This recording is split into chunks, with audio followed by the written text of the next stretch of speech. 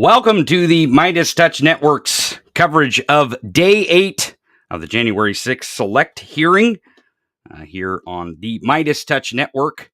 Thank you for joining us. Make sure to hit the subscribe button down below as you join us here on the Midas Touch Network. You do not want to miss the August hearings. This is the season finale of the hearings. Tonight we are going to hear the tick-tock of the 187 minutes. I'm your host, Tony Michaels from the Tony Michaels Podcast. We will be joined by the Midas Touch Network's panel today, just like we have in all the other hearings. And I appreciate all the audience members coming back time and time again through these hearings. It is a very important civic duty to watch these hearings and make sure you know exactly what happened. The January 6th Select Committee has done such a good job of actually delivering us the story of January 6th, not just the day, but the lead up to January 6th, whether it be the White House meeting on December 18th where Donald Trump pressured the DOJ, or whether it be the illegal pressuring of Vice President Mike Pence as well. And we know the day of January 6th that Donald Trump, with the information that he was given, knew his supporters were armed and ready to commit violence. And he still encouraged them to go to the Capitol.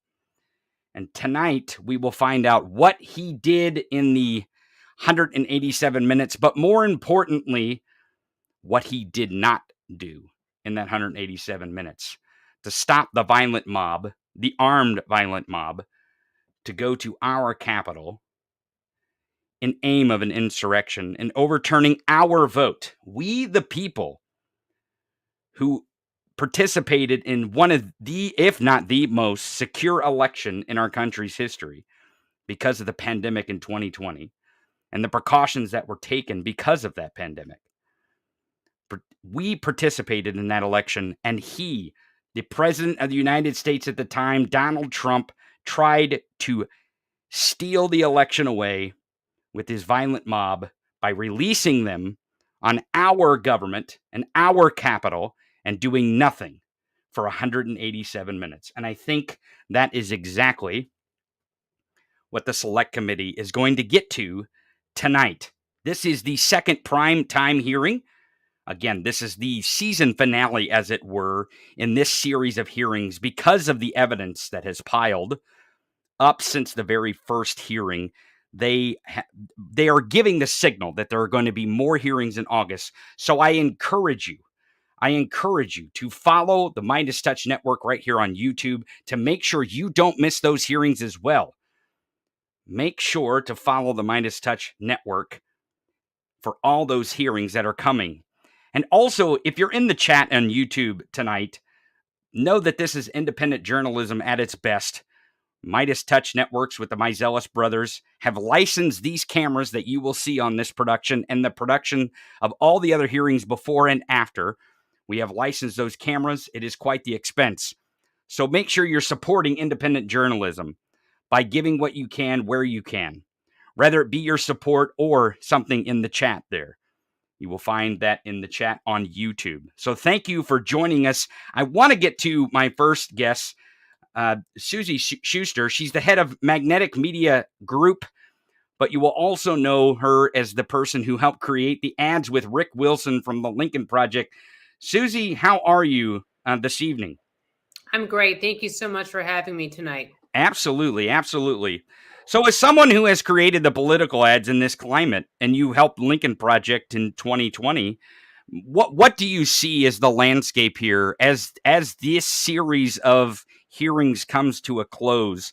What's the importance? What's the significance?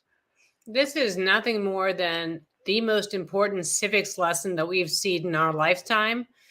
This is a chance for people to see in real time what exactly happened on January 6th. Our job as ad creators is to take the facts and boil them down to 30 seconds, 60 seconds, a minute 30, so that the American public can digest what's happening, but This is a chance to actually see it laid out. You've got two military veterans, and Elaine Luria and Adam Kinzinger, who are going to be out front asking these questions. Two people who have put their lives on the line for this country, and they watched as a mob took over our Capitol. I thought it was really important how you said our Capitol. I think it's also important to point out from a civics perspective that this is a civilian-led military. We were on the brink of a military overtake, which means nothing short of a democracy turning into a dictatorship. When a military is in control of the military, not a civilian-led military, that's when you see governments collapse. And we were moments from that. I think that we are all very clear on that. So as we point out this lesson in civics, the most important thing you can do is vote.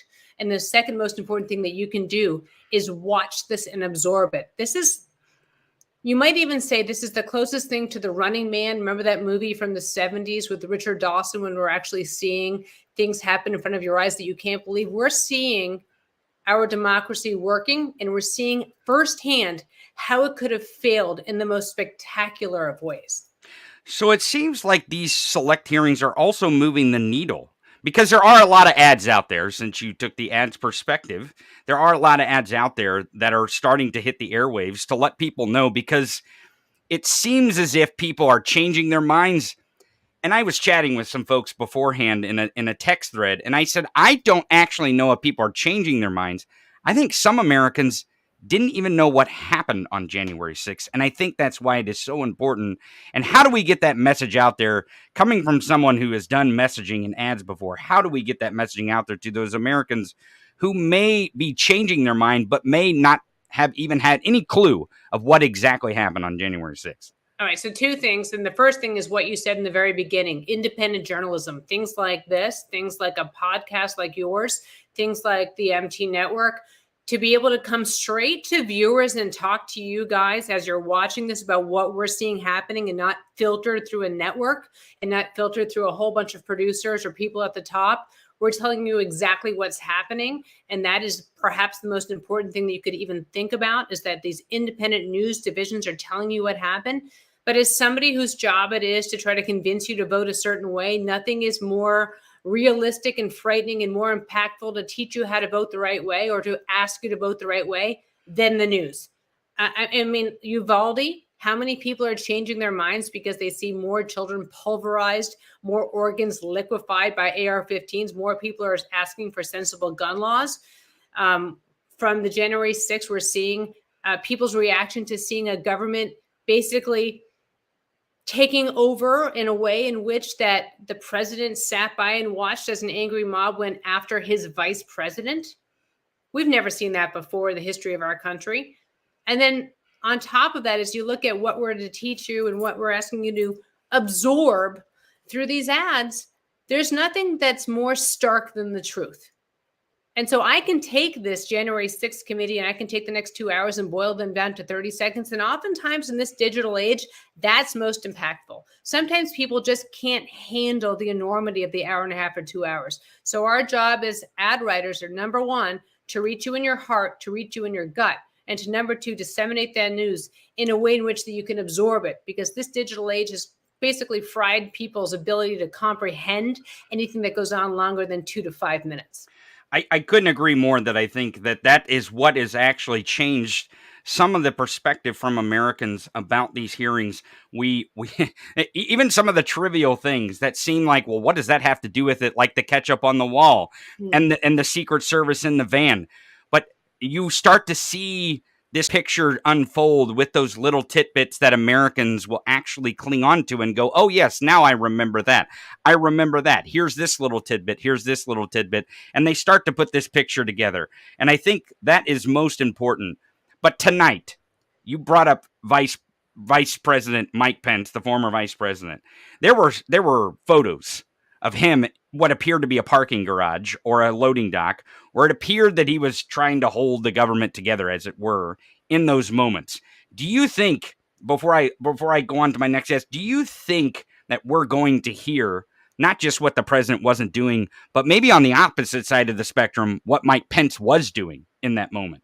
I think 100%. Look, we all know what President Trump was doing. He fell in love with watching the mob. He sat there watching it on TV. People around him implored to do something. Even his own wife implored him to do something, and his daughter. And he sat there in love with watching his followers. And it took hours and hours before he would send out that tweet saying, "I love you." People who were desecrating our Capitol, who are defecating in the hallways, who would have possibly killed Nancy Pelosi, AOC, any of these people, Mike Pence. And by the way, let me remind you all watching that that mob couldn't tell the difference between a Republican senator and a Democratic senator. They would have seen a politician and been enraged and act upon it. And that's the thing that really, really kills me, is that we have 435 representatives, and you're telling me that they could have said, don't attack me, I'm a Republican? They should have all been in fear for their lives. And I think that's what we're going to see play out tonight. I think we all know that Mike Pence tried to tell him to call off the mob. We all know that Mike Pence was fearful for his own life. And we all know as well that the Vice President elect Kamala Harris, we're talking about people across the board were fearful for their lives. And it didn't matter to him because Donald Trump was in love with watching these terrorists desecrate our Capitol. That was more important to him than being president. I think that's what we're going to see tonight. Thank you, Susie, for joining us. I appreciate your insight into some of those tidbits that Americans need to take away from this and how that story can develop in the narrative. Thank you very much for joining us. I appreciate it. You have a good one, Susie. My pleasure. So I want to bring in a legal perspective here. And, one of our favorite to go to this morning, I had a little snafu on my show. I actually accidentally pressed the Popock pop-in button. And people were confused. They were like, "Oh, is there a Popock moment?" Well, if anyone out there who was watching the show this morning, here is your Popock moment. I want to welcome Michael Popock from Legal AF. Michael Popock, how are you? I'm doing great. You had a inadvertent Popock pop-in? It was a little snafu. I clicked the wrong button, and there's a lot of things going on over here at my command center. And they were like, "Whoa, are we having a Popock pop-in today?"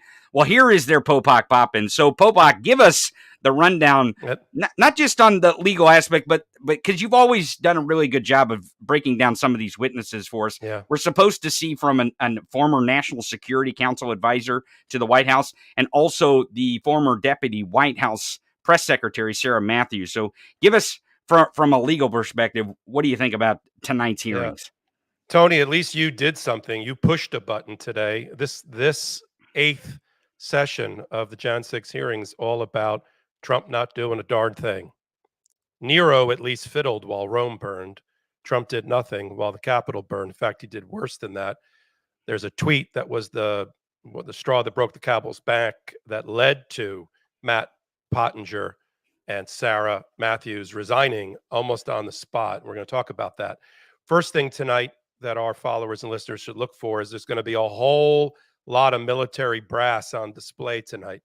We're going to start with Lieutenant Colonels on the Air Force of Adam Kinzinger, who's actually going to be hosting tonight, along with former commander of the Navy, Elaine Luria. They're leading tonight's examination. They're leading tonight's prosecution of the case against Trump. We're going to hear from Major Matt Pottinger, who was the deputy secretary, the deputy secretary for security, the highest level person in the West Wing, who resigned on Jan 6th. We're going to hear from Lieutenant General Keith Kelly, who at the time was Pence's national security advisor. And we're going to hear from Sarah Matthews, who was Kayleigh McEnany's second in command deputy press secretary, who also resigned on 1/6 for the same reason that Pottinger resigned, because of the tweet that Trump finally got around to sending at 2:24 while the Capitol burned, throwing gasoline on the fire and attacking Mike Pence again, instead of doing what he should have done, which is send in the National Guard and also try to quell the disturbance and send them all home by taking to the airwaves, which of course we know he didn't do because he was absent for 187 minutes, which tonight is going to be framed as a dereliction of duty as the commander in chief. And there's no better people to prosecute that issue than people who served this country with distinction, including in wartime in Afghanistan. And I think it's going to be as riveting, if not more so, if that's possible, than Cassidy Hutchinson. Sarah Matthews is going to reinforce and corroborate all of what Cassidy Hutchinson said and try to rehabilitate her reputation, which took a hit by the right-wing media and right-wingers who said, "Who is Cassidy Hutchinson? She was a nobody." That's a lie. And Sarah Matthews is going to say that that's a lie, that Cassidy Hutchinson had a very important role, that everybody knew her. She was respected in the White House, and you need to listen to her testimony. And that's what Sarah Matthews is going to say. She's also going to testify, I believe today, about what happened in the dining room with Trump sitting watching television instead of doing something to put down the disturbance that he started. We're going to hear from, I believe we're going to hear from former Lieutenant General Keith Kelly, Pence's national security advisor, who's going to testify about Ivanka Trump, Don Jr., Sean Hannity, and others, Meadows, imploring the president to put down the riot, put down the insurrection, do something, say something. And he refused all of that. We're going to see a video of outtakes, a blooper reel of Trump trying to put together an appropriate day after video, denouncing the insurrection, talking about a peaceful transfer of power, and why it took him so many takes in order to come up with what we finally saw on television, because he never really wanted to say that. He did not want to declare victory for Joe Biden. He did not want to support a peaceful transfer, and he did not want to attack in any way the insurrectionists. He finally, all of the people around him made him do it, but we're going to see the outtakes of how he really wanted to do it.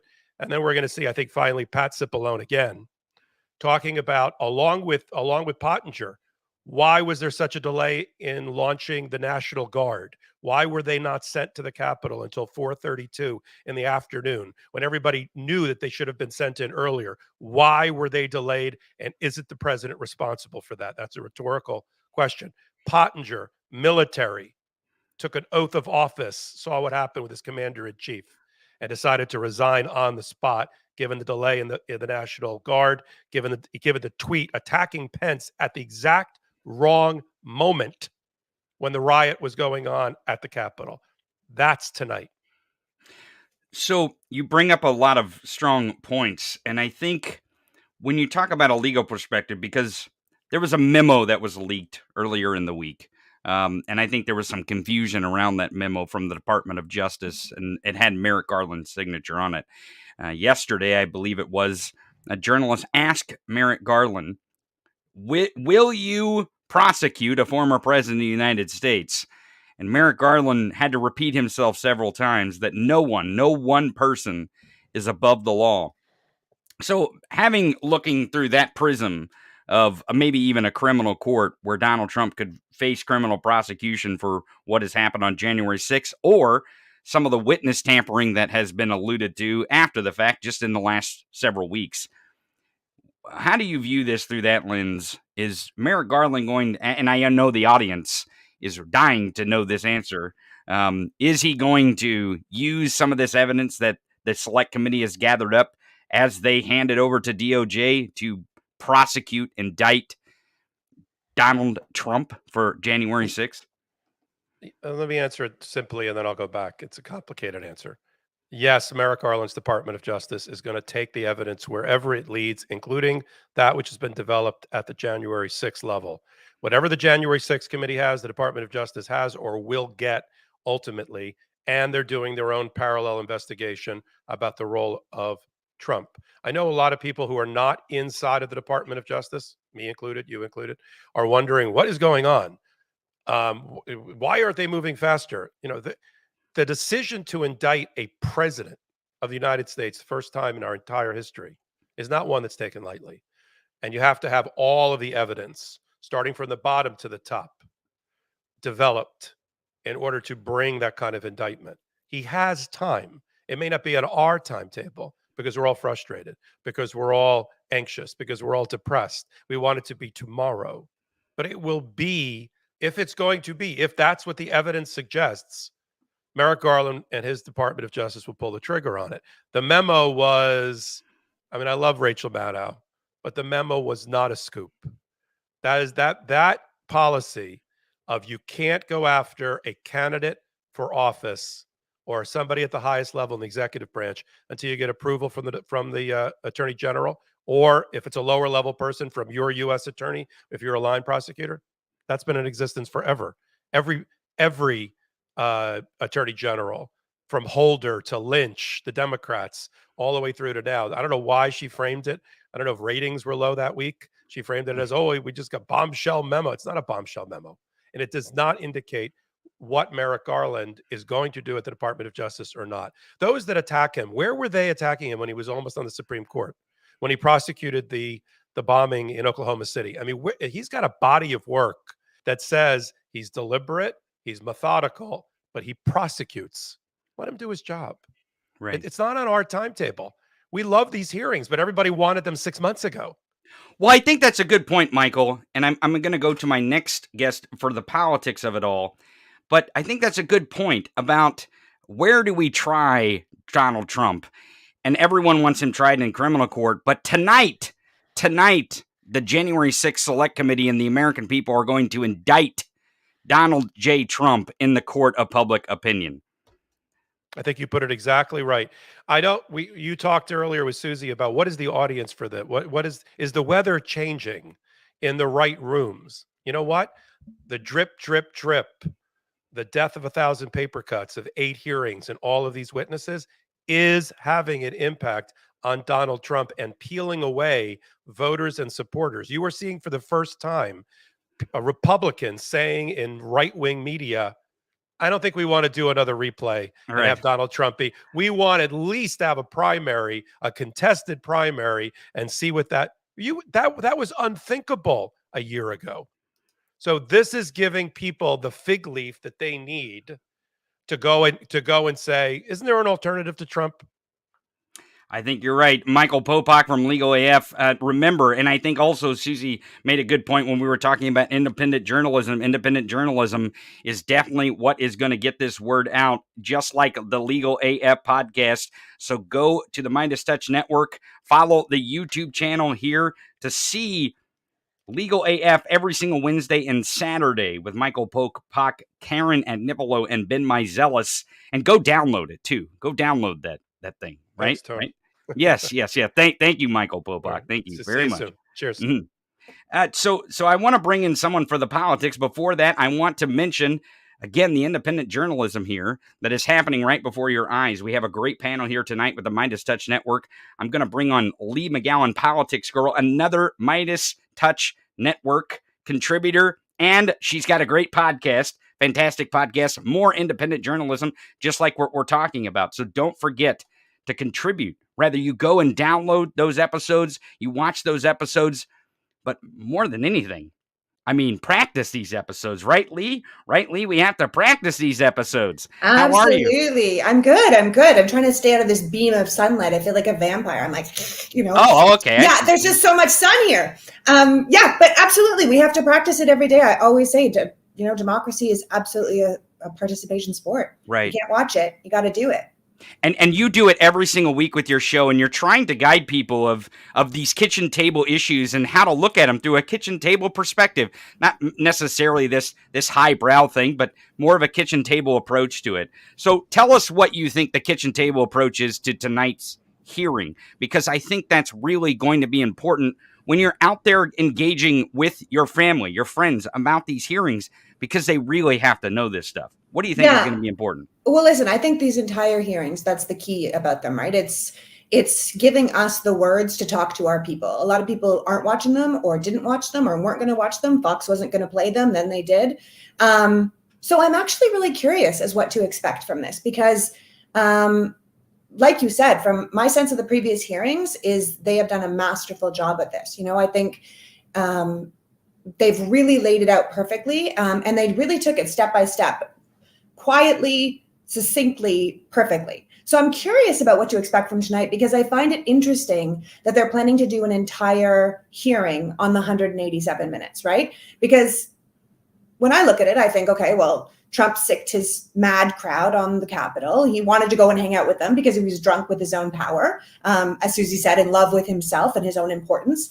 And he wanted to be there and get off on the destruction that was happening in his name. But the Secret Service, who we all now know probably had something to do with it, something was involved, they knew better, and they took him back to the White House against his wishes. So he could only end up watching it on TV like the rest of us, right?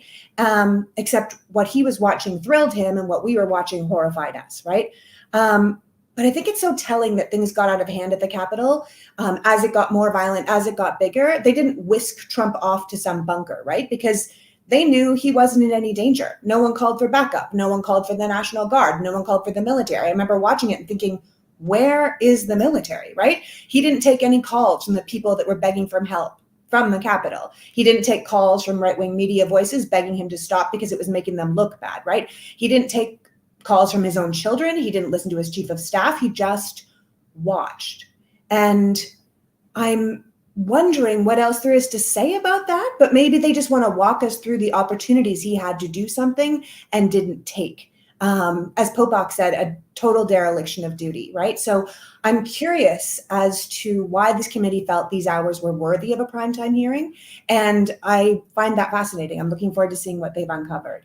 I think you make a good point. Like, what is it about that we're going to see tonight? Right, that we're not like, yeah, he was into it and watched it. But we've seen this through the hearings, right? Like, we knew some of this stuff, and then here's the evidence going, oh my gosh, it's even more effective now that we see, because some of these stuff is drip, drip, drip, like you said before, through the media, and it's always, well, we have this source, and we have this source, and here's this anonymous source. But no longer are these anonymous sources. No, they're not. And that's what I find it interesting when I read people online. They'll say things like, oh, well, you know, these are just show hearings. It's just a horse and pony show. And I think, no, these are mostly Republican witnesses testifying under oath at a congressional hearing. And I think people have forgotten what good government looks like. And I think that this committee, if we learn anything from any of this, is that this is what it looks like when government works, right? We have spent so many years watching Republicans obstruct everything the Democrats do, right? All through the Obama years, Mitch McConnell said his entire job to make Obama a one-term president. And then that didn't happen. So his entire job was to stop any piece of legislation the Democrats wanted to pass. He called himself the Grim Reaper because his desk was where bills came to die, right? He didn't let Obama have a Supreme Court seat. And we saw what happened because of that.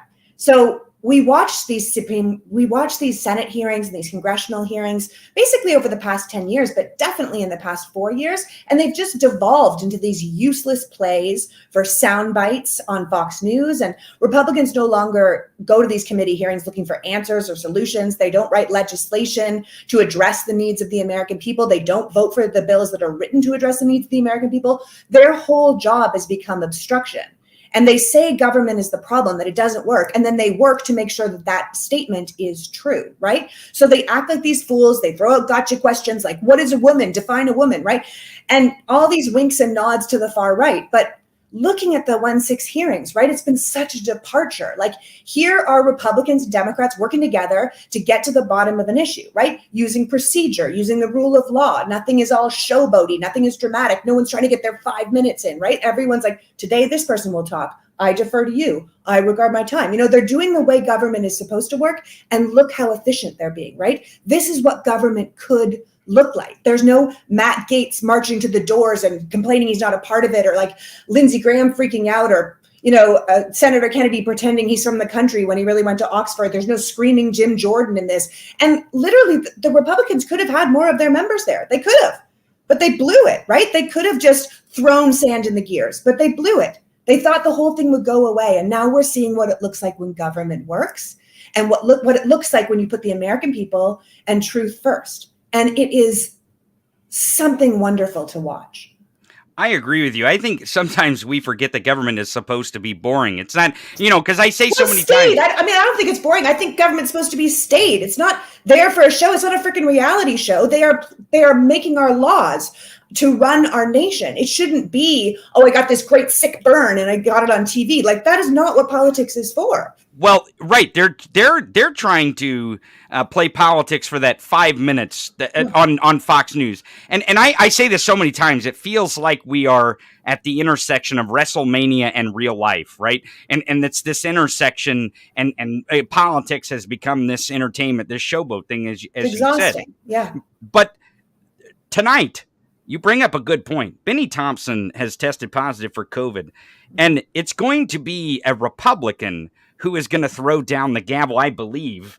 Liz Cheney is going to, who was third in leadership. People forget she is an absolute lifer Republican, who her father is, who she was. She was number 3 in the line of succession in the Republican Party until she was removed for not playing ball, for not being a team player, right? But she is a Republican through and through. There's not a single thing that she and I agree on except democracy matters and you follow the rule of law.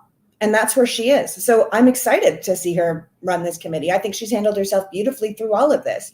And yet again, I say that not as a personal fan, but as a fan of her, I guess, love of the country. Just in that hint of pro-democracy, we can get along, right? Where we, if we all agree that it does matter, if the people have a say in a government by the people for the people, then yeah, I can get along. I think you make great points, and everyone go watch Politics Girl podcast. Oh yeah, please. We're doing an entire podcast on this. I'm taping it tomorrow on the 1-6 hearings. We're going to break it all down with David Bender. It's going to be just great. So that'll drop next Tuesday. Like, listen to that. I think people will love it.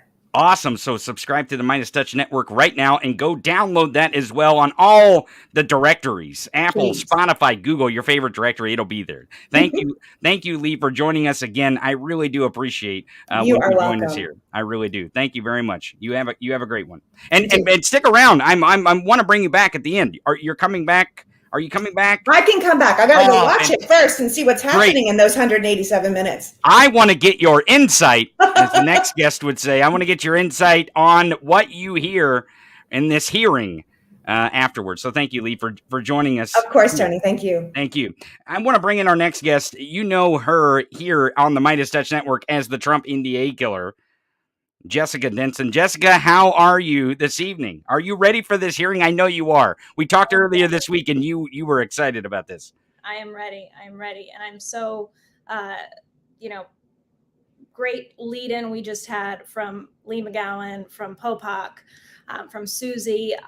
They all had that theme of dereliction of duty, which is what the theme of tonight's hearing is going to be.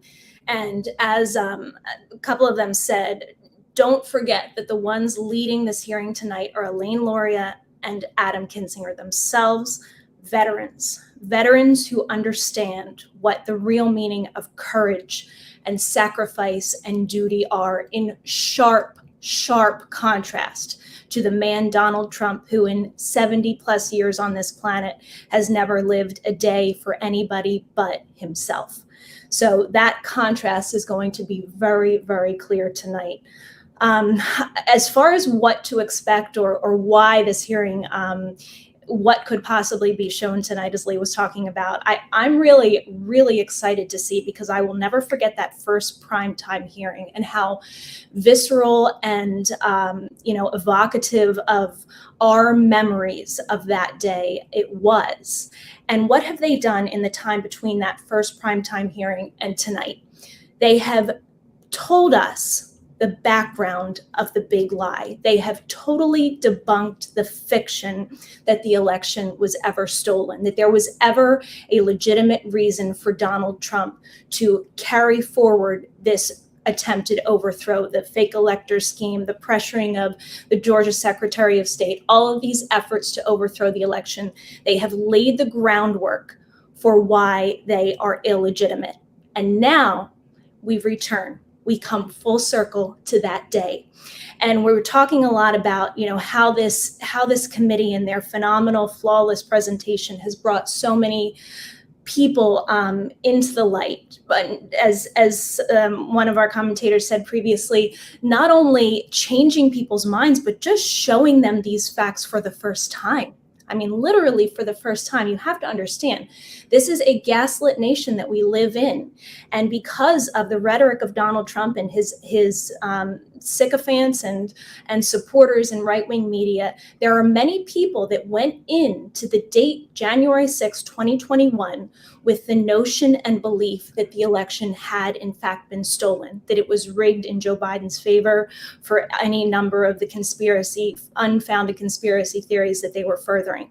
So just put yourself in that distorted box for a moment, and then arrive at January 6th and see people. We all know they were rioters and terrorists, but seeing that from a perspective of thinking that an election actually was stolen is quite different than now what we are going to see tonight with this educated background that the whole country has been given so exquisitely and excellently by this January 6th committee, that they had no legitimate reason to be there. They were led there by a treasonous traitor named Donald Trump. And it's really, I think, this could not be a more significant moment that we are witnessing. Donald Trump, as we know, had foreign help to get into the position that he got into. He makes his followers believe that he's a patriot, that he's a defender of freedom, a lover of this country.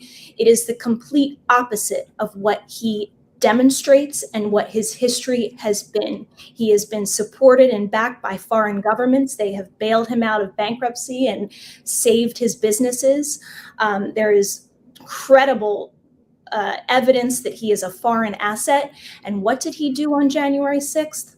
He was an enemy from within. He led an enemy army, believing, some of them, that they were acting in the furtherance of American freedom and patriotism, but they were his gaslit enemy army. This is something we have never seen, and it's something that we absolutely have to handle moving forward.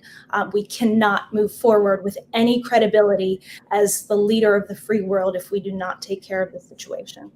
I think you're spot on about moving forward and making sure that all the truth is out there, whether it's even after tonight. They plan on having more hearings in August, even. So again, I stress that independent journalism, because Jessica, independently, you took down the Trump campaign's NDA by yourself. So this independent journalism thing is so crucial. I think that's why so many people are watching, because normal, average people are out here paying attention, wanting to know exactly what's happening. And I appreciate you joining us. And I know you're a favorite here on the Midas Touch Network. So I want you, if you can, to join us during the break, if there is one, and join us afterwards. But tell me before we go, this 187 minutes of what Trump didn't do, because you've been in the room. You've been in the room when there wasn't things being done. So tell us what you think is going to be the number one thing to pay attention to when the committee is trying to paint us the picture of him doing nothing about what you just described, of him rotting on our country. You just have to remember that this is a man that lives for himself and for himself alone. And the lack of what is the title, one of the titles of the president, Commander in Chief. Nobody forced his hand on that Bible to take that oath. He took that oath. He violated that oath, I would argue, many times before January 6th, but he betrayed this country and allowed a terrorist attack on our capital, the citadel of democracy, on the most symbolic day in what we do every election: bring forward the will of the people, certify the votes of the will of the people. And this man has nothing to do with America. He does not care about our Constitution, our democracy. He was living for one man. And if it meant burning down the Capitol and it served his purposes, he was quite satisfied with that. Well, thank you, Jessica. And please join us if you can in the break and afterwards. I'd love to keep you on the panel and have your insight into the hearings and what we get out of the hearings tonight and the things that we hear. So I appreciate your insight into everything. Thank you, Jessica. We'll talk to you very soon. I want to bring in my next guest. Actually, I got two guys here in the wings, and I can't tell which one is which here. I can't really tell which one is which because they both got hats on. So I think I'm just going to bring them both in here. We have Texas Paul joining us. Hey, Texas Paul. And then I have, this is Ben Mizella. So we got Texas Ben here. Texas Paul and Texas Ben. How are you? How are you, fellas? Doing great, Tony. Doing great. How are you? I'm doing fantastic. I'm very excited. Texas Paul, I'll go to you first, and then I'll let Ben give some shameless plug for the Midas Touch Network here, because I know he's probably wanting to do that here. I know he always wants to give that. But Texas Paul, what do you expect to hear from tonight about what Trump did, but more importantly, what he didn't do? Well, this is going to be Cassidy Hutchinson plus. You've got Matt Pottinger and Sarah Matthews. These are two MAGA people. These were not people that were, just pros brought in. These are people that were absolutely devoted to Trump. Matt Pottinger being the deputy secretary for tongue-tied, Deputy National Security Advisor, and then, your Deputy Press Secretary that worked with Kayleigh McEnany. These were not people that were just outside people that were just, anybody. They saw enough that day that they were so sickened and possibly worried for their own legal futures that they dropped resignations on the desk. I mean, they were done. So we're not just going to see, Mango Mussolini sitting in the dining room having a good chuckle at what he's seeing. There's going to be a lot more to this. You have to imagine the kind of chaos that was going on in the background where these discussions were happening, because these, like I said, these resignations didn't happen in a vacuum. They didn't just decide on their own. We're going to get these conversations back and forth. I talked to this person. I talked to Tony Leonardo. I talked to this person. And this is what was happening. And this is why I couldn't take it anymore. This is going to be Cassidy Hutchinson on steroids. Do you agree with that, Ben? Do you think that's where the direction of this goes, where we get inside the room where Trump was, and again, more importantly, probably he was sipping on Diet Coke and probably cheering at the TV like it was a football game almost. But maybe we'll get a sense of that inside the room. Do you think, more importantly, we're going to get to the bottom of what he wasn't doing? I think we are. 187 minutes. We're going to see a step-by-step of what Trump didn't do during those 187 minutes, which has been phrased appropriately as a dereliction of duty. And the term dereliction of duty for Marines, for the Navy, for our armed forces is a crime, and he is the commander-in-chief. And though there could be dispute and debate whether military law applies to him in that setting, clearly the DOJ is going to be looking at our federal statutes that they can charge him with. But we've always heard the expression, right, Tony, Texas Paul, about how Nero played the fiddle as Rome burned in year 64, as the Circus Maximus was on fire. Nero, the emperor of Rome, literally did nothing but play his fiddle. Well, the version of that is Trump actually lighting the flame that led to the insurrection, drinking his Diet Coke, and cheering on the insurrection, which was an attempt to destroy our democracy. And in addition to 187 minutes, in addition to what Texas Paul says about Sarah Matthews and Matthew Pottinger, I do want to talk also about which members of Congress are going to be leading this hearing, and that's Adam Kinzinger and Elaine Luria, both military vets. Elaine Luria, Congresswoman Luria, was a nuclear-trained surface warfare officer with 2 decades of experience in the Navy. And so to have these two vets and that contrast that will be put on is something I would definitely look out for as well. And then I'll tell everybody just watching this as well, here's the shameless plug part of it. Thank you all for supporting the independent media, free from all of the corporate BS. That's how we have these incredible panelists, people like Texas Paul, people like Tony. We license this footage in a proprietary way. We don't give you the streams that are coming from other networks like you see out there. Thank you to everybody who's contributed, and thank you to everybody. You can contribute on the YouTube page, and just thank you for everyone who supports it, who spreads the word. Make sure right now, you, in addition to contributing, you can tell all of your friends, family, colleagues, watch this right now. Send this link to everybody, and we so appreciate all of your support, and make sure to subscribe. I am so proud of this Midas Media Network, fighting for pro-democracy and making sure we call fascists out. Well, I agree. And so let's do this. Let's bring in someone else who has a lot to do with the Midas Touch Network. And I got another person in the wings here who has a hat on. It's like we're going to have hat row again. Brett Meiselas and David Bender. How are you, fellas? How are you? I'm doing great. It's great to see you, panel. It's great to see you, David. I got to say, I feel a little left out. You're Everybody naked. in the hat, You're except naked. me and You're you, naked. Tony. I didn't get the memo. I didn't get the memo. Yeah, I don't have it. and apparently mine kind of goes circle. So to Ben's point a minute ago about fiddling while Rome burned, here's the thing: Donald Trump has no talent. He couldn't play a fiddle. All he can do is watch television. I think he can use a remote. That's it. He's pretty good at that. He's pretty good at the watching That's TV. not all part. he can do. And what we know today, and this just in, I don't know if you guys even saw this as I was coming into the studio. The Secret Service has been advised that there may be criminal charges brought against them for these. What was it? An upgrade in their cell phones.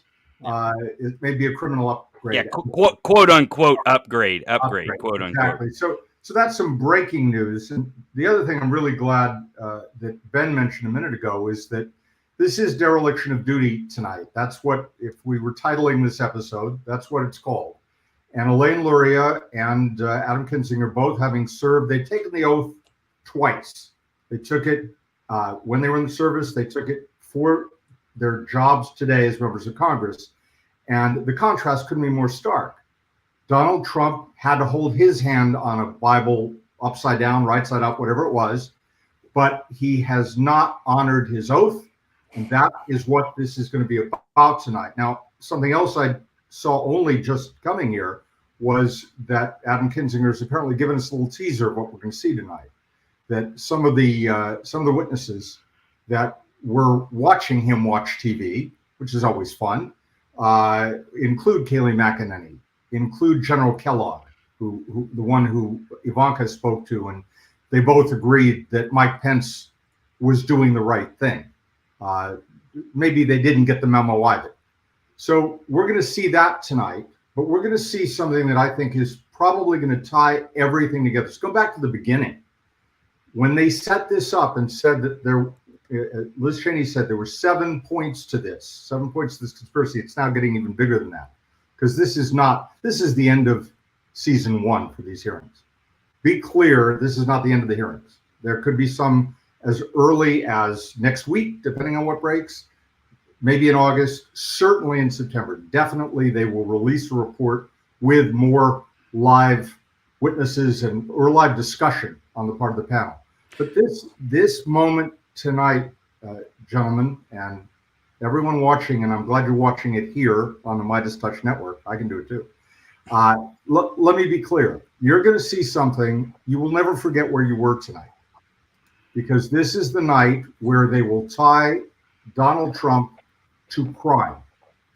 And there is no other answer to that. I will tell you that, how can I say this right without tipping it? When they call Batman, there's a light that goes into the sky.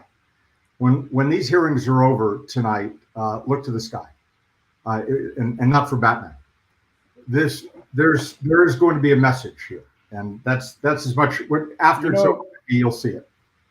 If I could add to that just a little bit, you're absolutely right. This is season 1, the White House version. They haven't even touched what was going on in the campaign. We had breaking news today that Christina Bobb over at OAN was ingrained in this whole fake electors scam. She was actually sending memos out to Rudy Giuliani, Jenna Ellis, Bernie Carrick, Boris Epstein, Joe DiGenova, and Victoria Tonsing, and she was in touch with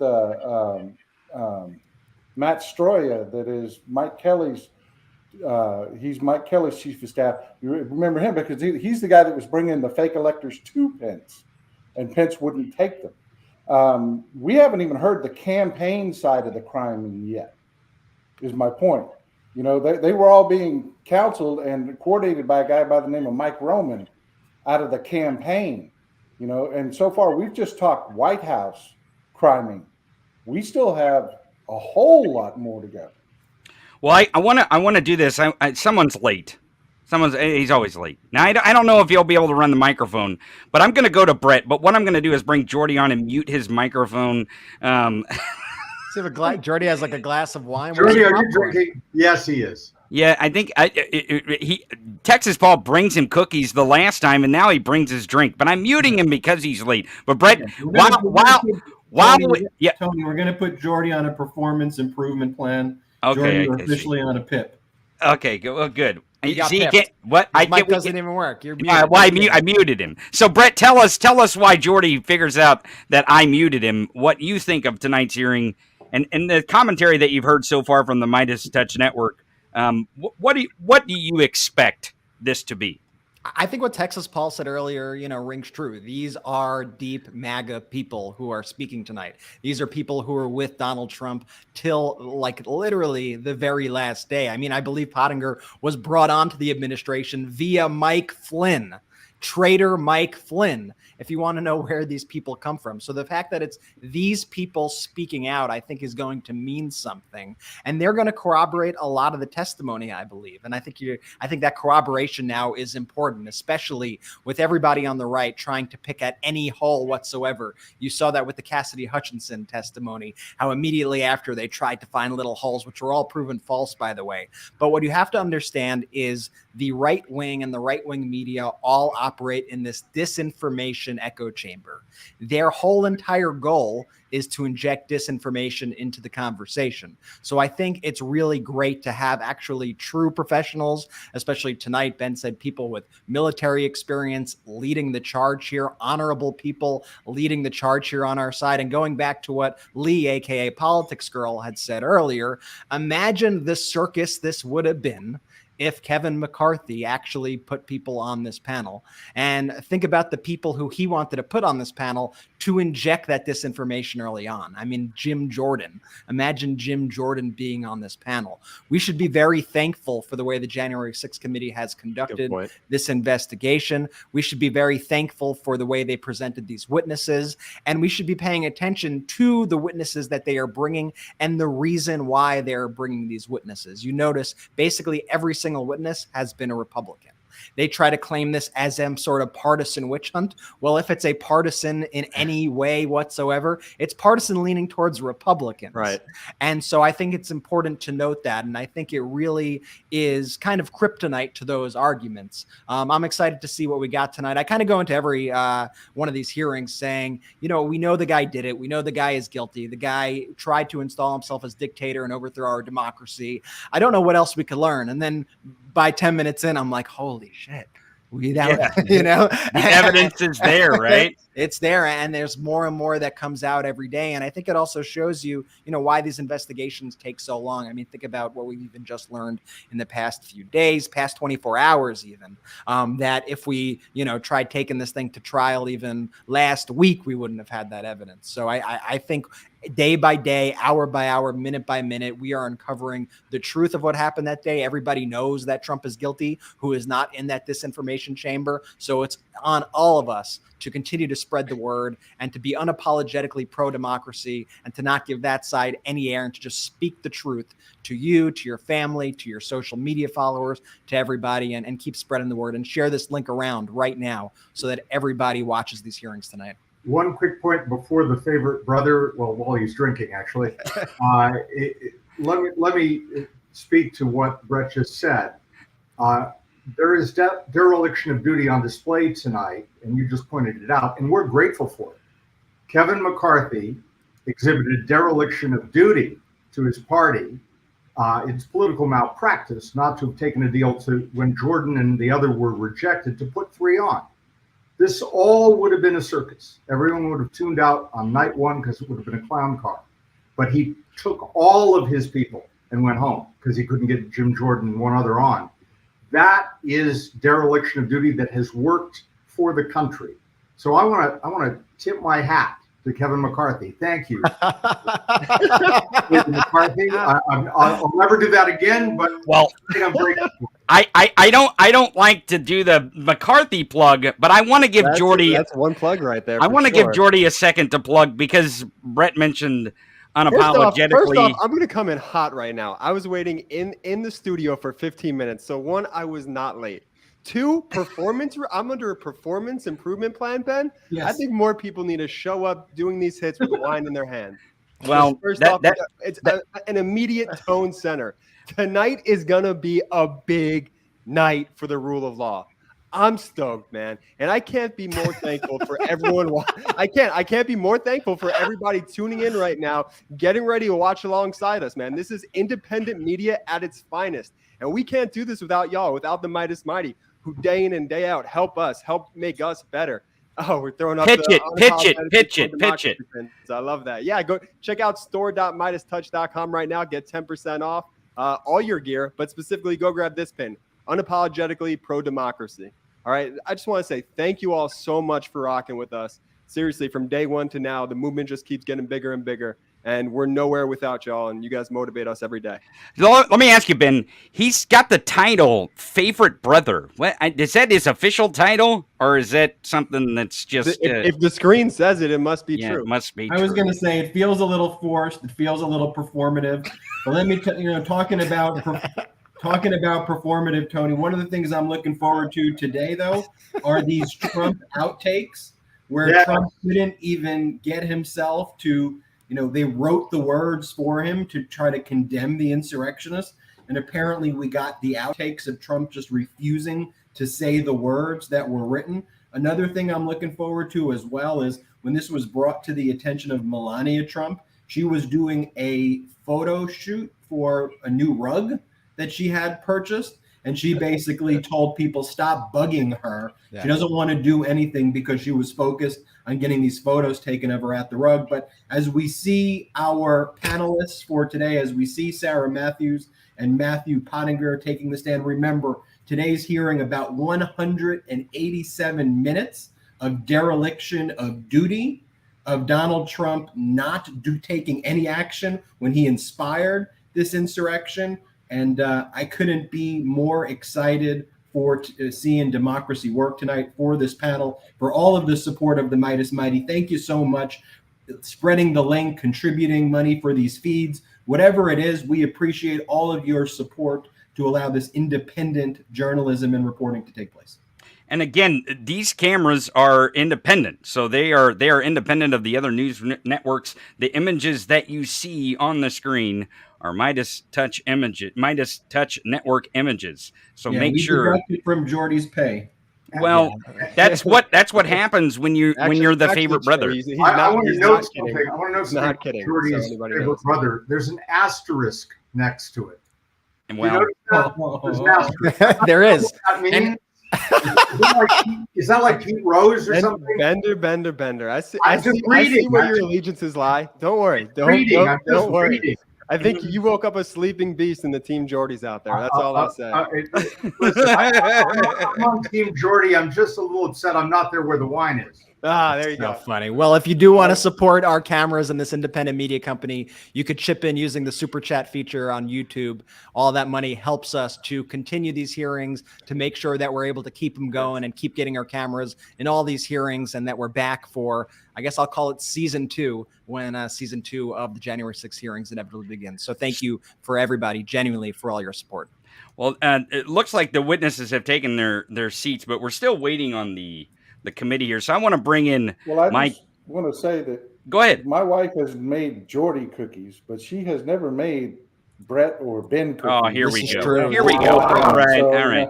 What is this, a Geordie commercial here or something? I don't know. No. Now I know why you didn't let me in earlier, Tony. Well, Yeah, mute that's Jordy's what mic happens. again. That's Mute what Jordy's happens. That's mic. what He's happens. done. Cut him I off. might mute Paul since he's pushing Jordy so heavily. No, I'm just kidding. I want to bring in Gabe Sanchez, my co-host and executive producer. He's been waiting in the wing the whole time, Jordy. So yeah, I've been patiently waiting back here. You know, small hands and all.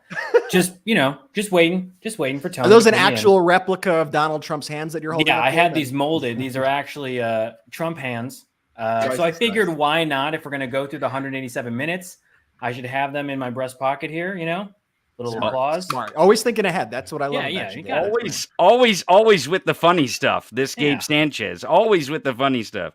As we watch the room start to convene here, I'll make a point, Tony, is that we're seeing Liz Cheney come in now, but we're going to see the chairman, Benny Thompson, who has COVID. He will be here, but he will be here remotely. So when they take their seats, I think the first thing we'll see on our screen will be Chairman Thompson remotely gaveling this in. Well, I appreciate everyone joining us. Please stick around for the panel, and we're gonna go to the hearing here. So everyone, hang tight.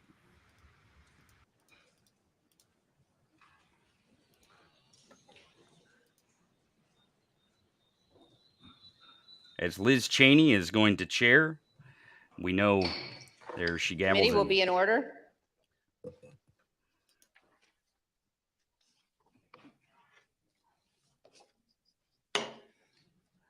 Good evening.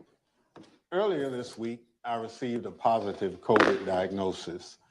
Per CDC guidelines, I've received the initial 2 shots and all of the boosters. Thus far, I've been blessed to experience very minimal symptoms. Because I'm still quarantined, I cannot participate in person with my colleagues. I've asked our Vice Chair, Ms. Cheney, to preside over this evening's hearing, including maintaining order in the room and swearing in our witnesses. Over the last month and a half, the Select Committee has told the story of a president who did everything in his power to overturn an election. He lied, he bullied, he betrayed his oath. He tried to destroy our democratic institutions. He summoned a mob to Washington. Afterward, on January 6th, when he knew that the assembled mob was heavily armed and angry, he commanded the mob to go to the Capitol, and he emphatically commanded the heavily armed mob to fight like hell. For the weeks between November election and January 6th, Donald Trump was a force to be reckoned with. He shrugged off the factuality and legality correct, sober advice of his knowledgeable and sensible advisors.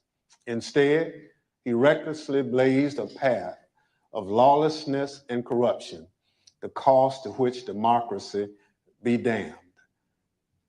And then he stopped.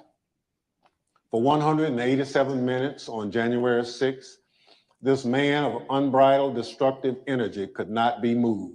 Not by his aides, not by his allies, not by the violent chants of rioters or the desperate pleas of those facing down the riot. And more tellingly, Donald Trump ignored and disregarded the desperate pleas of his own family, including Ivanka and Don Jr. Even though he was the only person in the world who could call off the mob he sent to the Capitol, he could not be moved to rise from his dining room table and walk the few steps down the White House hallway into the press briefing room where cameras were anxiously and desperately waiting to carry his message to the armed and violent mob, savagely beating and killing law enforcement officers, revenging the Capitol, and hunting down the vice president and various members of Congress. He could not be moved. This evening, my colleagues, Mr. Kingsinger of Illinois and Ms. Luria of Virginia, will take you inside the White House during those 187 minutes. We also remind you of what was happening at the Capitol minute by minute as the final violent, tragic part of Donald Trump's scheme to cling to power unraveled while he ignored his advisors, stood by, and watched it unfold on television. Let me offer a final thought about the Select Committee's work so far. As we've made clear throughout these hearings, our investigation goes forward. We continue to receive new information every day. We continue to hear from witnesses. We will reconvene in September to continue laying out our findings to the American people. But as that work goes forward, a number of facts are clear. There can be no doubt that there was a coordinated, multi-step effort to overturn an election overseen and directed by Donald Trump. There can be no doubt that he commanded a mob he knew was heavily armed, violent, and angry, to march on the Capitol to try to stop the peaceful transfer of power. And he made targets out of his own vice president and the lawmakers gathered to do the people's work. These facts have gone undisputed. And so there needs to be accountability. Accountability under the law, accountability to the American people, accountability at every level from the local precincts in many states where Donald Trump and his allies attacked election workers for just doing their jobs, all the way up to the Oval Office, where Donald Trump embraced a legal advice of insurrectionists that a federal judge has already said was a coup in search of a legal theory. Our democracy withstood the attack on January 6th. If there's no accountability for January 6th, for every part of this scheme, I fear that we will not overcome the ongoing threat to our democracy. There must be stiff consequences for those responsible. Now I'll turn things over to our vice chair to start telling this story. Thank you, Mr. Chairman. Without objection, the presiding officer is authorized to declare the committee in recess at any point. Pursuant to House Deposition Authority Regulation 10, I announce that the committee has approved the release of the deposition material presented during today's hearing. And let me begin tonight by wishing Chairman Thompson a rapid recovery from COVID. He has expertly led us through 8 hearings so far, and he has brought us to the point we are today. In our initial hearing, the chairman and I described what ultimately became Donald Trump's 7-part plan to overturn the 2020 presidential election, a plan stretching from before Election Day through January 6th. At the close of today's hearing, our 9th, we will have addressed each element of that plan. But in the course of these hearings, we have received new evidence and new witnesses have bravely stepped forward. Efforts to litigate and overcome immunity and executive privilege claims have been successful, and those continue. Doors have opened, new subpoenas have been issued, and the dam has begun to break. And now, even as we conduct our 9th hearing, we have considerably more to do. We have far more evidence to share with the American people and more to gather. So our committee will spend August pursuing emerging information on multiple fronts before convening further hearings this September. Today, we know far more about the president's plans and actions to overturn the election than almost all members of Congress did when President Trump was impeached on January 13th, 2021, or when he was tried by the Senate in February of that year. 57 of 100 senators voted to convict President Trump at that time, and more than 20 others said they were voting against conviction because the president's term had already expired. At the time, the Republican leader of the United States Senate said this about Donald Trump.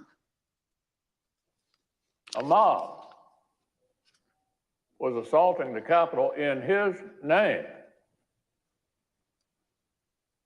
These criminals were carrying his banners, hanging his flags. and screaming their loyalty to him.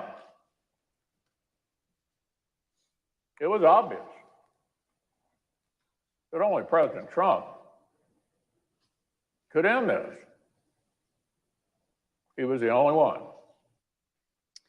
Leader McConnell reached those conclusions based on what he knew then, without any of the much more detailed evidence you will see today. Lawlessness and violence began at the Capitol on January 6, 2021, before 1 p.m., and continued until well after darkness fell. What exactly was our Commander-in-Chief doing during the hours of violence? Today, we address precisely that issue. Everything you've heard in these hearings thus far will help you understand President Trump's motives during the violence. You already know Donald Trump's goal: to halt or delay Congress's official proceedings to count certified electoral votes. You know that Donald Trump tried to pressure his vice president to illegally reject votes and delay the proceedings. You know he tried to convince state officials and state legislators to flip their electoral votes from Biden to Trump. And you know Donald Trump tried to corrupt our Department of Justice to aid his scheme. But by January 6th, none of that had worked. Only one thing was succeeding on the afternoon of January 6th. Only one thing was achieving President Trump's goal. The angry, armed mob President Trump sent to the Capitol broke through security, invaded the Capitol, and forced the vote counting to stop. That mob was violent and destructive, and many came armed. As you will hear, Secret Service agents protecting the vice president were exceptionally concerned about his safety and their own. Republican leader Kevin McCarthy was scared, as were others in Congress, even those who themselves helped to provoke the violence. And as you will see today, Donald Trump's own White House counsel, his own White House staff, members of his own family, all implored him to immediately intervene to condemn the violence and instruct his supporters to stand down, leave the Capitol, and disperse. For multiple hours, he would not. Donald Trump would not get on the phone and order the military or law enforcement agencies to help. And for hours, Donald Trump chose not to answer the pleas from Congress, from his own party, and from all across our nation to do what his oath required. He refused to defend our nation and our Constitution. He refused to do what every American president must. In the days after January 6th, almost no one of any political party would defend President Trump's conduct, and no one should do so today. Thank you, and I now recognize the gentlewoman from Virginia. Thank you, Madam Vice Chair.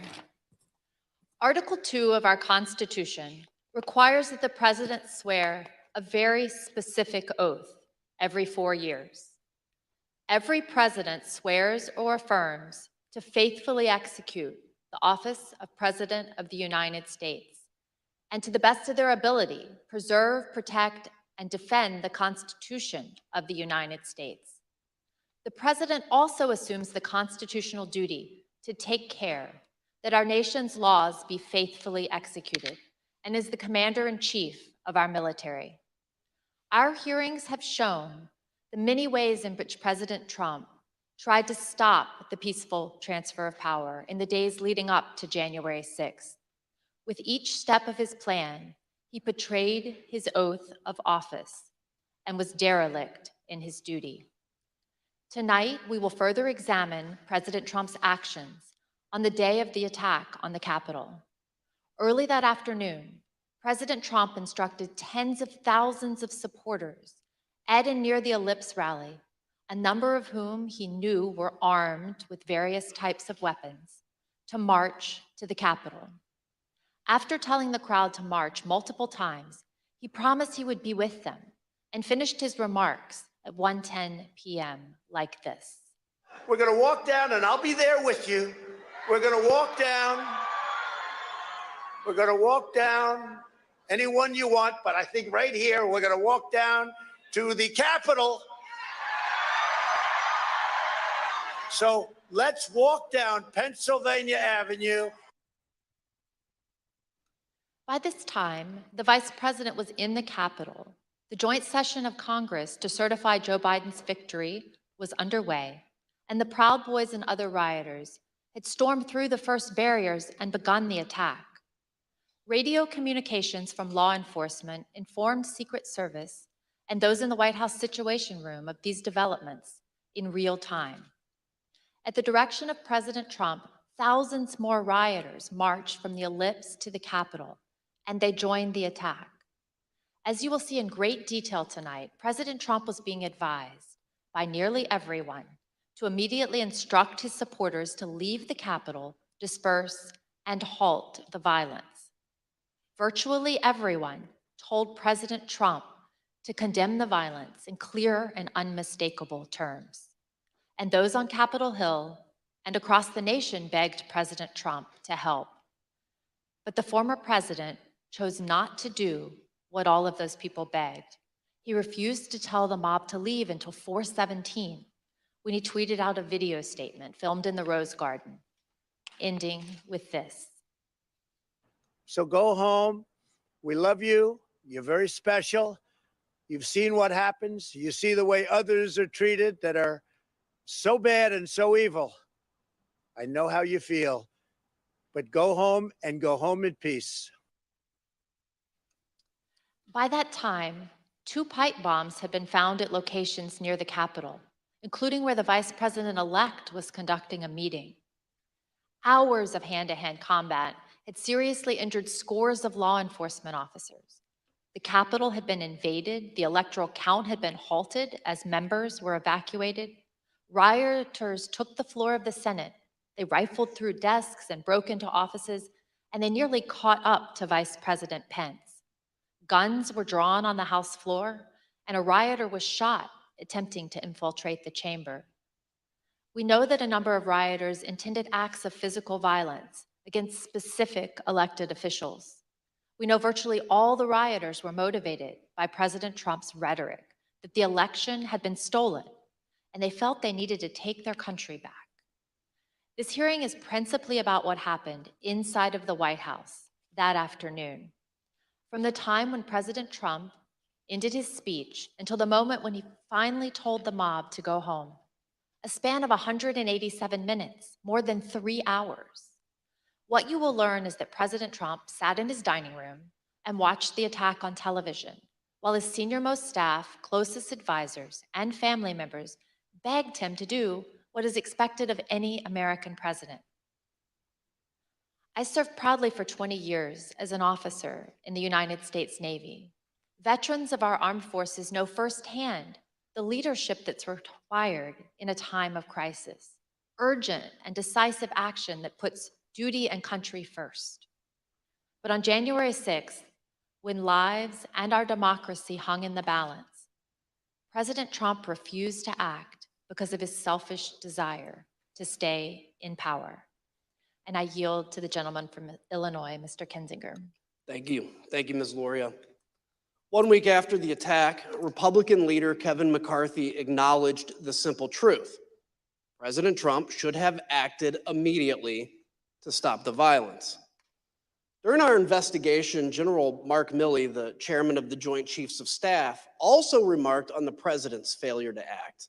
Let's hear what they had to say.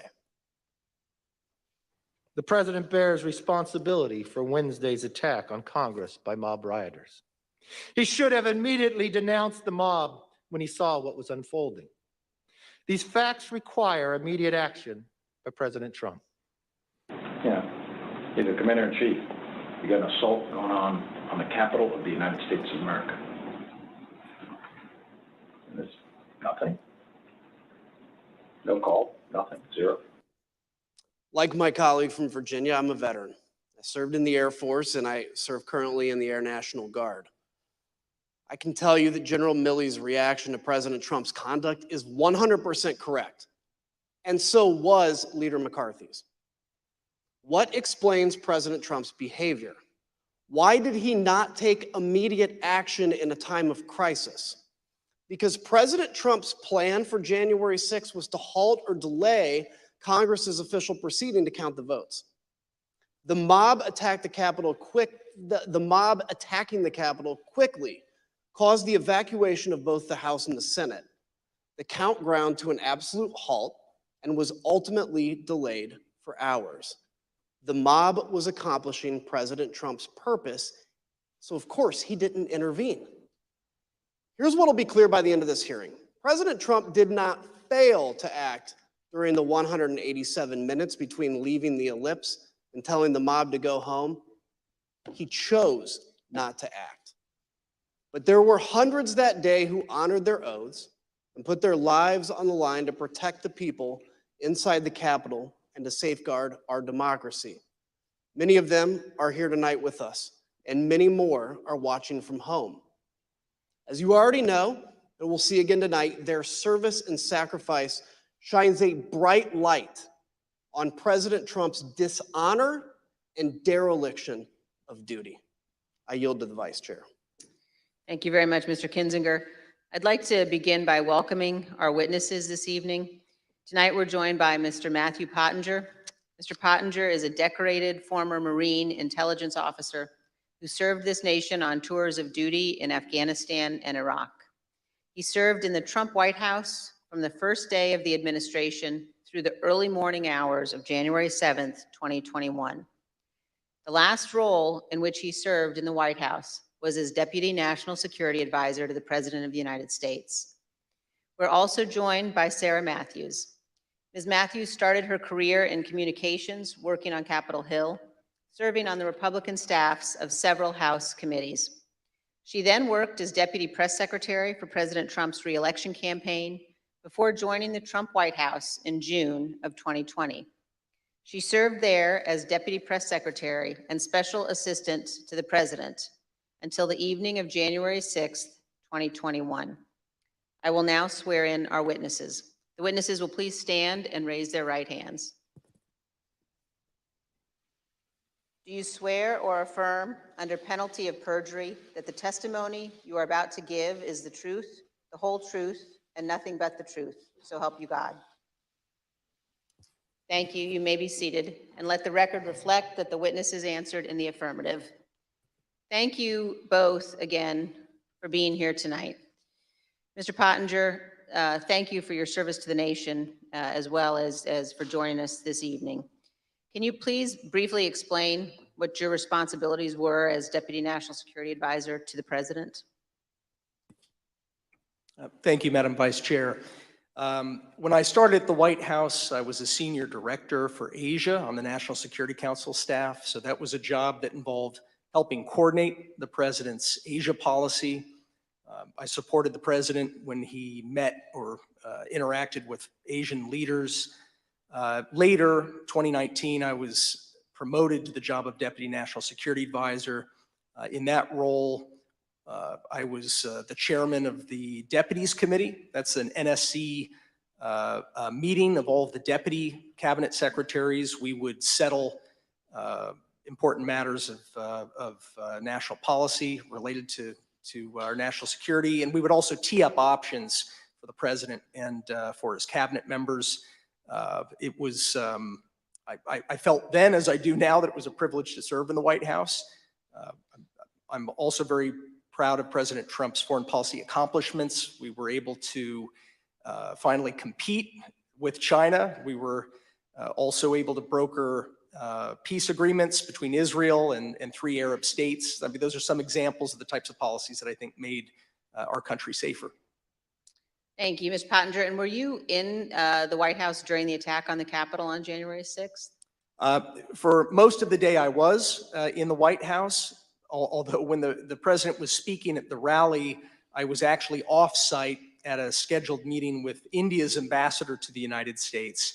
The National Security Council staff was not involved in organizing the security for what was a domestic event, the rally. But I did return to the White House at roughly 2:30 p.m. Thank you. And I know my colleagues will have additional questions for you about that afternoon.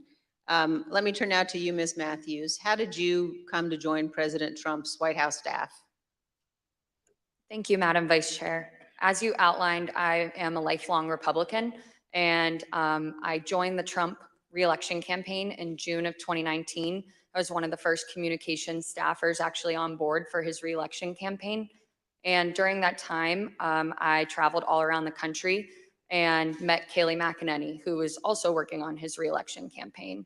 I worked there for a year and I formed a close relationship with Miss McEnany, and she moved over to the White House in April of 2020 to start as White House press secretary, and she brought over a group of campaign staff with her. And so I joined her over at the White House in June of 2020 to start as her deputy. And were you, Ms. Matthews, at work in the White House on January 6th? Yes, I was working out of the West Wing that day. Thank you.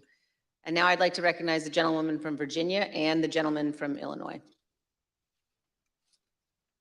Thank you, Madam Vice Chair. As you've seen in our prior hearings, President Trump summoned the mob to DC on January 6th. Before he went on stage, he knew some of them were armed and prepared for combat. During his speech, he implored them to march to the Capitol, as he had always planned to do. By the time he walked off the stage, his supporters had already breached the outer perimeter of the Capitol at the foot of Capitol Hill. Since our last hearings, we've received new testimony from a security professional working in the White House complex on January 6th, with access to relevant information and responsibility to report to national security officials. This security official told us that the White House was aware of multiple reports of weapons in the crowd that morning. We as a committee are cognizant of the fear of retribution expressed by certain national security witnesses who have come forward to tell the truth. We've therefore taken steps to protect this national security individual's identity. Listen to this clip from their testimony. What was the consistent message from the people about this idea of the president to walk to the Capitol? To be completely honest, we were all in a state of shock. Because why? Because it just,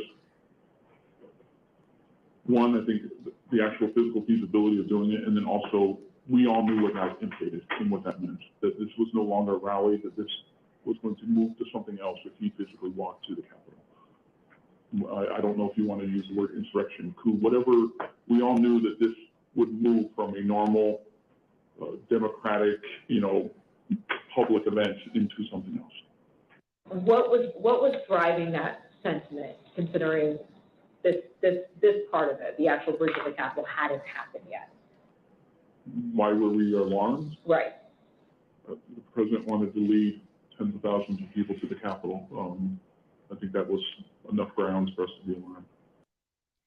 Even though he understood many of his supporters were armed, the president was still adamant to go to the Capitol when he got off the stage at the Ellipse.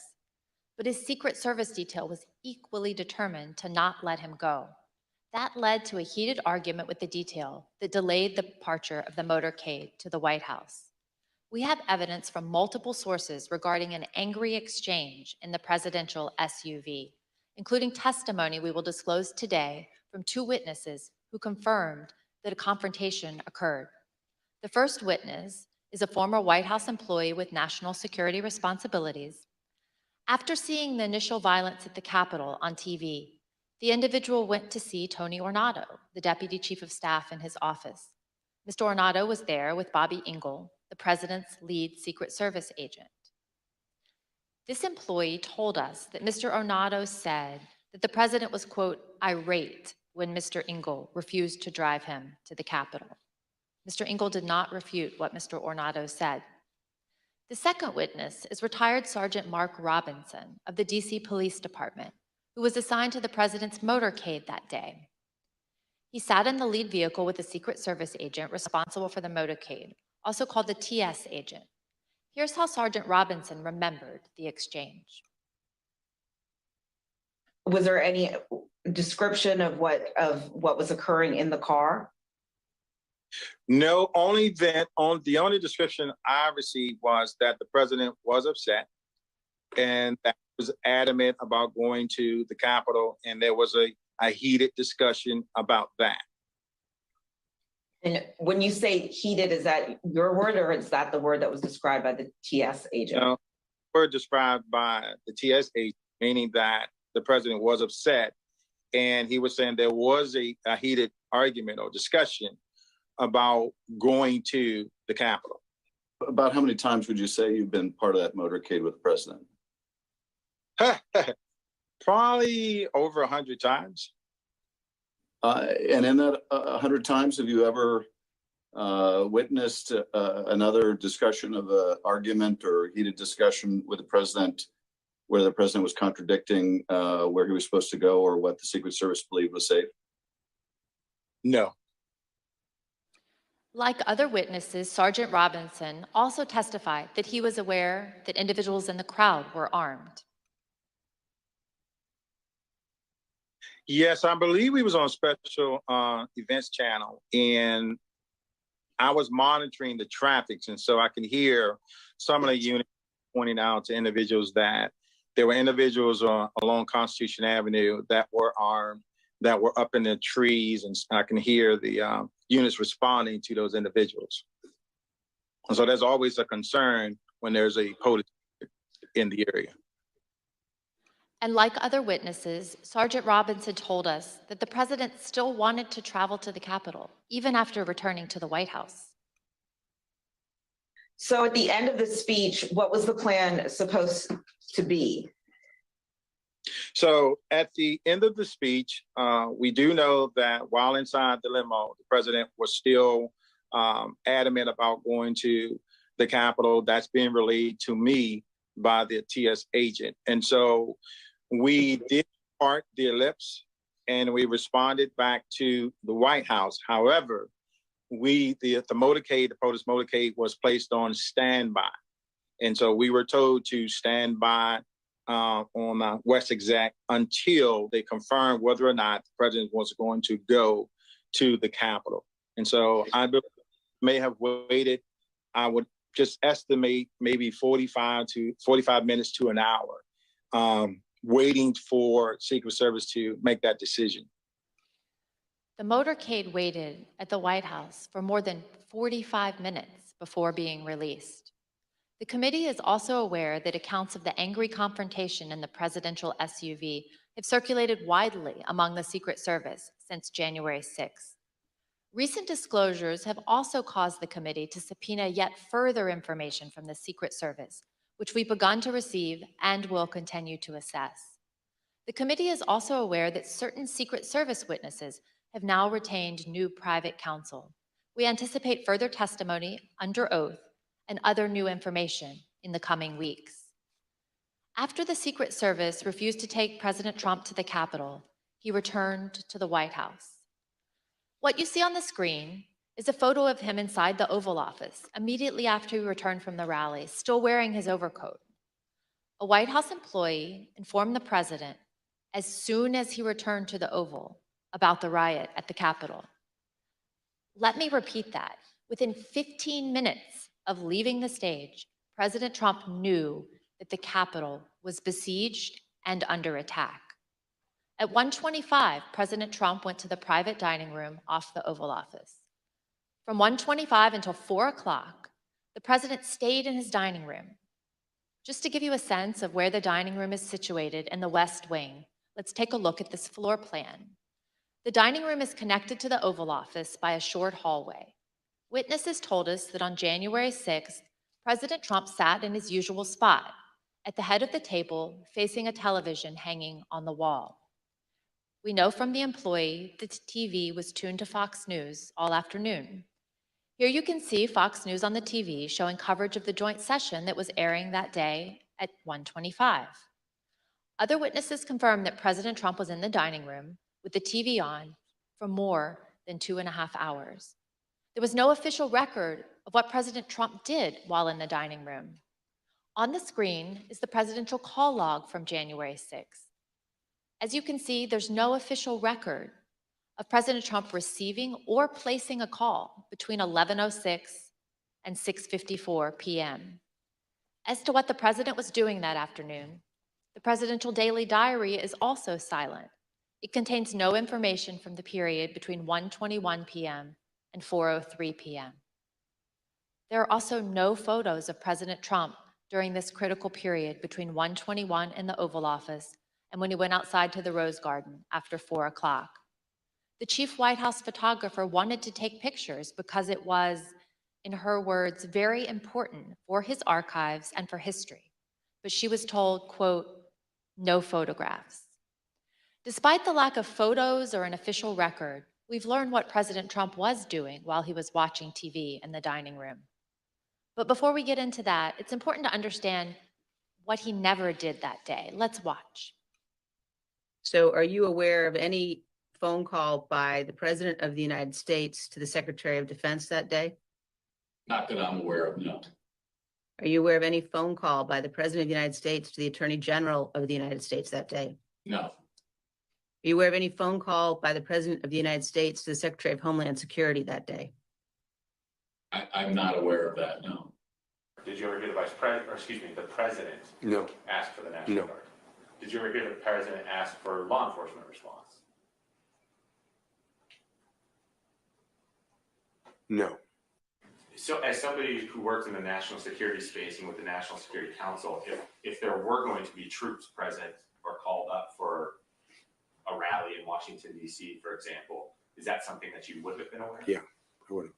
Do you know if he asked anybody to reach out to any of those that we just listed off? National Guard, DOD, FBI, Homeland Security, Secret Service, Mayor Bowser, the Capitol Police, about the situation in the Capitol? I am not aware of any of those requests. No, sir. We have confirmed in numerous interviews with senior law enforcement and military leaders, Vice President Pence's staff and DC government officials. None of them, not one, heard from President Trump that day. He did not call to issue orders. He did not call to offer assistance. This week, we received additional testimony from yet another witness about why the president didn't make any efforts to quell the attack. The former White House employee with national security responsibilities told us about a conversation with senior advisor Eric Hirschman and Pat Cipollone, the top White House lawyer. This conversation was about a pending call from the Pentagon seeking to coordinate on the response to the attack. Mr. Hirschman turned to Mr. Cipollone and said, the president didn't want to do anything. And so Mr. Cipollone had to take the call himself. So if President Trump wasn't calling law enforcement or military leaders, what did President Trump spend his time doing that afternoon while he first settled into the dining room? He was calling senators to encourage them to delay or object to the certification. Here's Kayleigh McEnany, his press secretary, to explain. All right, then it says back there, and he wants list of senators. And then he's calling them one by one. Do you know which ones he called? To the best of my recollection, no. As I say in my notes, he wanted a list of the senators, and I left him at that point. Because the presidential call log is empty, we do not yet know precisely which senators President Trump was calling. But we do know from Rudy Giuliani's phone records that President Trump also called him at 1:39, after he had been told that the riot was underway at the Capitol. Mr. Giuliani was President Trump's lead election attorney. According to the phone records, the president's call with him lasted approximately 4 minutes. Recall that Fox News was on in the dining room. Let's take a look at what was airing as this call was ending. The president, as we all saw, fired this crowd up. They've all, tens of thousands, maybe 100,000 or more, have gone down to the Capitol or elsewhere in the city, and they're very upset. Now, I jumped down as soon as we heard the news that Brett gave you about Mike Pence. I started talking to these people. I said, what do you think? One woman, an Air Force veteran from Missouri, said she was, quote, disgusted to hear that news and that it was his duty to do something. And I told her, I said, there's nothing in the Constitution unilaterally that Vice President Pence could do. She said, that doesn't matter. He should have fought for Trump. At 1:49, here's what was happening at the Capitol with President Trump's fired up supporters. We're going to give riot warning. We're going to try and get compliance, but this is now effectively a riot. 13:49 hours, declaring it a riot.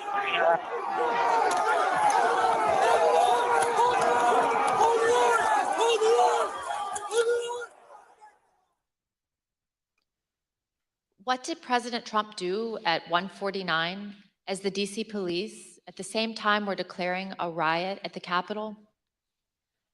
As you can see on the screen, he tweeted out a link to the recording of his ellipse speech. This was the same speech in which he knowingly sent an armed mob to the Capitol, but President Trump made no comment about the lawlessness and the violence. I yield to the gentleman from Illinois. The next action President Trump took was to tweet at 2:24 p.m. What happened during the 35 minutes between his last tweet at 1:49 and 2:24? His staff repeatedly came into the room to see him and plead that he make a strong public statement condemning the violence and instructing the mob to leave the Capitol. He did not relent until after 4 o'clock when he went out to go to the Rose Garden to film his now infamous go home message. Pat Cipollone was a top White House lawyer. Here's what he told us about his reaction to seeing the violence and his advice throughout the afternoon. When did you first realize that there was actual violence or rioting? I first realized that it may have been on television, or it may have been Tony, or it may have been Bill, but I found out that people were, they weren't in the Capitol yet, but they were, and then I started watching it, and then I was aware. What specifically did you think needed to be done? I think I was pretty clear there needed to be an immediate and forceful response statement, public statement, that people need to leave the Capitol now. My question is exactly that. That it sounds like you, from the very onset of violence at the Capitol, right around 2 o'clock, were pushing for a strong statement that people should leave the Capitol. Is that right? I was, and others were as well. Okay. Pat, you said that you expressed your opinion forcefully. Could you tell us exactly how you did that? Yeah, I can't, don't have, I have to, on the privilege issue, I can't talk about conversations with the president, but I can generically say that I said, people need to be told, there needs to be a public announcement fast that they need to leave the Capitol. And Pat, could you let us know approximately when you said that? Approximately when? Almost immediately after I found out people were getting into the Capitol or approaching the Capitol in a way that was violent. Do you remember any discussion with Mark Meadows with respect to his view that the president didn't want to do anything, was somehow resistant to wanting to say something along the lines that you suggest? And it's not just to be clear, many people suggested it. Not just me, many people felt the same way. I'm sure I had conversations with Mark about this during the course of the day and expressed my opinion very forcefully that this needs to be done. So your advice was tell people to leave the Capitol, and it took over 2 hours when there were subsequent statements made, tweets put forth that in your view were insufficient. Did you continue, Mr. Cipollone, throughout the period of time up until 4/17, continue, you and others, to push for a stronger statement? Yes. Were you joined in that effort by Ivanka Trump? Yes. By Eric Hershey? Yes. By Mark Meadows? Yes. White House counsel's office wanted there to be a strong statement out to condemn the rioters. I'm confident in that. I'm confident that Ivanka Trump wanted there to be a strong statement to condemn the rioters.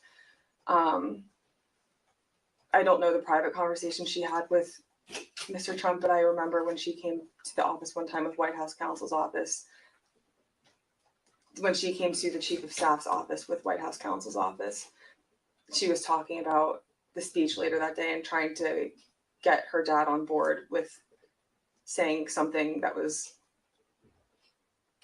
more direct than he had wanted to at the time and throughout the afternoon. And I think Mark also I remember him getting Ivanka involved because it's like, get Ivanka down here because he thought that would be important. I don't think Jared was there in the morning, but I think he came later. I remember thinking it was important to get him in there too.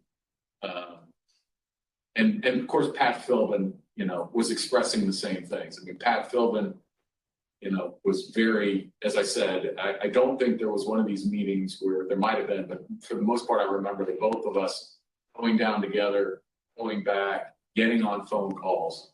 He was also very clearly expressing this view.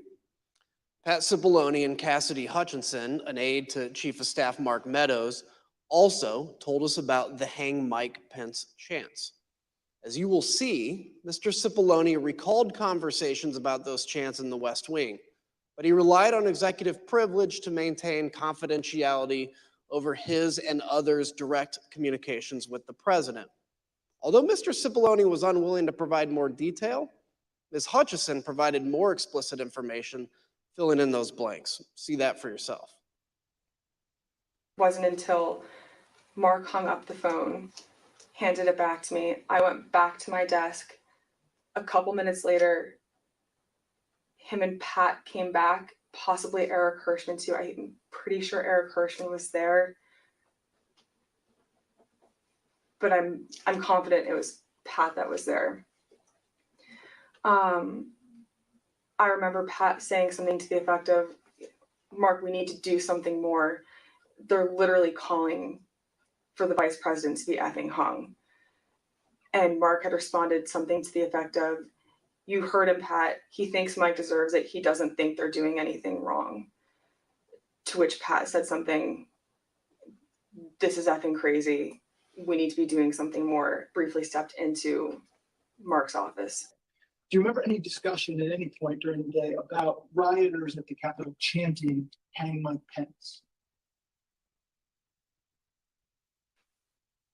Yes, I remember hearing about that. Yes. Yeah. I don't know if I observed that myself on TV. I'm just curious. I understand the privilege line you've drawn, but do you remember what you can share with us about the discussion about those chants, the "Hang Mike Pence" chants?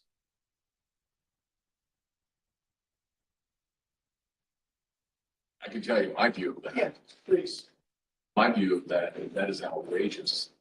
And for anyone to suggest such a thing as the Vice President of the United States, for people in that crowd to be chanting that, I thought it was terrible. I thought it was outrageous and wrong. And I expressed that very clearly. With respect to your conversations with Mr. Meadows, though, did you specifically raise a concern over the vice president with him, and how did he respond?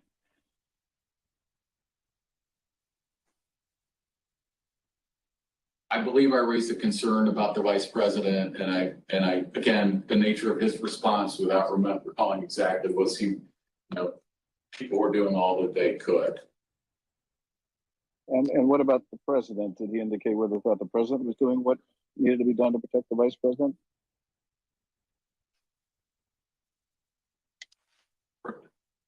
Yeah, just sir. That question. For production meeting, yeah. Okay. I'm being shut down. I see. In addition, Mr. Cipollone testified that it would have been feasible, as commentators on television were suggesting, for President Trump to immediately appear at the podium in the press room to address the nation. Would it have been possible at any moment for the president to walk down to the podium in the briefing room and talk to the nation at any time between when you first gave him that advice at 2 o'clock and 4:17 when the video statement? Would that have been possible? Would it have been possible? Yes. Yes, would have been possible. We just heard Mr. Cipollone say that President Trump could have gone to the press briefing room to issue a statement at any moment. To give you a sense of just how easy that would have been, let's take a look at a map of the West Wing. As we saw earlier, the president's private dining room is at the bottom of the map. The press briefing room is at the top, highlighted in blue. And the Rose Garden, where the president ultimately filmed his go home video, is on the right next to the Oval Office, and that's highlighted in green. Ms. Matthews, how quickly could the president have gotten on camera in the press briefing room to deliver a statement to the nation? So as you outlined, it would take probably less than 60 seconds from the Oval Office dining room over to the press briefing room. And for folks that might not know, the briefing room is the room that you see the White House press secretary do briefings from, with the podium and the blue backdrop. And there's a camera that is on in there at all times. And so if the president had wanted to make a statement and address the American people, he could have been on camera almost instantly. And conversely, the White House press corps has offices that are located directly behind the briefing room. And so if he had wanted to make an address from the Oval Office, we could have assembled the White House press corps probably in a matter of minutes to get them into the Oval for him to do an on-camera address. Thank you. Other witnesses have given us their views on that question.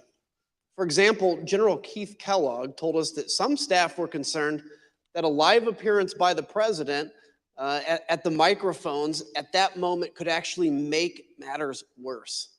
He told us he recommended against doing a press conference because during his 4 years in the Trump administration, quote, there wasn't a single clean press conference we had had. President Trump's advisors knew his state of mind at that moment, and they were worried about what he would say in unscripted comments. I yield to the gentlewoman from Virginia. Thank you. As you've heard, by 2 o'clock, multiple staff members in the White House recognized that a serious situation was underway at the Capitol. Personally, I recall being evacuated from the House office building where we're sitting before this time. It was due to the discovery of 2 pipe bombs in nearby buildings.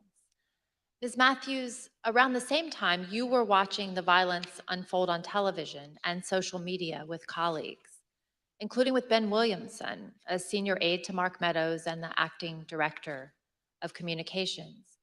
You told us that before President Trump sent his next tweet at 2:24, Mr. Williamson got up to go see Mr. Meadows, and you got up to go see Kayleigh McEnany. Why did you both do that?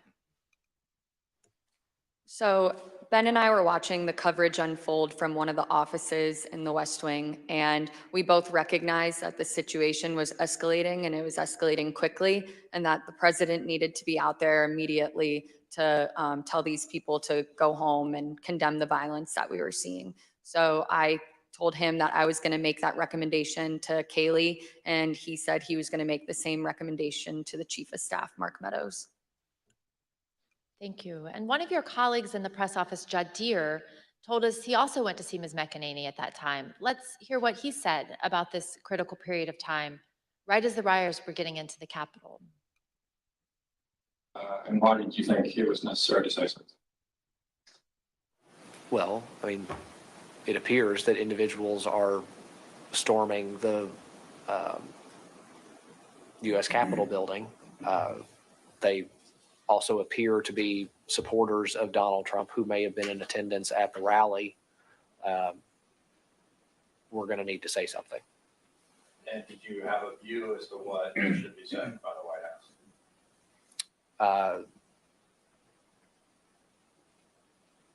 If I recall, I told Kayleigh that I thought that we needed to encourage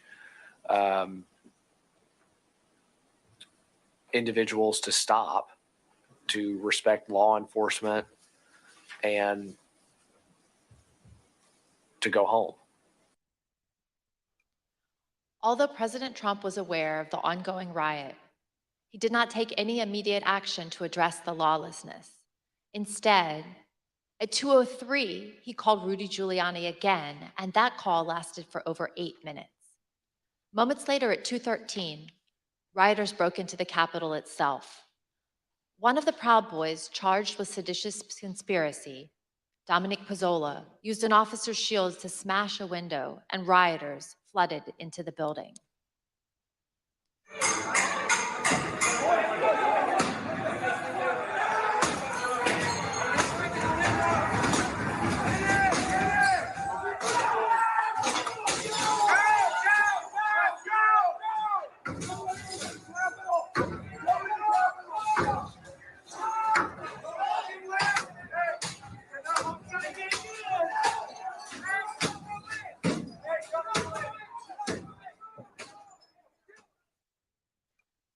As rioters were entering the building, the Secret Service held Vice President Pence in his office right off the Senate chamber for 13 minutes as they worked to clear a safe path to a secure location. Now listen to some of that radio traffic and see what they were seeing as the protesters got just feet away from where the Vice President was holding. Oh, they can't keep the building. Hold. Turn that door up. If we're moving, we need to move now. Copy. If we lose any more time, we may lose the ability to leave. So if we're going to leave, we need to do it now. They've gained access to the second floor, and I've got public about 5 feet from me down here below. Okay, copy. They are on the second floor, moving in now. We may want to consider getting out and leaving now. Copy. Will we encounter the people once we make our way? Repeat. Encounter any individuals if we made our way to the. There's 6 officers between us and the people that are 5 to 10 feet away from me. Stand by, I'm going down to evaluate. Go ahead. We have a clear shot if we move quickly. We got smoke downstairs set by unknown smoke set downstairs by the protesters. Is that route compromised? We have this secure. However, we will bypass some protesters that are being contained. There is smoke, unknown what kind of smoke it is. Copy. Clear, we're coming out now. All right, make a way.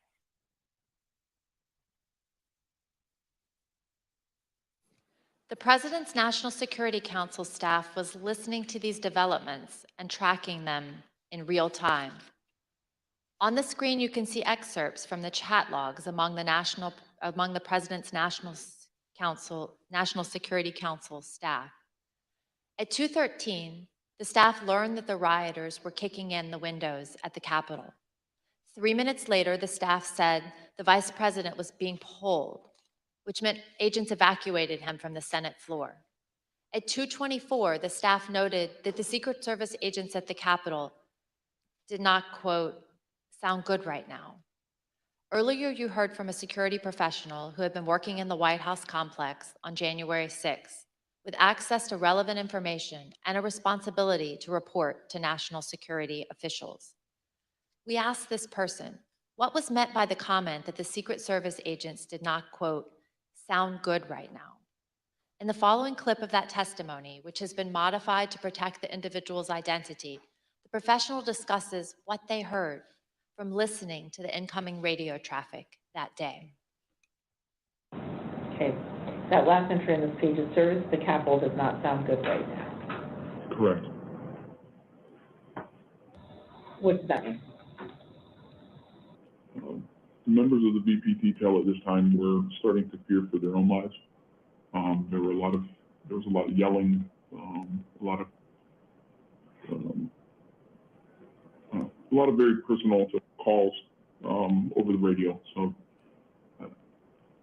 it was disturbing. I don't like talking about it, but there were calls to say goodbye to family members, so on and so forth. It was getting, for whatever the reason was on the ground, the VP detail thought that this was about to get very ugly. And did you hear that over the radio? Okay. What was the response by the agents Secret Service agents who were there? Everybody kept saying, you know, at that point it was just reassurances, or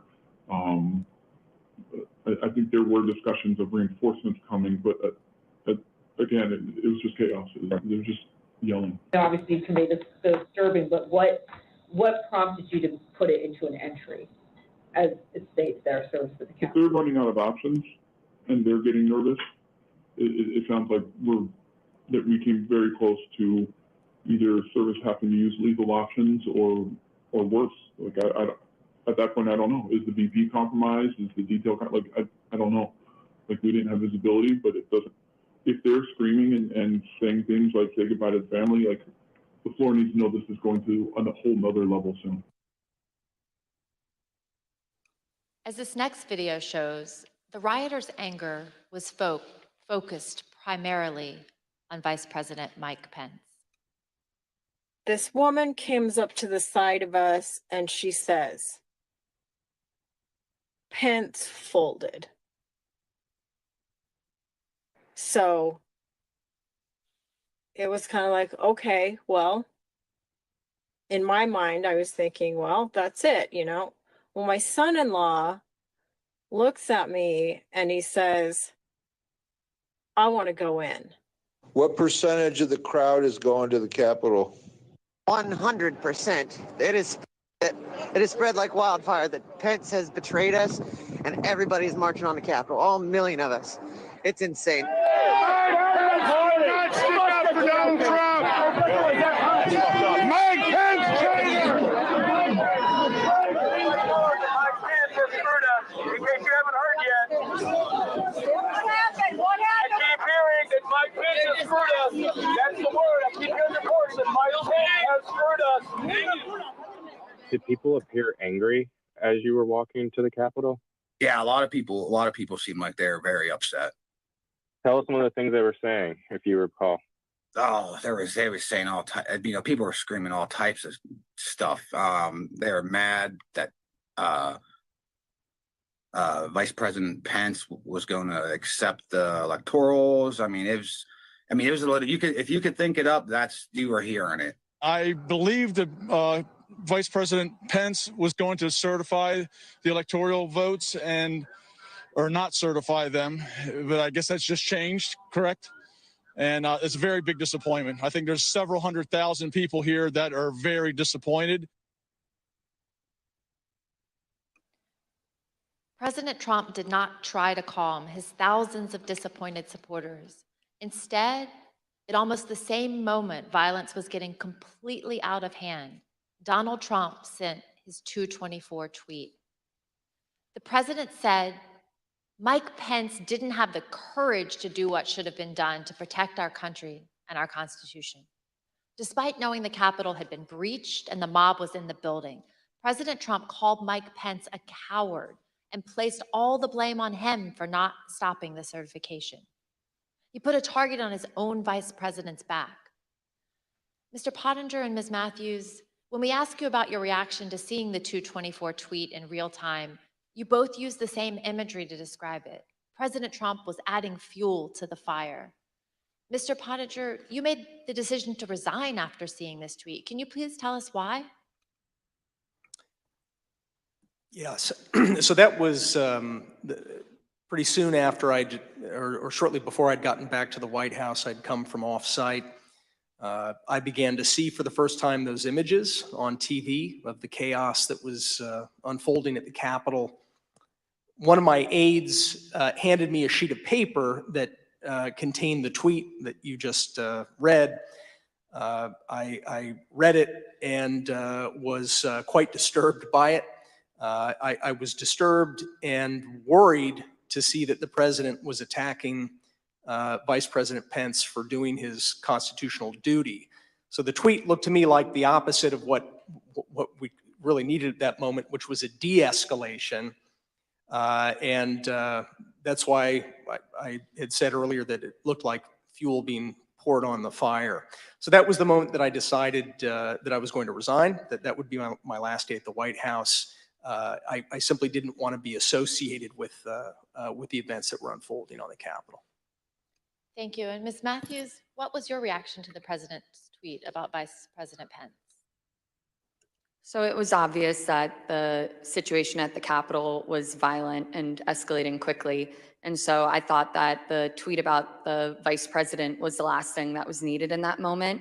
And I remember thinking that this was going to be bad for him to tweet this, because it was essentially him giving the green light to these people, telling them that what they were doing at the steps of the Capitol and entering the Capitol was okay, that they were justified in their anger.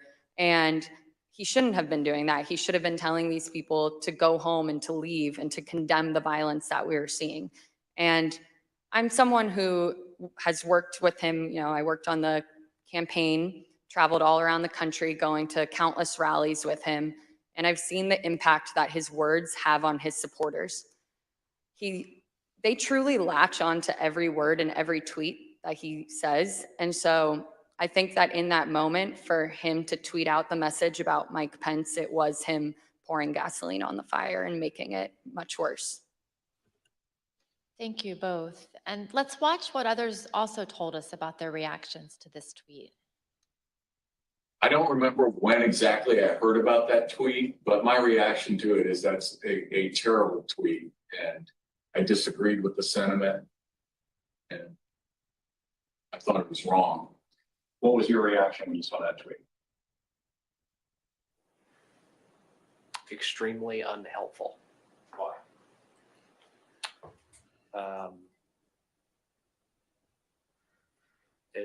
It wasn't the message that we needed at that time. It wasn't going to, the scenes at the U.S. Capitol were only getting worse at that point. This was not going to help that. Were you concerned it could make it worse? Certainly. Ms. Hutchinson, what was your reaction when you saw this tweet? As a staffer that works to always represent the administration to the best of my ability and to showcase the good things that he had done for the country, I remember feeling frustrated, disappointed, and really, it felt personal. It was really sad. As an American, I was disgusted. It was unpatriotic. It was un-American. We were watching the Capitol building get defaced over a lie. As you will see, at 2:26, the vice president had to be evacuated to safety a second time and came within 40 feet of the rioters. The attack escalated quickly right after the tweet.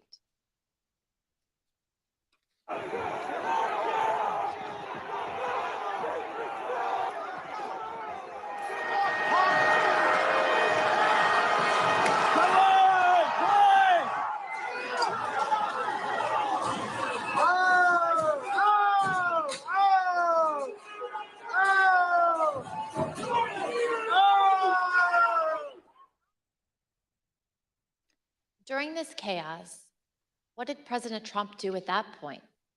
He went back to calling senators to try to further delay the electoral count. While the vice president was being evacuated from the Senate, President Trump called Senator Tommy Tuberville, one of his strongest supporters in the Senate. As Senator Tuberville later recalled, he had to end the call so that he could evacuate the Senate chamber himself. Let's listen. He didn't call my phone, called somebody else, and they handed it to me. And I basically told him, I said, Mr. President, we're not doing much work here right now because they just took our vice president out. And matter of fact, I'm gonna have to hang up on you. I've got to leave. Senator Josh Hawley also had to flee. Earlier that afternoon, before the joint session started, he walked across the east front of the Capitol. As you can see in this photo, he raised his fist in solidarity with the protesters already amassing at the security gates. We spoke with a Capitol police officer who was out there at the time. She told us that Senator Hawley's gesture riled up the crowd, and it bothered her greatly because he was doing it in a safe space, protected by the officers and the barriers. Later that day, Senator Hawley fled after those protesters he helped to rile up stormed the Capitol. See for yourself.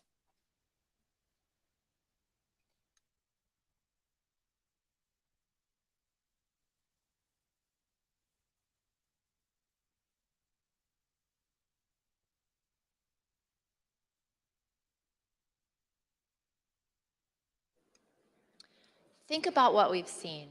Undeniable violence at the Capitol. The vice president being evacuated to safety by the Secret Service. Senators running through the hallways of the Senate to get away from the mob. As the commander-in-chief, President Trump was oath and duty bound to protect the Capitol. His senior staff understood that. Do you believe, Jared, that the president has an obligation to ensure a peaceful transfer of power? Yes. And do you think the president has an obligation to defend all three branches of our government? I believe so. And I assume you also would agree the president has a particular obligation to take care that the laws be faithfully executed. That is one of the president's obligations, correct? No, I mean, I asked what his duty is. Well, I mean, there's a constitutional duty. What he has, he's the commander in chief, and that was that was my biggest issue with him as national security advisor. Rather than uphold his duty to the Constitution, President Trump allowed the mob to achieve the delay that he hoped would keep him in power. I reserve. The gentlewoman reserves. I request that those in the hearing room remain seated until the Capitol Police have escorted members and witnesses from the room. I now declare the committee in recess for a period of approximately 10 minutes.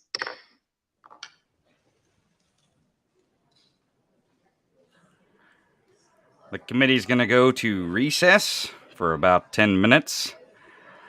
Now, we will bring in part of our panel to react to the evidence that just happened. I'd like to bring on my co-host, Gabe Sanchez. Gabe, it really seems like they were laughing at Josh Hawley in the room. They should have been.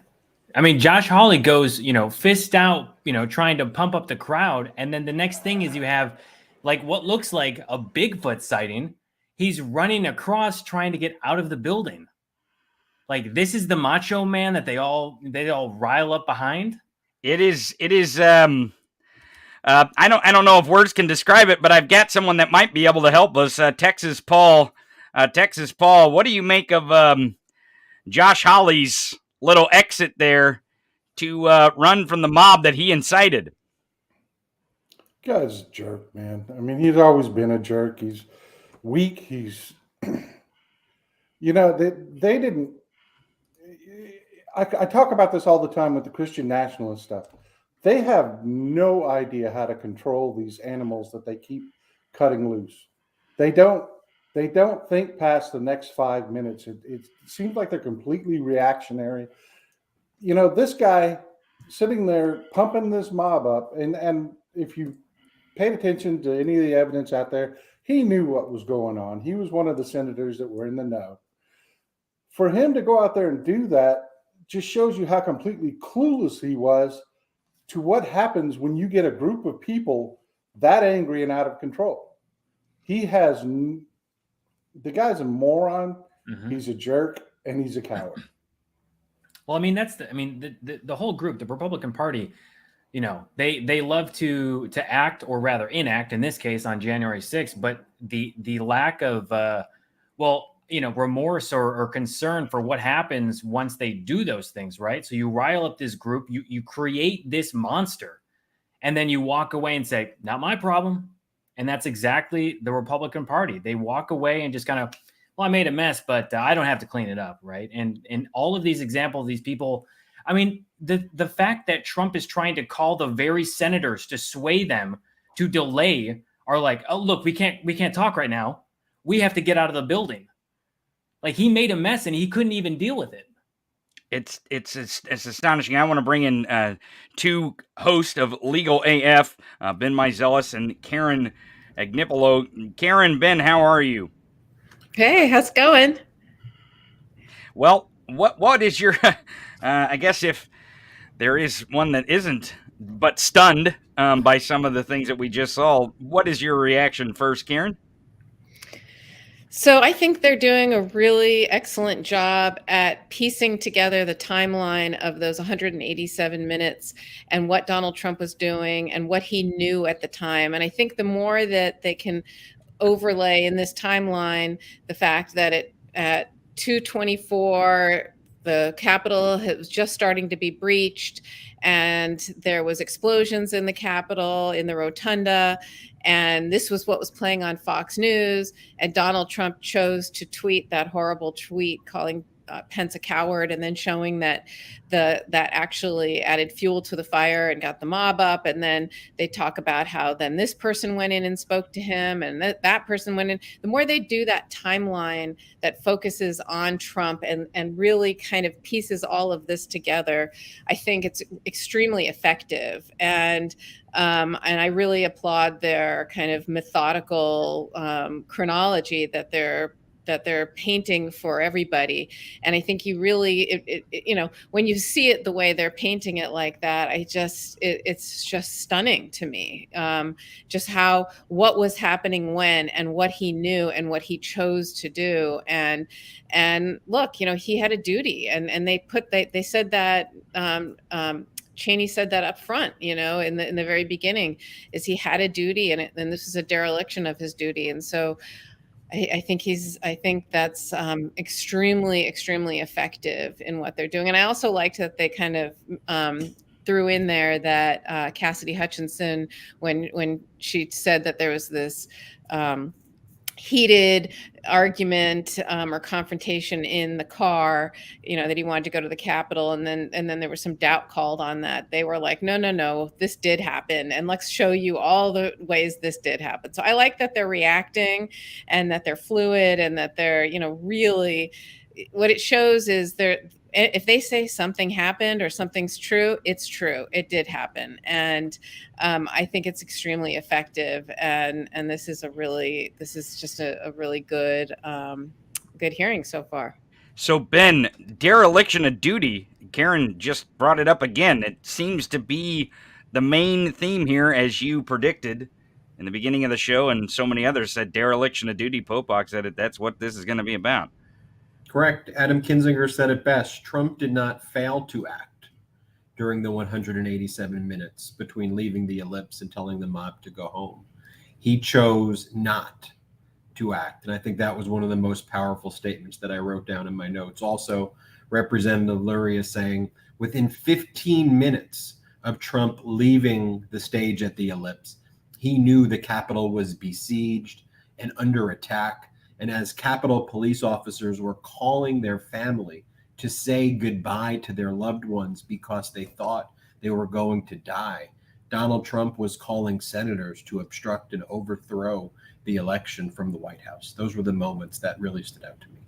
Well, and I think that's those are significant moments. The moment where they're calling families, but we know the NSC, the National Security Council inside the White House, was hearing those calls. So they were hearing that fodder on the radio inside the building where Trump decided to do nothing. And frankly, like you said, he chose to actually send out a tweet to incite the mob on Mike Pence, the vice president, they were chanting, "Hang Mike Pence." He was watching it on TV.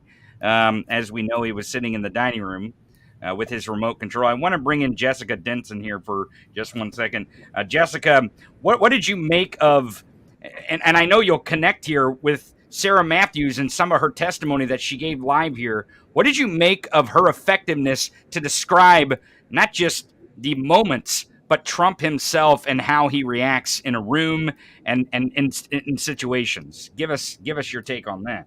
Yeah, well, one of the last things she talked about was being at rallies with him, which I unfortunately have been at several of his rallies as well, and how instantly and how much his supporters pick up on his words. They take his words as directive.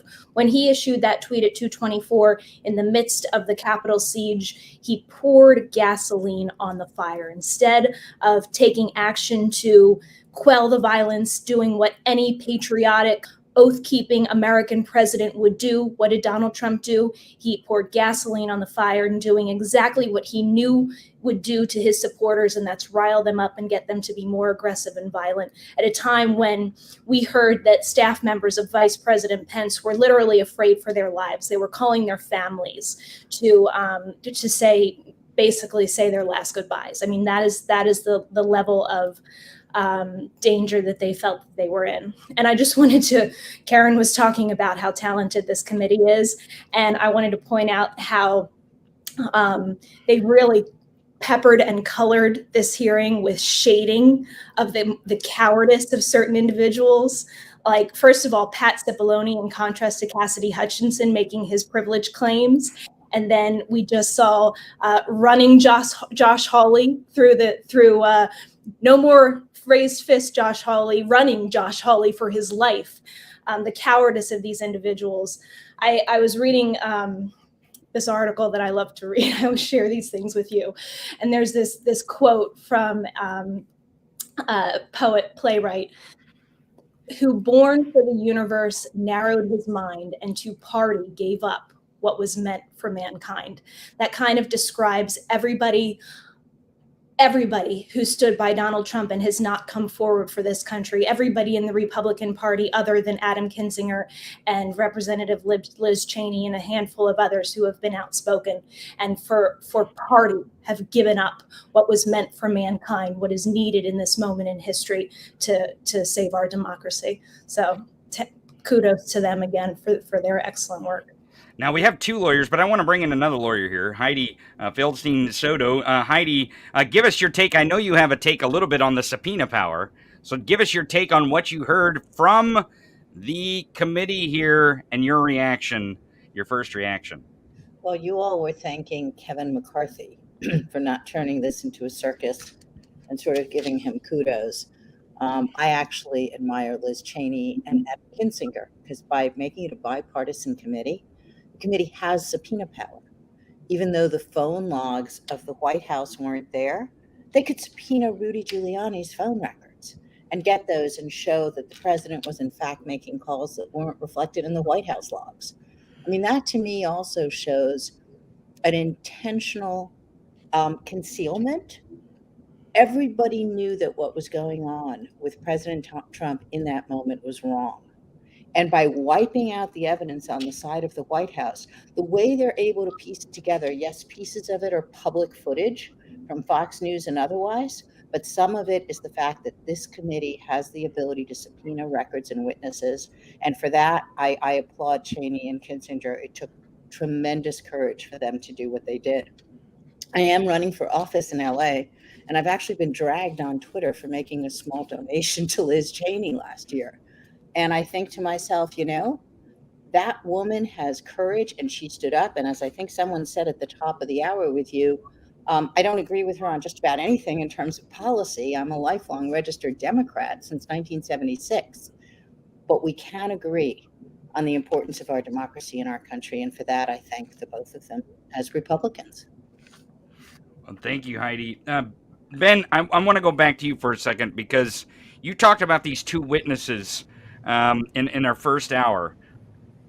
Did they disappoint? Did this testimony disappoint what you were looking for these witnesses to give the American people, to lay out this picture of what was going on inside the White House?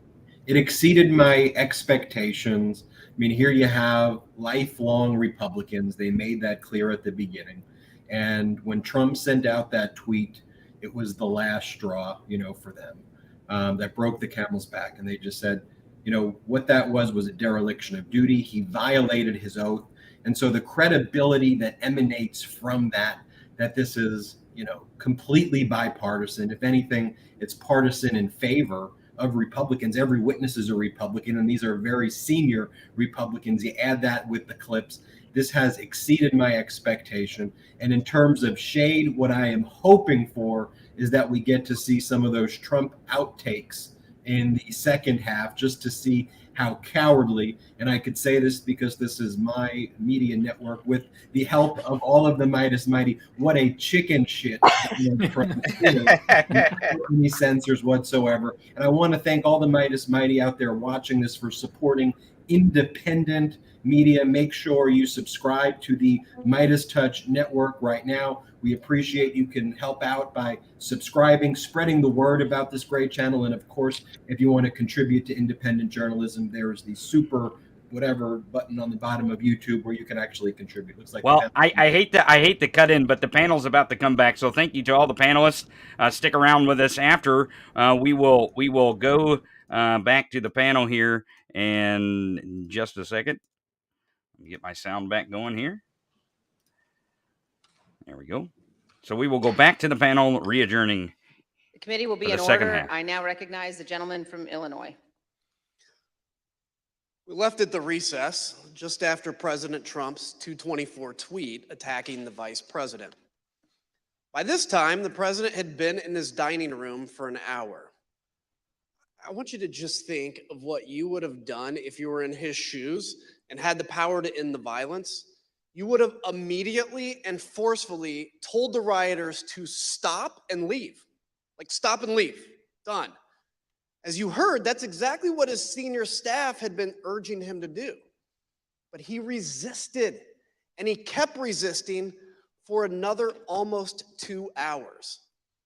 In the meantime, all the president did was post 2 tweets, one at 2:38 and the other at 3:13.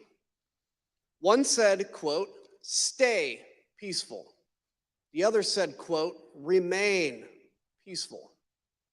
But the president already knew that the mob was attacking the police and had invaded the Capitol. Neither tweet condemned the violence or told the mob to leave the Capitol and disperse. To appreciate how obvious it was that President Trump was not meeting this moment, it's helpful to look at the real-time reactions of his own son, Don Jr., to the first tweet, captured in a series of text messages with Mark Meadows.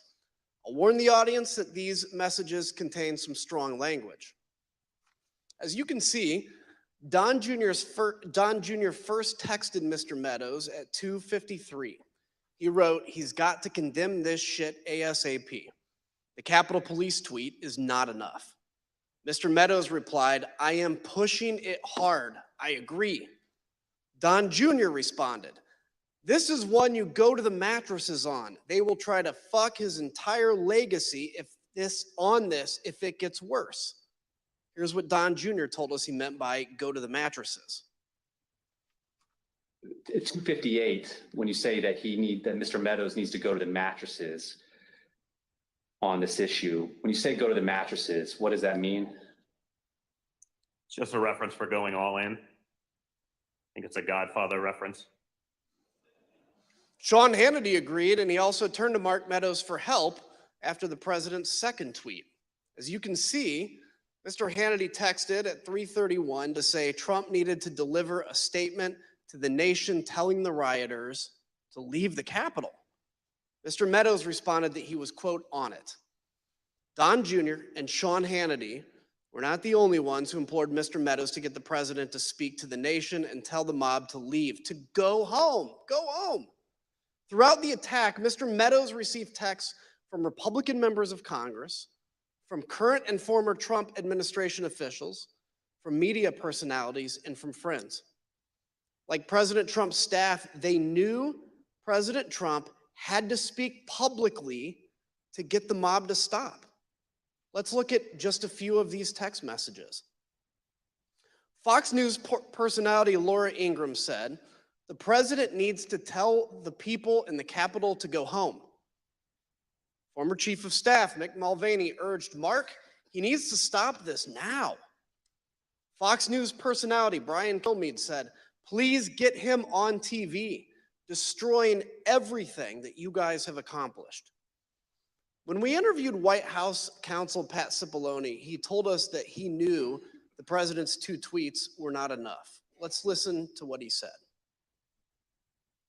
I think the question is, did you believe that the tweets were not anything about your advice to the president? No, I believe more needed to be done. Okay. I believed that a public statement needed to be made. When you talk about others on the staff thinking more should be done, or thinking that the president needed to tell people to go home, who would you put in that category?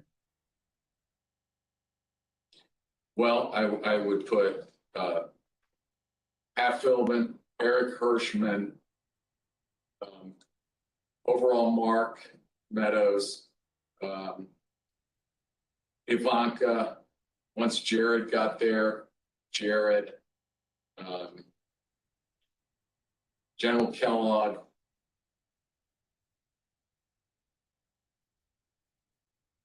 I'm probably missing some, but those Kaylee, I think, was there, but I don't. Dan Scavino. And who on the staff did not want people to leave the Capitol? On the staff, In the White House, how about? I can't think of anybody, on that day who didn't want people to get out of the Capitol once particularly once the violence started. No. I mean,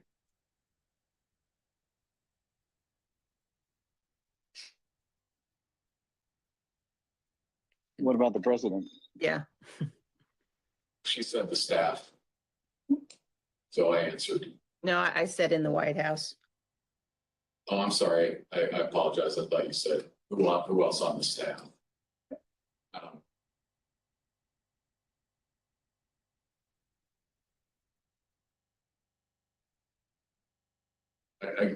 I can't reveal communications, but obviously I think,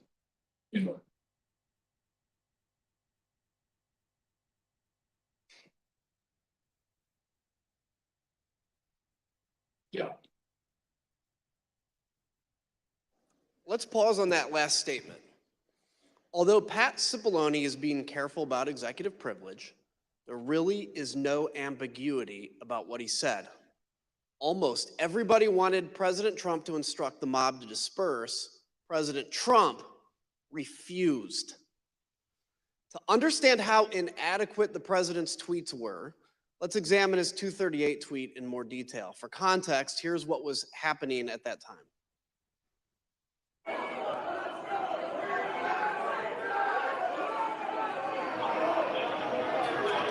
They broke the glass. Everybody stay down. Get down. Doors barricade. There's people flooded the hallways outside. We have no way out. We were just told that there has been tear gas in the rotunda, and we're being instructed to each of us get gas masks. We went from a peaceful protest, and this is a very dangerous situation right now.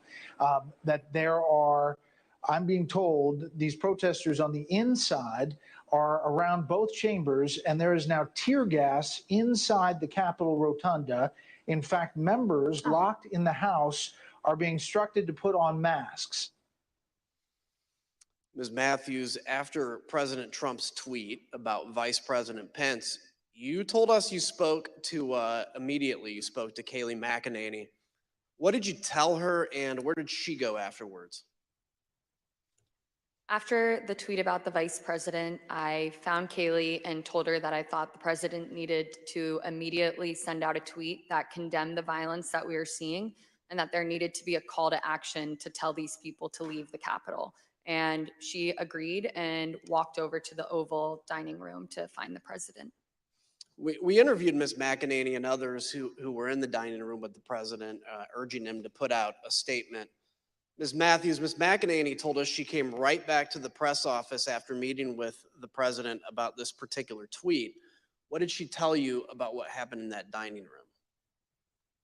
When she got back, she told me that a tweet had been sent out, and I told her that I thought the tweet did not go far enough, that I thought there needed to be a call to action and he needed to condemn the violence. And we were in a room full of people, but people weren't paying attention. And so she looked directly at me and in a hushed tone shared with me that the president did not want to include any sort of mention of peace in that tweet, and that it took some convincing on their part, those who were in the room. And she said that there was a back and forth going over different phrases to find something that he was comfortable with.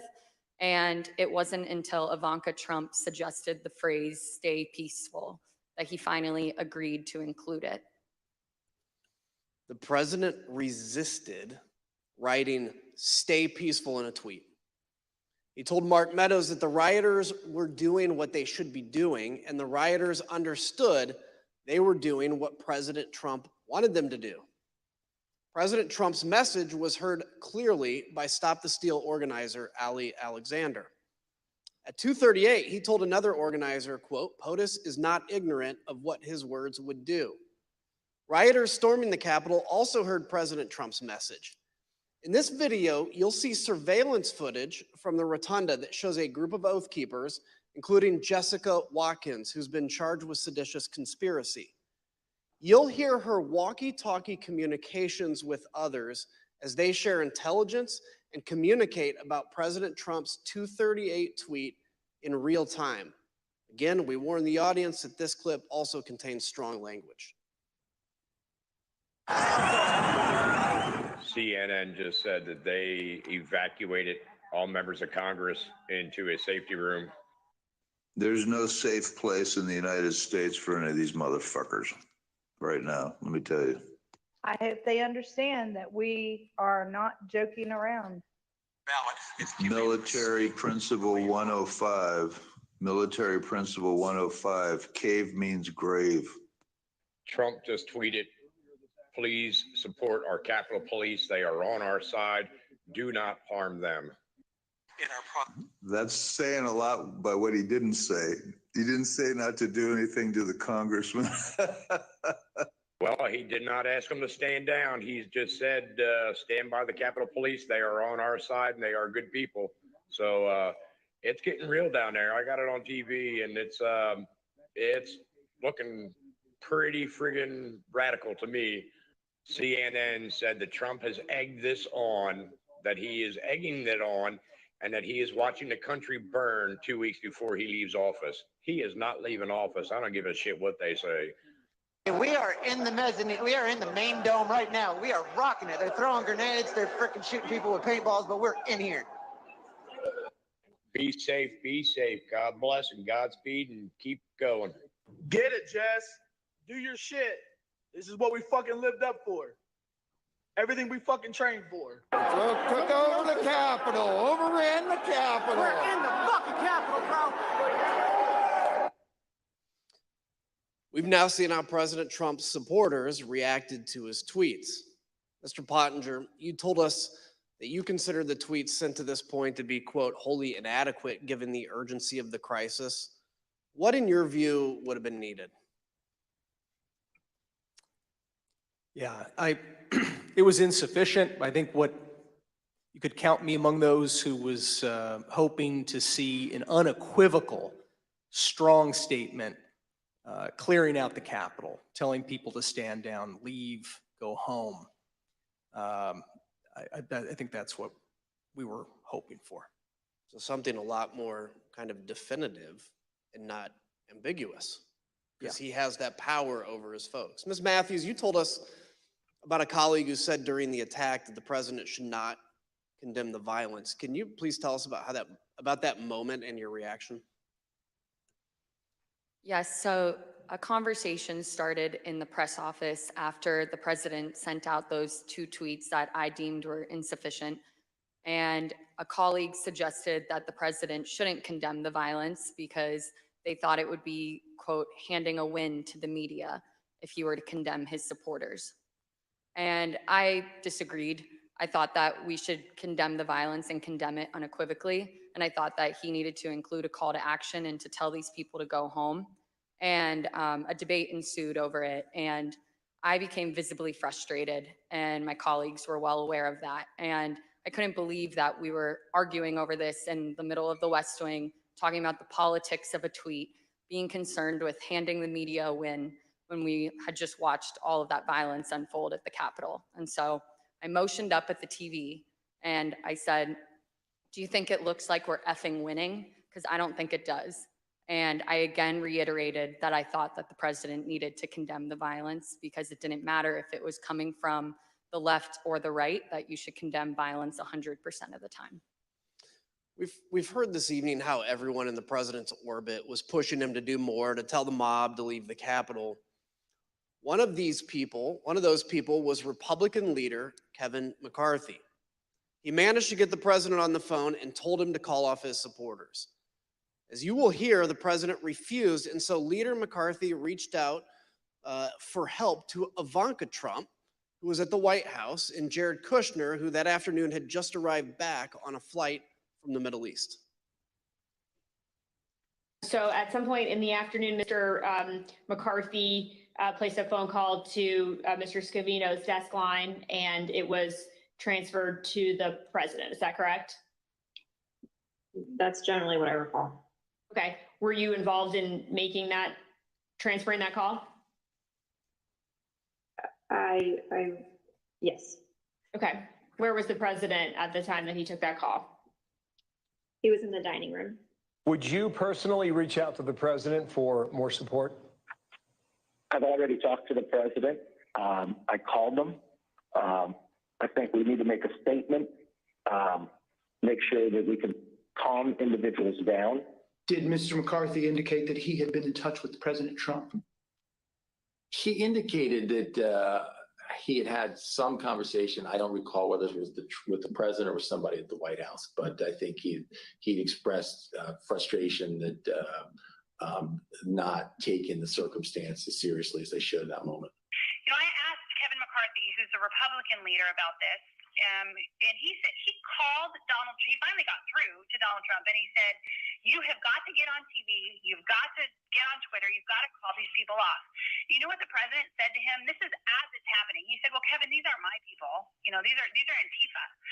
And Kevin responded and said, "No, they're your people. They literally just came through my office windows, and my staff are running for cover. I mean, they're running for their lives. You need to call them off." And the president's response to Kevin, to me, was chilling. He said, "Well, Kevin, I guess they're just more upset about the election, theft than you are." And that's, you've seen widespread reports of Kevin McCarthy and the president having basically a swearing conversation. That's when the swearing commenced, because the president was basically saying, I'm okay with this. Leader McCarthy, the President of the United States has a briefing room steps from the Oval Office. The cameras are hot 24/7, as you know. Why hasn't he walked down and said that now? I conveyed to the president what I think is best to do, and I'm hopeful the president will do it. And have you spoken with his chief of staff? I've spoken to the president. I've spoken to other people in there and to the White House as well. Who else reached out to Ms. Trump that you know of that afternoon about the attack on the Capitol? I believe at one point McCarthy did. I heard my phone ringing, turned the shower off, saw it was Leader McCarthy, who I had a good relationship with. He told me he was getting really ugly over at the Capitol and said, "Please, anything you could do to help, I would appreciate it." I don't recall specific asks, just anything you could do. Again, I got the sense that, they were scared. They meaning Leader McCarthy and people on the Hill because of the violence? That he was scared, yes. Think about that. Leader McCarthy, who was one of the president's strongest supporters, was scared and begging for help. President Trump turned him down. So he tried to call the president's children. Republican House member Mike Gallagher also implored the president to call off the attack. Mr. President, you have got to stop this. You are the only person who can call this off. Call it off. The election is over. Call it off. President-elect Joe Biden also went live on TV to demand that President Trump tell the mob to leave. I call on President Trump to go on national television now to fulfill his oath and defend the Constitution and demand an end to this siege. There was a desperate scramble for everyone to get President Trump to do anything. All this occurred, and the president still did not act. I yield to my friend from Virginia. Thank you, Mr. Kinzinger. President Trump finally relented to the pleas from his staff, his family, and from Capitol Hill for him to do something more at 4:17. 187 minutes, more than 3 hours after he stopped speaking at the ellipse. After he stopped speaking to a mob that he had sent armed to the Capitol. That's when he tweeted a video telling the rioters to go home, while also telling them that they were special and that he loved them. By that time, although, the violence was far from over. Law enforcement had started to turn the tide. Reinforcements were on the way, and elected officials were in secure locations. The writing was already on the wall. The rioters would not succeed. Here's what was showing on Fox News, the channel the president was watching all afternoon. Back to Brett Baer with more information now. Brett, what do you have? Our Pentagon team, Jen Griffin, Lucas Tomlinson, confirming the Defense Department has now mobilized the entire D.C. National Guard, 1,800 troops. Take several hours, as I was mentioning before, to get them up and running. The Army Secretary Ron McCarthy is setting up a headquarters at the FBI. You just heard from David Spunt that the FBI is also sending troops to the Capitol. It's no coincidence, then, that President Trump finally gave in and went out to the Rose Garden at 4:03. His staff had prepared a script for him to read, but he refused to use it. As you can see on the screen, you can see the script is stamped "President has seen." The script said, quote, "I'm asking you to leave the Capital Region now and go home in a peaceful way." The president was urged to stick to this script, but he spoke off the cuff. Eric Hirschman and Nick Luna went with the president to film the message in the Rose Garden. Let's hear what they had to say and see the never-before-seen raw footage of the president recording this video message. Ultimately, these remarks that we're looking at here in Exhibit 25 were not the remarks that the president delivered in the Rose Garden. Do you know why the president decided not to use these? I don't know, sir. No, I do not know why. Did the president use any written remarks to your knowledge, or did he just go off the cuff? To my knowledge, it was off the cuff, sir. Good, Chase. When you're ready, sir.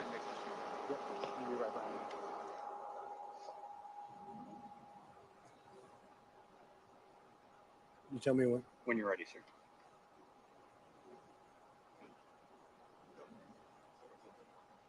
Who's behind me?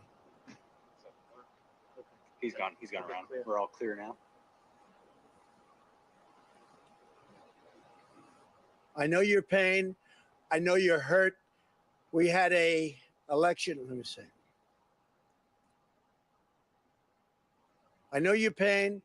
I know you're hurt. We had an election that was stolen from us. It was a landslide election, and everyone knows it, especially the other side. But you have to go home now. We have to have peace. We have to have law and order. We have to respect our great people in law and order. We don't want anybody hurt. It's a very tough period of time. There's never been a time like this where such a thing happened, where they could take it away from all of us, from me, from you, from our country. This was a fraudulent election, but we can't play into the hands of these people. We have to have peace. So go home. We love you. You're very special. You've seen what happens. You see the way others are treated that are so bad and so evil. I know how you feel. But go home and go home in peace. When I got there, basically the president just had finished filming the video, and I think he was basically retiring for the day. Was there any discussion about the president releasing a second video that day? Not that I recall. When he finished his video, I think everyone was like, day's over. People were pretty drained. Were pretty what? Drained.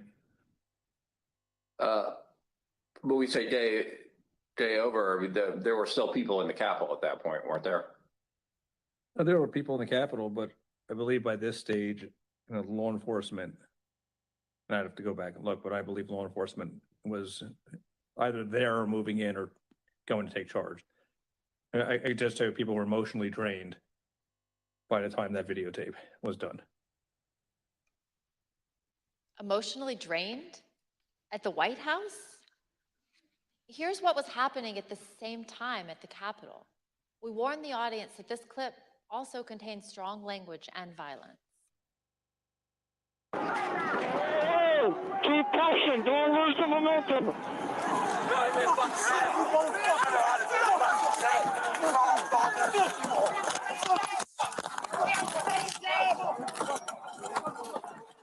Another officer unconscious.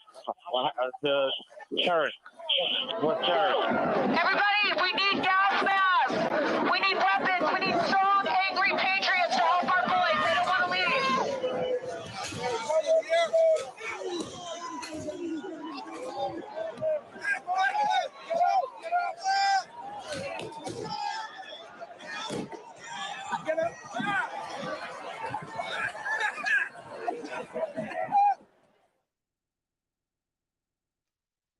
While President Trump refused to even lift another finger to help, other leaders honored their oaths and acted to clear the Capitol and resume the joint session.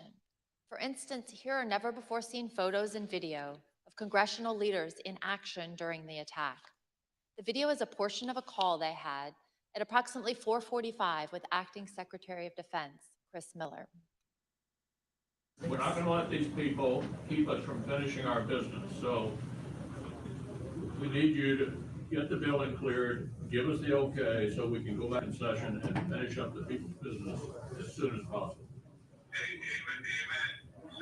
Mr. Secretary and Senator Schumer, some people here in the Capitol Police believe it would take us several days to secure the building.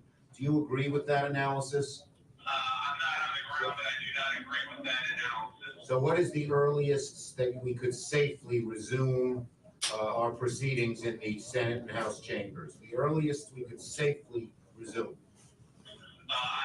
Here's my assessment, but I prefer to be on the ground, which I personally would prefer to be right now, but I need to be here. I would say in that case, we're looking at 4 to 5 hours. The Vice President also worked the phones from his own secure evacuation location, including conversations with Acting Secretary of Defense, Miller, and other military leaders, well past President Trump's 417 video. Let's look at some never-before-seen photographs of the Vice President during this critical time, and hear about the Vice President's conversation with military leaders to secure the Capitol and ensure everyone was safe. Vice President Pence, there were 2 or 3 calls with Vice President Pence. He was very animated, and he issued very explicit, very direct, unambiguous orders. There was no question about that. And he was, and I can get you the exact quotes, I guess, from some of our records somewhere, but he was very animated, very direct, very firm, and to Secretary Miller. Get the military down here, get the guard down here, put down this situation, etc. As you heard earlier in the hearing, the President did not call the Vice President or anyone in the military, federal law enforcement, or DC government, not a single person. But General Milley did hear from Mark Meadows. The contrast between that call and his calls with Vice President Pence tell you everything you need to know about President Trump's dereliction of duty. Let's listen. He said, this is from memory, he said, we have to kill the narrative that the Vice President is making all the decisions. We need to establish the narrative that, that the President is still in charge and that things are steady or stable or what's that thing. I immediately interpreted that as politics, politics, politics. Red flag for me personally, no action, but I remember it distinctly. I don't do political narratives. So while President Trump and his advisors were drained, other leaders upheld their oaths to do the right thing. Maybe it was exhausting to get the president to put out that video, but think about the law enforcement officers who were attacked by the mob that day. President Trump had summoned them himself to Washington. And what about President Trump? He watched TV, tweeted, called senators to try to delay the count of electoral votes, called Rudy Giuliani, and argued with his staff who were insisting that he should call off the attack. Ms. Matthews, what was your reaction to President Trump's message to the mob at 417? I was struck by the fact that he chose to begin the video by pushing the lie that there was a stolen election. And as the video went on, I felt a small sense of relief because he finally told these people to go home. But that was immediately followed up by him saying, "We love you, you're very special." And that was disturbing to me because he didn't distinguish between those that peacefully attended his speech earlier that day and those that we watched cause violence at the Capitol. Instead, he told the people who we had just watched storm our nation's Capitol with the intent on overthrowing our democracy, violently attack police officers, and chant heinous things like "Hang Mike Pence. We love you. You're very special." And as a spokesperson for him, I knew that I would be asked to defend that.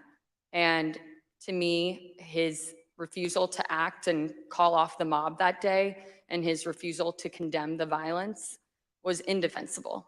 And so I knew that I would be resigning that evening. And so I finished out the workday, went home and called my loved ones to tell them of my decision, and resigned that evening. Thank you. Indefensible. Let's hear what some of your colleagues in the press office told us about their reaction to this same 417 message. I felt like it was the absolute bare minimum of what could have been said at that point for something on camera.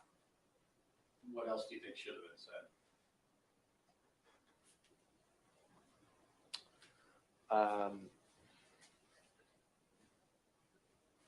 So a more forceful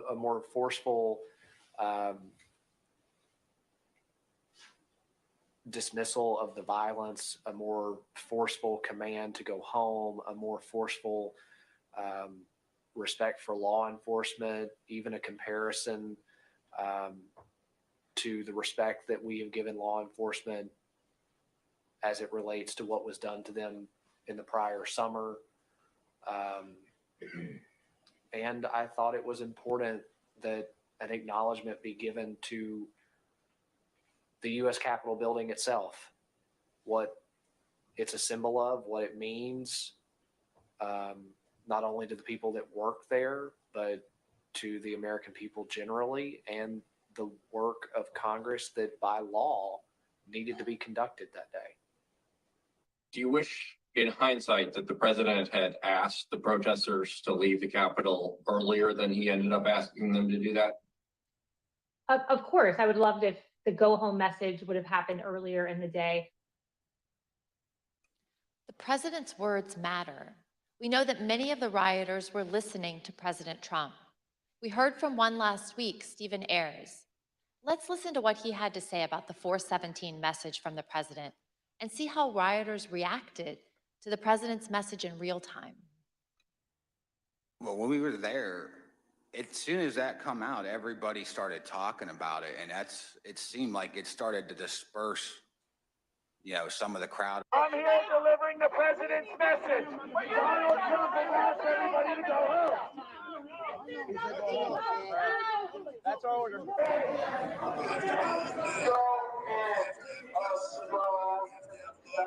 He says go home. He says go home. Yeah, he said to go home. But just as Mr. Ayers said, police were still fending off the last throes of the brutal assault. I yield to the gentleman from Illinois. While everyone else was working to get Congress back in session, what did President Trump do? At 6:01, just 1 minute after the citywide curfew went into effect, he posted his last tweet of the day. After officers engaged in multiple hours of hand-to-hand combat, with over 100 of them sustaining injuries, President Trump tweeted at 6:01 and justified the violence as a natural response to the election. He said, quote, "These are the things and events that happen when a sacred landslide victory is so unceremoniously, viciously stripped away from great patriots who have been badly, unfairly treated for so long. Go home with love and peace. Remember this day forever." He called the mob great patriots. He told people to remember the day forever. He showed absolutely no remorse. A few minutes later, at 6:27, the president left the dining room and he went up to the White House residence for the night. On the screen is the last photograph of the president that night as he went into the residence. As he was gathering his things in the dining room to leave, President Trump reflected on the day's events with a White House employee. This was the same employee who had met President Trump in the Oval Office after he returned from the ellipse. President Trump said nothing to the employee about the attack. He said only, quote, "Mike Pence let me down." Ms. Matthews, what was your reaction to President Trump's 601 tweet? At that point, I had already made the decision to resign, and this tweet just further cemented my decision. I thought that January 6, 2021 was one of the darkest days in our nation's history, and President Trump was treating it as a celebratory occasion with that tweet. And so it just further cemented my decision to resign. Others agreed with your assessment of that tweet. Let's look at what they had to say. Who asked you about this tweet before it was sent? The president. Tell us about that conversation and everything that you said and he said to the best of your recollection. Sure. So he said, "What do you think of this?" And I believe I saw the text message or on his phone. And I remember saying to him, the wording on the first sentence, I guess it's one long sentence, but the wording on the first sentence would lead some to believe that potentially he had something to do with the events that happened at the Capitol. What did he say? I don't recall him saying anything in response to that. I believe that was the end of the conversation. Did he change anything in light of your comments? No, sir, he did not. And what about this made you think that someone might perceive the president having a role in the violence at the Capitol? It was my interpretation of the words. I mean, I'm not I don't write speeches or anything, but the phrase, "These are the things that happened," to me sounded as if culpability was associated with it, to me.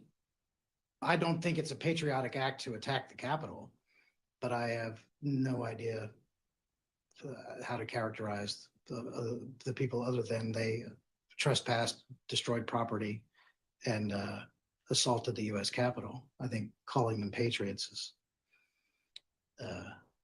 let's say, a stretch, to say the least. Is that all it is, a stretch, or just flatly wrong? I don't think it's a patriotic act to attack the U.S. Capitol. Would you call it unpatriotic? Criminal? Unpatriotic? Sure. What happened at the Capitol cannot be justified in any form or fashion. It was wrong and it was tragic, and it was a terrible day. It was a terrible day for this country. I thought it was inappropriate. Why?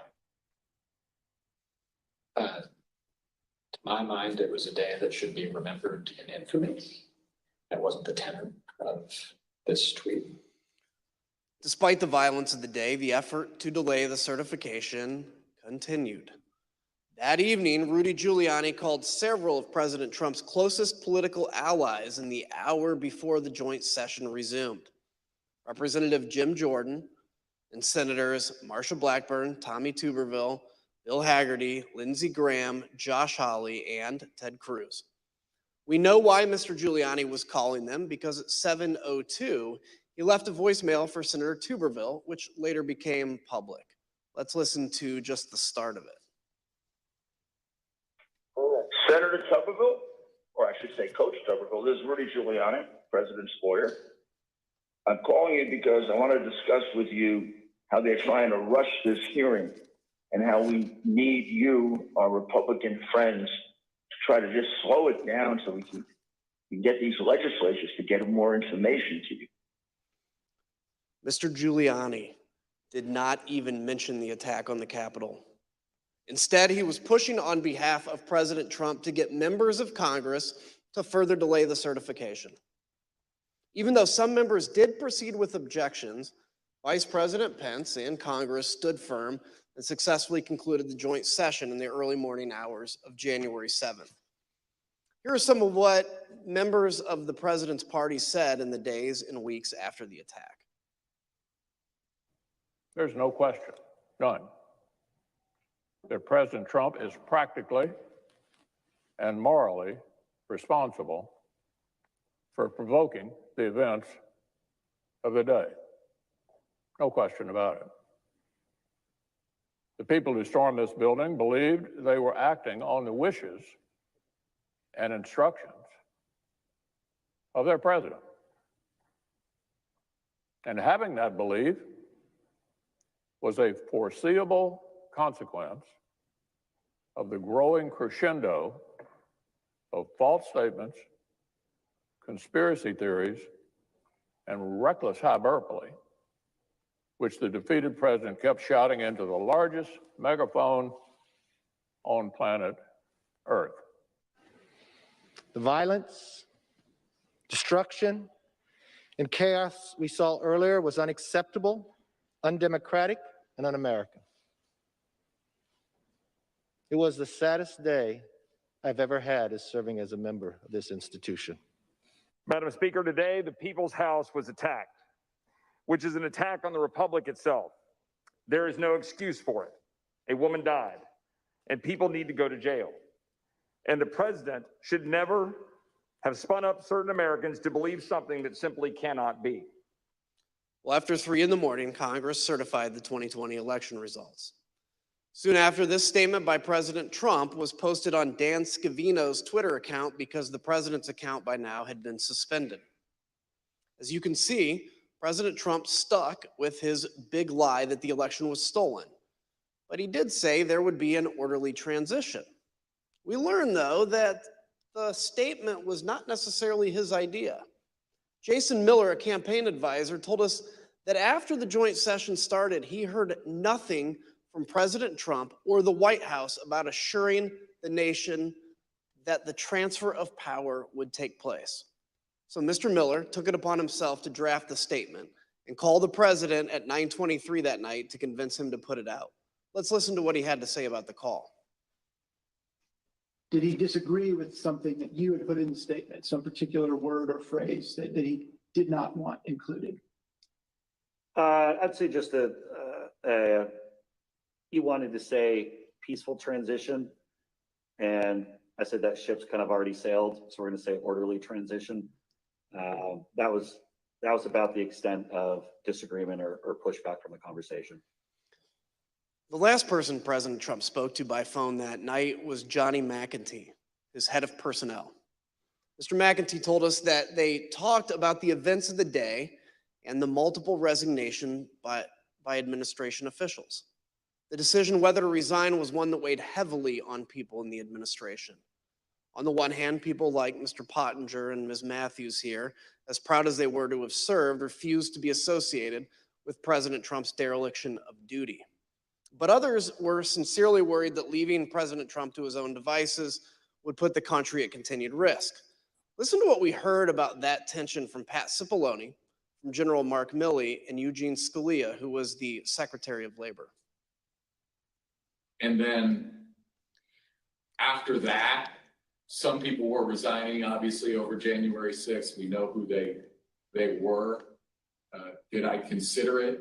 Yes. Did I do it? No. Concerned about is if people in the counsel's office left, who would replace me? And I had some concerns that it might be somebody who, had been giving bad advice. On the morning of the 7th, the decision I arrived at was that the most constructive thing I could think of was to seek a meeting of the cabinet. I thought that trying to work within the administration to steady the ship was likely to have greater value than simply resigning. After which point I would have been powerless to really affect things with the administration. Gene thought that there should be a cabinet meeting. Do you know why that would not be? I don't remember why.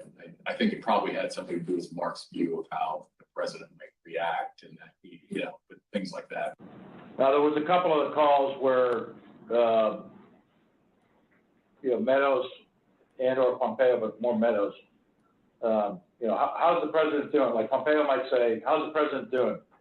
And Meadows would say, well, he's in a really dark place. Like here's one, for example, on the 7th of January. So this is day after, right? POTUS is very emotional and in a bad place. Meadows. As you heard, Secretary Scalia wanted President Trump to convene a cabinet meeting. He put his request in a memo to the president, and here's what it said. You can see that Secretary Scalia recommended that the president, quote, no longer publicly question the election results. After Wednesday, no one can deny this is harmful. Secretary Scalia also highlighted the importance of the public knowing the president would invoke his cabinet in decision-making and not, quote, certain private individuals. Though Secretary Scalia did not say it, he was referring to Rudy Giuliani and the rest of the so-called clown car working with President Trump to try to overturn the election. Secretary Scalia understood that the president needed to do more to reassure the public about the last few weeks of the Trump administration. Mr. Pottinger, when you made the decision to resign, did you walk out of the White House immediately? No, I wanted to first talk to my immediate boss. That was the National Security Advisor, Robert O'Brien. Robert O'Brien was traveling on the 6th. I reached him at about 4:30 p.m. And told him that I was submitting my resignation. He accepted the resignation, but he also asked whether I could stay until he could get back to the White House. And I agreed to that. We both wanted to make sure that I was leaving in a responsible way. We still have foreign adversaries to worry about, hackers, terrorists, nation states. I did not want to leave my chair empty, given that I was the top national security staffer in the White House. So I ended up staying at my desk through the night. When Robert O'Brien arrived back at the White House the next morning, the morning of the 7th, I debriefed with him and left for the last time. So you and I both share a passion for national security of our country. Can you share with me, what's your view on how January 6th impacted our national security? Well, when you have a presidential transition, even under the best circumstances, it's a time of vulnerability. It's a time of vulnerability. And when you have a contested election, I was certainly concerned that some of our adversaries would be tempted to probe or test U.S. resolve. As an example, in late December, the Iranian government attacked the U.S. embassy in Baghdad. They did that using some of their terrorist proxies. President Trump did handle that. He sent a very clear warning to the Ayatollah and his regime, which I think had a useful effect. I think that we would have handled other threats of that nature, and luckily no other threats materialized before the inauguration on the 20th. But our national security was harmed in a different way by the 6th of January, and that is that I think it emboldened our enemies by helping give them ammunition to feed a narrative that our system of government doesn't work, that the United States is in decline. China, the Putin regime in Russia, Tehran, they're fond of pushing those kinds of narratives. And by the way, they're wrong. We've been hearing for the entirety of U.S. history from kings and despots that the United States is in decline, and those kings and despots have been proven wrong every single time. But nonetheless, January 6th helped feed a perception that I think emboldens our adversaries. the other part I think is simply our allies. I heard from a lot of friends in Europe, in Asia, allies, close friends, and supporters of the United States that they were concerned about the health of our democracy. And so I think it's incumbent upon us to put their minds at ease, to put our own hearts at ease by investigating what happened on the 6th and making sure that it never happens again. Look, I've always said democracies are not defined by bad days. They're defined by how they recover from those bad days. And that's what we're doing here, is to bring accountability to that so we can actually come back even stronger than when we went into January 6th. Ms. Matthews, as you left the White House for the last time that night, January 6th, what did you think Americans needed to hear from President Trump? I think that the American people needed to hear and see him publicly commit to a peaceful or at least orderly transition of power. In the aftermath of the Capitol attack, it wasn't just enough for us to ask him to condemn the violence. He needed to agree that he would peacefully transfer power over to the incoming administration, because that's one of our fundamentals and what it means to live in a democracy. And so that evening when I resigned, the resignation statement that I drafted, I referenced this and I said, our nation needs a peaceful transfer of power, in hopes that it would put some sort of public pressure on the White House and President Trump to publicly agree to an orderly transition. Thank you. I yield to my friend from Virginia. Thank you, Mr. Kinzinger. The staff who remained at the White House on the morning of January 7th knew the president needed to address the nation again, and they had a speech prepared for him that morning, but he refused for hours to give it. As you heard Cassidy Hutchins testify previously, President Trump finally agreed to record an address to the nation later that evening, the evening of January 7th, because of concerns he might be removed from power under the 25th Amendment or by impeachment. We know these threats were real. Sean Hannity said so himself in a text message that day to Press Secretary Kayleigh McEnany. He wrote, "No more stolen election talk. Yes, impeachment and 25th Amendment are real." We obtained the never-before-seen raw footage of the president recording his address to the nation that day on January 7th, more than 24 hours after the last time he had addressed the nation from the Rose Garden. Let's take a look. Whenever you're ready, sir.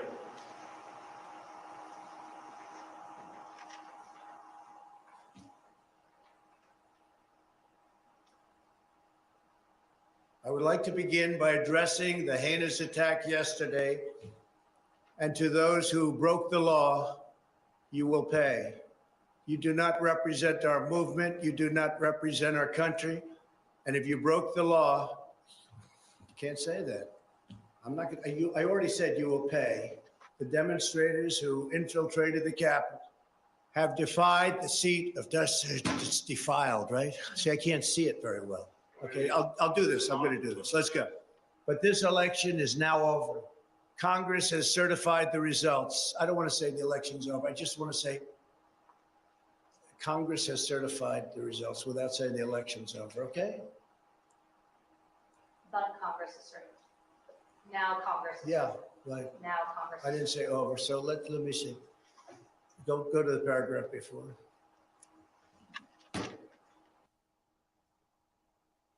Okay? I would like to begin by addressing the heinous attack yesterday. Yesterday is a hard word for me. Just take it out. The heinous attack. Good. Take the word yesterday, because it doesn't work with the heinous attack on our country. Say on our country. Want to say that? No, keep it. My only goal was to ensure the integrity of the vote. My only goal was to ensure the integrity of the vote. On January 7th, one day after he incited an insurrection based on a lie, President Trump still could not say that the election was over. Mr. Pottinger, you've taken the oath multiple times in the Marines and as an official in the executive branch. Can you please share with us your view about the oath of office and how that translates into accepting election results and a transfer of power? Sure. You know, this isn't the first time that we've had a close election in this country. And President Trump certainly had every right to challenge in court the results of these various elections. But once you've had due process under the law, you have to conform with the law, no matter how bitter the result. Once you've presented your evidence in court, judges have heard that evidence, judges have ruled. If you continue to contest an election, you're not just contesting an election anymore. You're actually challenging the Constitution itself. You are challenging the societal norms that allow us to remain unified. I think that one example, for example, you've got Vice President Richard Nixon back in 1960 had lost a hard-fought election against Senator John F. Kennedy. There were irregularities in that vote, according to a lot of the histories, and a lot of Vice President Nixon's supporters asked him to fight, contest it, don't concede. But in one of his finest moments, Vice President Nixon said no. He said it would tear the country to pieces, and he conceded to Jack Kennedy and announced that he was going to support him as the next president. We have an example of a Democratic candidate for president, Vice President Al Gore, who faced a very similar dilemma.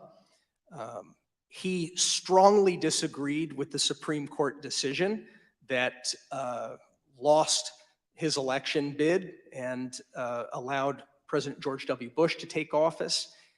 But he gave a speech of concession in late December, mid or late December of 2000, where he said, this is for the sake of the unity of us as a people and for the strength of our democracy. I also am going to concede. I'm going to support the new president. His speech is actually a pretty good model, I think, for any candidate for any office, up to and including the president, and from any party to read, particularly right now. You know, the oath that our presidents take, it's very similar to the oath of office I took as a U.S. Marine officer and the oath I took as a White House official. It is to support and defend the Constitution. It's to protect the Constitution, to bear true faith and allegiance to the Constitution. And it is a sacred oath. It's an oath that we take before our families. We take that oath before God. I think that we have an obligation to live by that oath. I do still believe that we have the most ingenious system of government on earth, despite its imperfections. I don't envy countries that don't have this system that actually allows for a predictable, peaceful transfer of government every 4 to 8 years. And it's not something that we should take for granted. Thank you.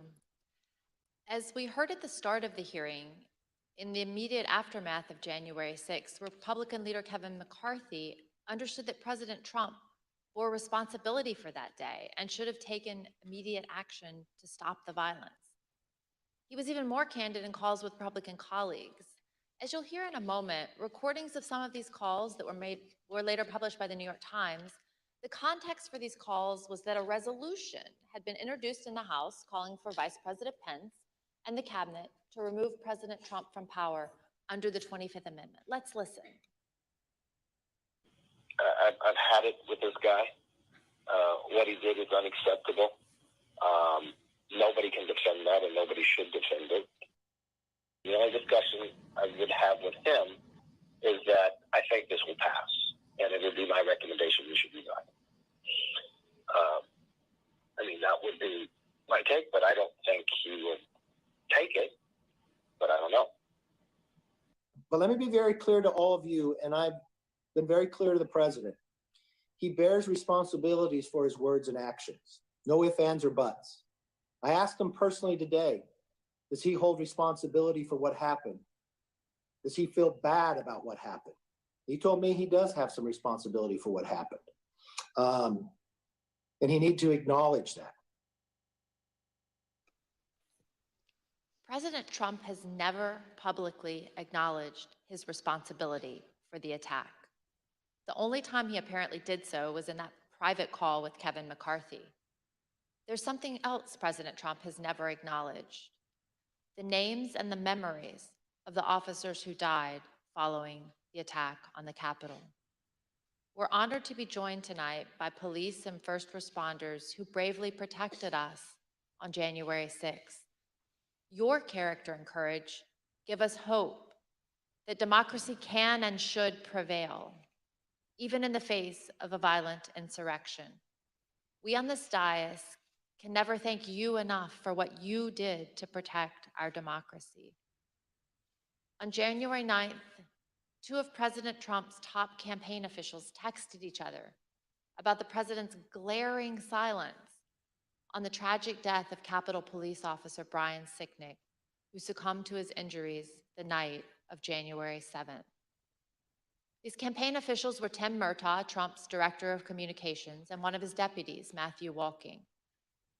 Their job was to convince people to vote for President Trump, so they knew his heart, his mind, and his voice as well as anyone, and they knew how he connects with his supporters. Here's what they had to say about their boss.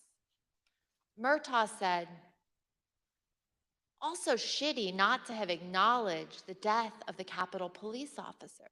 Walking responded, "That's enraging to me. Everything he said about supporting law enforcement was a lie." To which Murtaugh replied, "You know what this is, of course? If he acknowledged the dead cop, he'd be implicitly faulting the mob. And he won't do that because they're his people. And he would also be close to acknowledging that what he lit at the rally got out of control. No way he acknowledges something that could ultimately be called his fault. No way." President Trump did not then and does not now have the character or courage to say to the American people what his own people know to be true. He is responsible for the attack on the Capitol on January 6th. Thank you, and I yield to the gentleman from Illinois. Thank you, Ms. Loria. Tonight's testimony and evidence is as sobering as it is straightforward. Within minutes of stepping off the ellipse stage, Donald Trump knew about the violent attack on the Capitol. From the comfort of his dining room, he watched on TV as the attack escalated. He sent tweets that inflamed and expressed support for the desire of some to literally kill Vice President Mike Pence. For 3 hours, he refused to call off the attack. Donald Trump refused to take the urgent advice he received that day. Not from his political opponents or from the liberal media, but from his own family, his own friends, his own staff, and his own advisors. In the midst of an attack, when there was no time for politics, the people closest to Trump told him the truth. It was his supporters attacking the Capitol, and he alone could get through to them. So they pled for him to act, to place his country above himself. Still, he refused to lead and to meet the moment to honor his oath. It was only once the vice president and the members of Congress were in secure locations and the officers defending the Capitol began to turn the tide that then President Trump engaged in the political theater of telling the mob to go home. And even then, he told them all they were special and that he loved them. Whatever your politics, whatever you think about the outcome of the election, we as Americans must all agree on this. Donald Trump's conduct on January 6th was a supreme violation of his oath of office and a complete dereliction of his duty to our nation. It is a stain on our history. It is a dishonor to all those who have sacrificed and died in service of our democracy. When we present our full findings, we will recommend changes to laws and policies to guard against another January 6th. The reason that's imperative is that the forces Donald Trump ignited that day have not gone away. The militant, intolerant ideologies, the militias, the alienation and the disaffection, the weird fantasies and disinformation. They're all still out there, ready to go. That's the elephant in the room. But if January 6th has reminded us of anything, I pray it has reminded us of this. Laws are just words on paper. They mean nothing without public servants dedicated to the rule of law and who are held accountable by a public that believes oaths matter more than party tribalism or the cheap thrill of scoring political points. We, the people, must demand more of our politicians and ourselves. Oaths matter. Character matters. Truth matters. If we do not renew our faith and commitment to these principles, this great experiment of ours, our shining beacon on a hill, will not endure. I yield to the gentlewoman from Virginia. Thank you, Mr. Kinzinger. Throughout our hearings, we've provided many facts and painted a vivid picture of the events of January 6th. The violence, the human toll, both emotional and physical, including the tragic loss of life. The threats to our Constitution, the rule of law, and the danger to this nation, a nation we all love as Americans. In tonight's hearing, we've gone into great detail about the events inside the White House on January 6th. We've described how the President of the United States, who was bound by oath to the Constitution and by duty to ensure the laws are faithfully executed, took no action when the cornerstone of our democracy, a peaceful transition of power, was under attack. But it's more than that. Donald Trump summoned a violent mob and promised to lead that mob to the Capitol to compel those he thought would cave to that kind of pressure. And when he was thwarted in his effort to lead the armed uprising, he instigated the attackers to target the vice president with violence, a man who just wanted to do his constitutional duty. So in the end, this is not, as it may appear, a story of inaction in a time of crisis, but instead it was the final action of Donald Trump's own plan to assert the will of the American people and remain in power. Not until it was clear that his effort to violently disrupt or delay the counting of the election results had failed did he send a message to his supporters in which he commiserated with their pain and he told them affectionately to go home. That was not the message of condemnation and just punishment for those who broke the law that we expect from a president whose oath and duty is to ensure the laws are faithfully executed. But instead, it was his newest version of stand back and stand by. To me, this is personal. I first swore an oath to support and defend the Constitution against enemies foreign and domestic when I entered the U.S. Naval Academy at age 17. I spent 2 decades on ships at sea, defending our nation from known and identifiable foreign enemies who sought to do us harm. I never imagined that that enemy would come from within. I was not as prescient as Abraham Lincoln, who 23 years before the Civil War said, "If destruction be our lot, we must ourselves be its author and its finisher." Donald Trump was the author, and we, the people, for ourselves and our posterity, should not let Donald Trump be the finisher. Thank you, and I yield to the Vice Chair. Thank you very much, Mrs. Luria. I want to thank our witnesses for joining us today. The members of the Select Committee may have additional questions for today's witnesses, and we ask that you respond expeditiously in writing to those questions.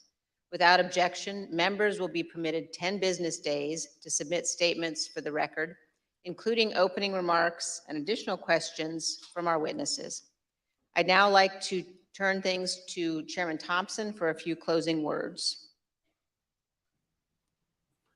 The members of the committee and I appreciate and thank all persons who've come forward voluntarily to provide information to help protect our democracy.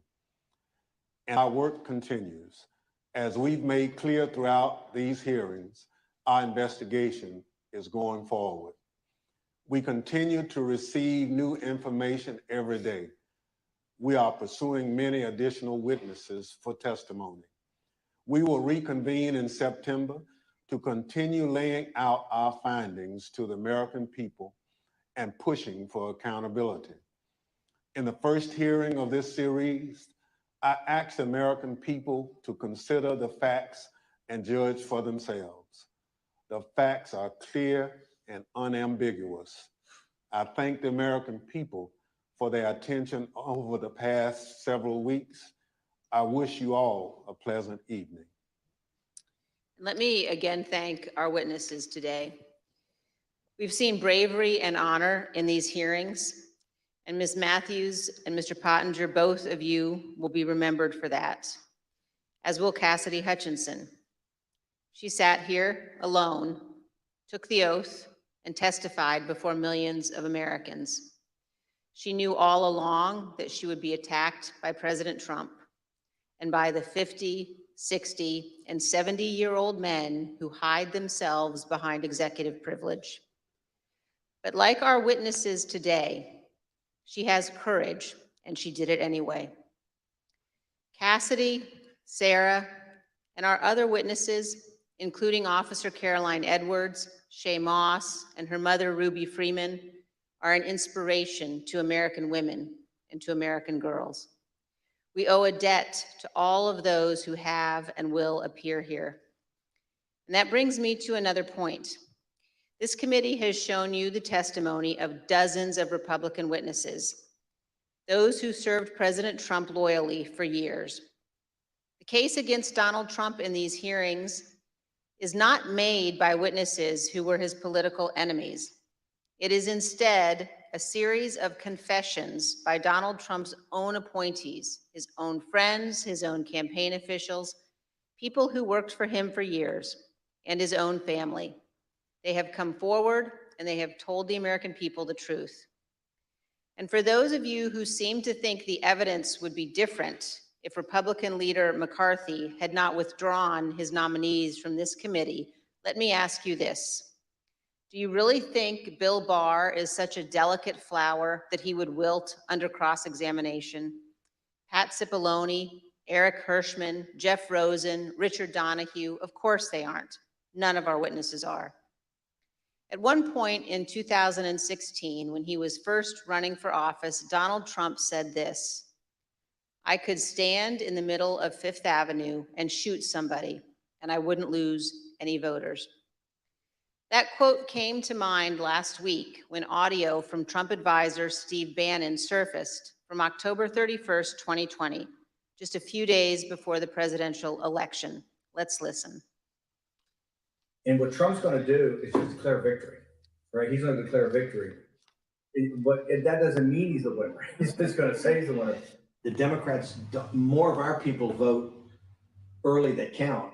Theirs voted mail. And so they're going to have a natural disadvantage, and Trump's going to take advantage of it. That's our strategy. He's going to declare himself a winner. So when you wake up Wednesday morning, it's going to be a firestorm. Also, if Trump is losing by 10 or 11 o'clock at night, it's going to be even crazier. No, because he's going to sit right there and say they stole it. If Biden's winning, Trump is going to do some crazy shit. And of course, 4 days later, President Trump declared victory when his own campaign advisors told him he had absolutely no basis to do so. What the new Steve Bannon audio demonstrates is that Donald Trump's plan to falsely claim victory in 2020, no matter what the facts actually were, was premeditated. Perhaps worse, Donald Trump believed he could convince his voters to buy it, whether he had any actual evidence of fraud or not. And this same thing continued to occur from Election Day onward until January 6th. Donald Trump was confident that he could convince his supporters the election was stolen, no matter how many lawsuits he lost, and he lost scores of them. He was told over and over again in immense detail that the election was not stolen. There was no evidence of widespread fraud. It didn't matter. Donald Trump was confident he could persuade his supporters to believe whatever he said, no matter how outlandish, and ultimately that they could be summoned to Washington to help him remain president for another term. As we showed you last week, even President Trump's legal team, led by Rudy Giuliani, knew they had no actual evidence to demonstrate the election was stolen. Again, it didn't matter. Here's the worst part. Donald Trump knows that millions of Americans who supported him would stand up and defend our nation were it threatened. They would put their lives and their freedom at stake to protect her. And he is preying on their patriotism. He is preying on their sense of justice. And on January 6th, Donald Trump turned their love of country into a weapon against our Capitol and our Constitution. He has purposely created the false impression that America is threatened by a foreign force controlling voting machines, or that a wave of tens of millions of false ballots were secretly injected into our election system, or that ballot workers have secret thumb drives and are stealing elections with them. All complete nonsense. We must remember that we cannot abandon the truth and remain a free nation. In late November of 2020, while President Trump was still pursuing lawsuits, many of us were urging him to put any genuine evidence of fraud forward in the courts and to accept the outcome of those cases. As January 6th approached, I circulated a memo to my Republican colleagues explaining why our congressional proceedings to count electoral votes could not be used to change the outcome of the election. But what I did not know at the time was that President Trump's own advisors, also Republicans, also conservatives, including his White House counsel, his Justice Department, his campaign officials, they were all telling him almost exactly the same thing I was telling my colleagues. There was no evidence of fraud or irregularities sufficient to change the election outcome. Our courts had ruled. It was over. Now we know that it didn't matter what any of us said because Donald Trump wasn't looking for the right answer legally or the right answer factually. He was looking for a way to remain in office. Let's put that aside for a moment and focus just on what we saw today. In our hearing tonight, you saw an American president faced with a stark and unmistakable choice between right and wrong. There was no ambiguity. No nuance. Donald Trump made a purposeful choice to violate his oath of office, to ignore the ongoing violence against law enforcement, to threaten our constitutional order. There is no way to excuse that behavior. It was indefensible. And every American must consider this.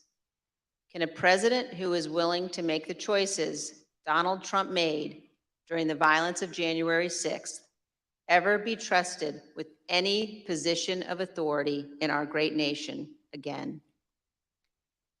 In this room, in 1918, the Committee on Women's Suffrage convened to discuss and debate whether women should be granted the right to vote. This room is full of history, and we on this committee know we have a solemn obligation not to idly squander what so many Americans have fought and died for. Ronald Reagan's great ally, Margaret Thatcher, said this: "Let it never be said that the dedication of those who love freedom is less than the determination of those who would destroy it." Let me assure every one of you this: our committee understands the gravity of this moment, the consequences for our nation. We have much work yet to do, and we will see you all in September. I request those in the hearing room remain seated until the Capitol Police have escorted witnesses and members from the room. Without objection, the committee stands adjourned.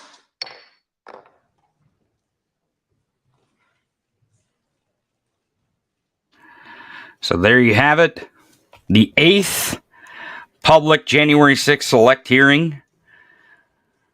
Bombshells. The footage of the outtakes of Donald Trump's videos of him, well, let's just be frank, being a whiny little baby, did not disappoint. I'm going to bring in Ben Meiselas, one of the hosts of Legal AF, to respond to the second half of the hearing and the video of the outtakes that we witnessed tonight. Ben, what'd you make of the video there and the second half of the hearing? Wow, wow, wow. We were promised bombshells, and boy, did the January 6th committee deliver. Antonio, wasn't just that Donald Trump was acting like a baby or said that he couldn't, that the word yesterday was apparently a very difficult word for him to say. But it's also Donald Trump saying, I don't want to say the election's over, as he was basically just told what he had to read to put the country at ease, to get peace in this country, that the election was over. And every time you hear Liz Cheney with her closing statements, just you burn always them. have to be ready. Just burns them down. She just burn the shade that she was throwing when she mentioned Cassidy Hutchinson and Sarah Matthews saying they had the courage, but there's 50, 60-year-old men that can't even muster up the courage to not invoke privilege was absolutely amazing. Yeah, that line was a complete mic drop moment right there for me. These 50, 60, and 7-year-old men who hide behind executive privilege. And it's so true. I mean, what Sarah Matthews said so articulately, just so directly, to have the courage to, one, leave on January 6th and just to sit there and tell the truth. And what she said was, and Liz Cheney repeated this, was that what Donald Trump did was indefensible. And it would be her job to have to try to defend that if asked about it. And you go back and you read that tweet from January 6, 2021 in its context, when you see all the video footage and everything that was going on with Trump saying, he goes, these are the things and events that happen. So is that 601? These are the things and events that happen when a sacred landslide election victory is so unceremoniously and viciously stripped away from great patriots who have been unfairly and badly treated for so long. We forget about that tweet, but how sick, how disgusting, how authoritarian can you be that after everything that went down, that is what you say, calling these people patriots and not distinguishing between the terrorists who were there and anyone else? I mean, how horrible is that, with the assistant saying, Mr. President, the assistant to him saying, Mr. President, that tweet looks like you're saying that you were involved in it, that you were responsible for it. It seems like you're taking credit for it. And in fact, we also hear that he's making the phone calls to get, Congress to overturn the election even after all of this was taking place. And how cowardly, again, and we knew this about Kevin McCarthy, but how cowardly is Kevin McCarthy right now? He was the one who had the conversation with Trump, saying that Trump said that he was responsible, and Kevin McCarthy just hides right now. And that's worse than even the 50, 60, 7-year-olds who hide behind executive privilege. I mean, Kevin McCarthy hides behind the traitor privilege, and that's where he belongs. But big mic drop moment. But an important step for democracy. And that's what Adam Kinzinger said at the very end of this, though, is that at the end of the day, we want to be a stronger nation. We want to be a better democracy. And that's what these hearings are all about. And I think they just hit it out of the park. I think so. I pulled the clip of Trump's outtakes. Let's play that real quick. It's just under 2 minutes. And then I want to get you to respond again to this clip, watching it the second time. Whenever you're ready, sir.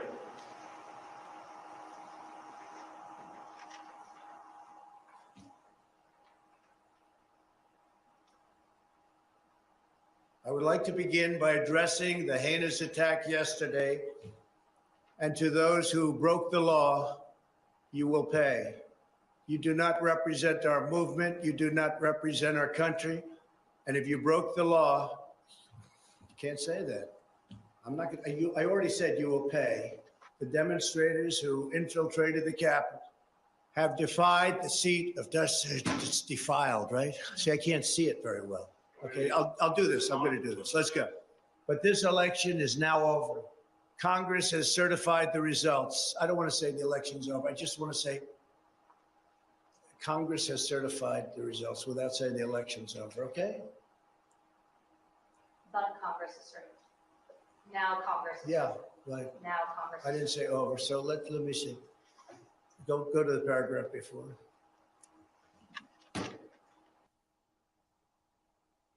Okay? I would like to begin by addressing the heinous attack yesterday. Yesterday is a hard word for me. Just take that. The heinous attack. Good. Take the word yesterday, because it doesn't work with the heinous attack on our country. Say on our country. Want to say that? No, keep it. My only goal was to ensure the integrity of the vote. My only goal was to ensure the integrity of the vote. Just a complete, just a baby, just a complete baby. Tony, the emperor has no clothes. He never had no clothes. And watching that, it is so scary to believe that that individual had the nuclear codes. That individual is a traitor. That individual is a moron. I will never refer to him using the word former president ever. This person is a traitor, fascist, dangerous, and a freaking idiot is what we see in the clip. So if the Josh Hawley clip from earlier was the appetizer, oh, this was the filet mignon that we've been waiting for. Apologies to all the vegans out there, but that vegetarians, but that's what this was. And boy, oh boy, did the January 6th committee have their forks and knives out to eat Trump apart right there. And now the question really is the fallout from that moment. I mean, how could you in your right? I mean, there's no depth, there's no bottom to the Ben, I don't want to interrupt you, but Lofgren has walked in front of the microphone here, so let's see what she has to say. Now that you have those initial batch of documents, you know where things stand. The evidence that comes in, and then how we decide to, make it coherent. What is the plan over August? You're getting way ahead of us. There's certainly a number of significant leads to fill in details that have come in, and we're going to pursue those. We're going to figure out this whole mystery with the Secret Service text. But we solved a mystery tonight, I would say. I mean, Sherlock Holmes had the story where the dog that didn't bark was the key to solving the case. And here was the president who didn't act. And that was the key to solving this case. It's like a security guard in a bank who does nothing to stop a robbery of the bank. And then you learn that he knows all the robbers and he helped to form them into a group and he knew they were armed and he waved them in and the whole thing comes together. So, we had the constitutional indictment and trial of Trump in the Senate, which ended with a 57-43 vote. And this is like, I was thinking about it tonight, kind of a moral trial of the president where the whole country just gets to use their common sense and figure out what happened. And there can be no question that Donald Trump was at the absolute center of the conspiracy to overthrow the election. and to assault our democracy. He did that. And whether there will be a legal trial, that's not up to us. That's up to the Department of Justice and other prosecutors in the land. But we're going to complete our investigation. What did you think about? We haven't gotten there yet. What did you think about Merrick Garland's comments yesterday? You know, saying no one is above the law and they're closely watching what you guys are doing, but obviously they're continuing their own investigation. Well, I appreciated his comments. What was interesting to me about it was that he's been saying the exact same thing for months, but I think it had a different resonance for the public when he said it, because the public has seen all of the evidence surface in our hearings. So when he says no one is above the law, people are thinking, okay, you know, the Department of Justice is taking it seriously, and well, they should. Mr. President, there was a lot of Kevin McCarthy that was featured in tonight's hearing. Do you believe that, what is the committee going to do? That he's defied this subpoena, and why is his testimony necessary still? Well, I mean, Kevin McCarthy was a key witness to these events. I mean, he was the lead Republican in the House where all of the action was. And so he was desperately trying to get the president to act. And that conversation was enormously revealing, where he says, these are your people, Mr. President. And then Trump's response was, well, maybe they just care more about election theft than you do. In other words, Trump knew exactly what was going on with his mob, and he supported them. So, you know, that to me was the dramatic importance of having him in here in that way. So what are you going to do that he continues to defy that subpoena? Yeah, I mean, look, we have been emphatic that people comply with our subpoenas, but we're not going to go on wild goose chases with people, because we're keeping our eyes on the prize in terms of assembling a body of evidence that will, you know, make the story real and make it factual for people. Congressman Raskin, on top of that, the Senate has come to an agreement or a deal on the Electoral Count Act. I know that you said that this is insufficient. Are you, does that still stand, or what are your thoughts on a potential to reform the Electoral Count Act to prevent some of this? Here's my take on it, and, you know, we'll have a lot of time to get into this, but my feeling is that reforming the Electoral Count Act is necessary, but it is not sufficient.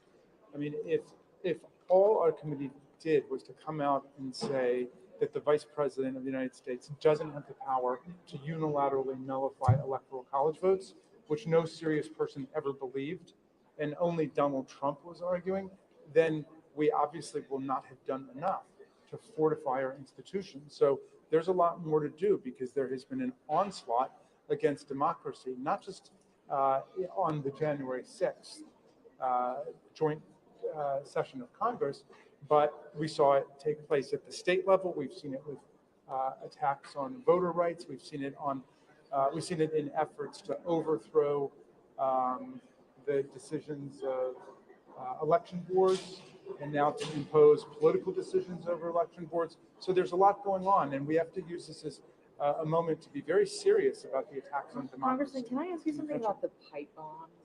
Is that something that the committee is learning any information about, or is that something that you guys are leaving entirely to law enforcement?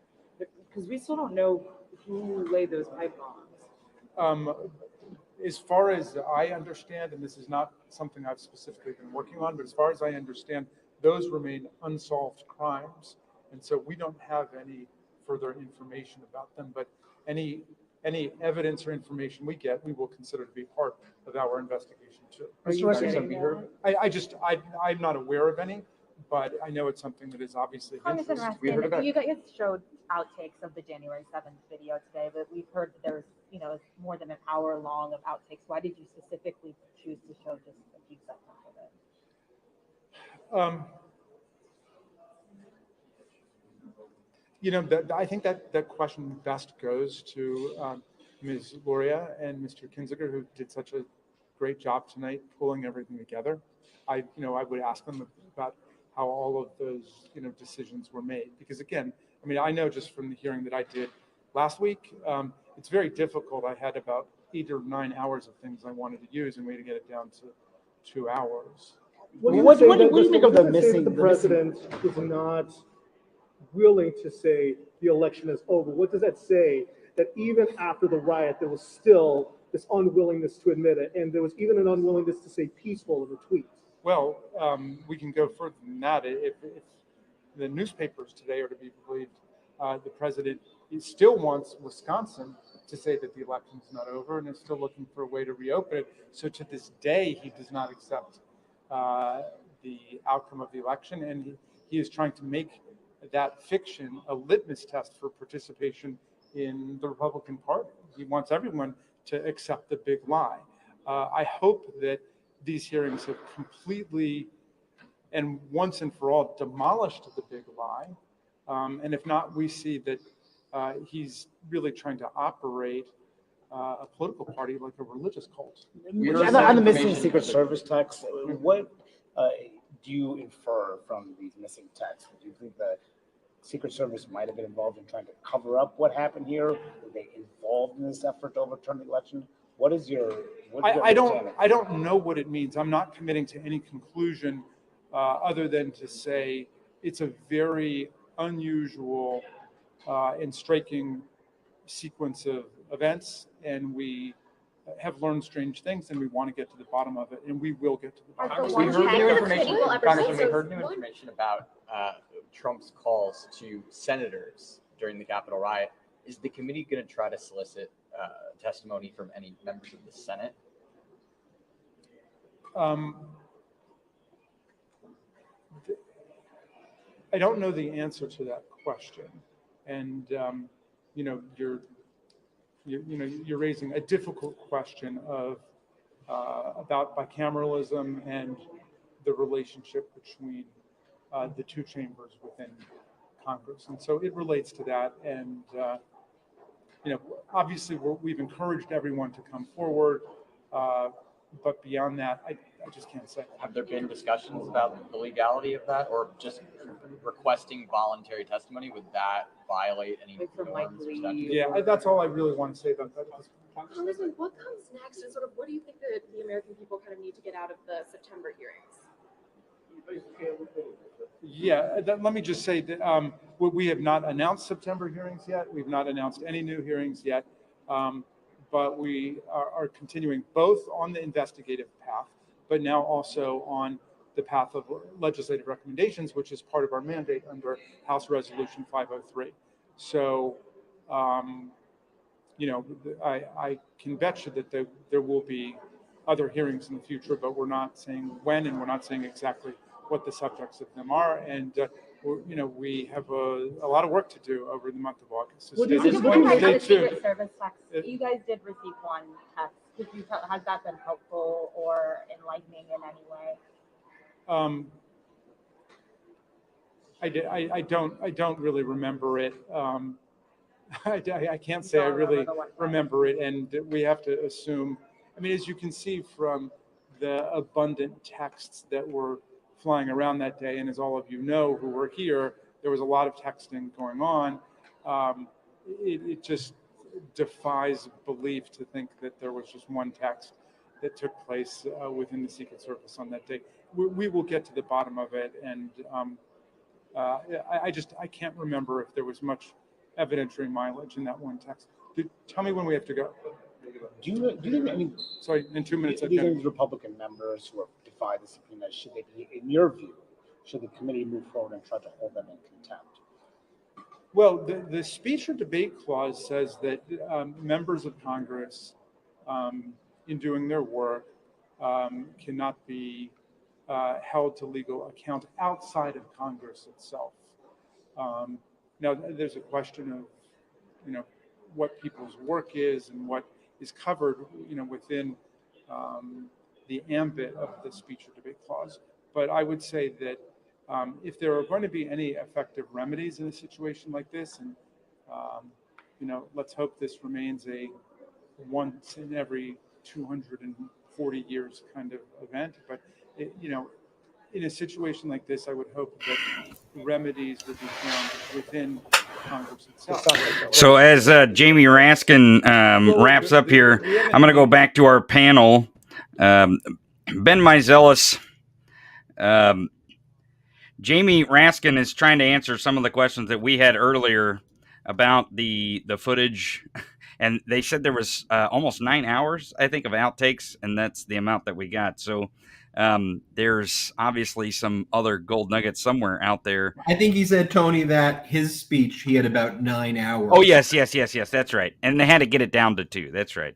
Exactly. And first off, I want to give kudos, though, right now to the Midas Touch camera person who gets Jamie Raskin right there. And I want to remind everybody watching this that Midas Touch has our own proprietary cameras in the Capitol building right now. And so it's through contributions like yours on the YouTube where you can make contributions that allows this independent journalism to thrive, where we support pro-democracy. We do not both sides issues. We don't call the right wing just conservative or Republicans. We call them out as being radical right extremists and fascists, which is what all of the media should do, and not both sides issues. And if you want more evidence that these people are fascists, just look at what the House Republicans were tweeting during today's very solemn event, during today's powerful, impactful, important event for our democracy. The fascist political party known as Republicans, they're tweeting this like every 30 minutes. They're just tweeting these things. Stories are not facts. All hearsay. Why don't they have a Secret Service agent testifying? They never show what President Trump was saying the word peacefully. Why? This is what the Republicans are saying? Are you kidding me? These are fascist idiots. And I look in the eyes of anyone who calls themselves an independent out there after watching Donald Trump give that, whatever you want to call that thing, on January 7th. If you are still on the fence somehow, you're going to throw your support behind that screwed up fascist idiot who tried to destroy this great country. Meanwhile, you have on a bipartisan basis Adam Kinzinger, who served abroad overseas for our great military, as you have Representative Lurie sitting there who controlled our Navy nuclear submarines. They're asking the questions, as you have our great police officers who are sitting there, and as you have Trump's aides who are basically saying, and they're text messaging each other, yeah, this thing about Trump supporting law enforcement, total bullshit. That's what they're saying about Trump. Total bullshit. And quote, you know what that is, of course. If Trump acknowledged the dead cop, he'd be implicitly faulting the mob. And he won't do that because they're his people, the mob. And he would also be close to acknowledging that what he lit at the rally got out of control. No way he acknowledges something that could ultimately be called his fault. If you support that, then you support fascism. If you support that, then you support being a Nazi. If you support that, you support our enemies. You support Putin. You are anti-American. You are unpatriotic. You are disgusting. And so that's who you support, those Republicans, these fascists. And I'm sick and tired of the media, which is why we created the Midas Touch Network, because I'm sick and tired of them being called conservative and somehow being liberal is being against insurrection. That's not being liberal. That's being an American. That's what being a patriot is. And we are going to reclaim what being a patriot is. And that's what the January 6th committee is doing. And that's what everyone who subscribes to the Midas Touch Media Network is doing. So make sure you all subscribe to the Midas Touch Media Network. Hit that subscribe button right now. Support pro-democracy content. We so appreciate you. We appreciate what you're doing, Tony, and can't wait to bring out some of our other great patriotic panelists, true patriots. I got someone waiting in the wings that I can't wait to see and hear exactly what her take is on this hearing. We heard from her before, Lee McGowan, politics girl. But Ben, do me a favor, because if you're going to come back for the panel, make sure you go get Jordy to get his microphone set up and everything. Can you do that for me, and make sure he's not, sauce by the time we get there. No, thank you for joining us. And if you want to join the panel, just come back soon. Come back soon. Thank you, Ben. We'll talk to you soon. So I want to go to Lee McGowan, politics girl. I think she says she's turning into a vampire or something over there. Yeah, basically. I'm good. I'm tired. That was long and great and wonderful. And I have to tell you, I was just listening to Ben and I'm totally fired up. I completely agree. I have to say, listening to them read Trump's his stop it, go home, we love you speech. Right. I realize how infuriated I am and how infuriated I've been for years, being called evil and bad. And that these people could have taken it from us, and these people stole our election, and these people could take it away. And, you're special and you're wonderful, but they were evil and bad. I mean, he uses those words, and I think, here's a man who knows he's lying. He knows he's lying. He knows what he's saying to his people is a lie. He just watched death and destruction and carnage and all of these things, and he is still unprepared to do the script that he's been given, that they are literally begging him to do.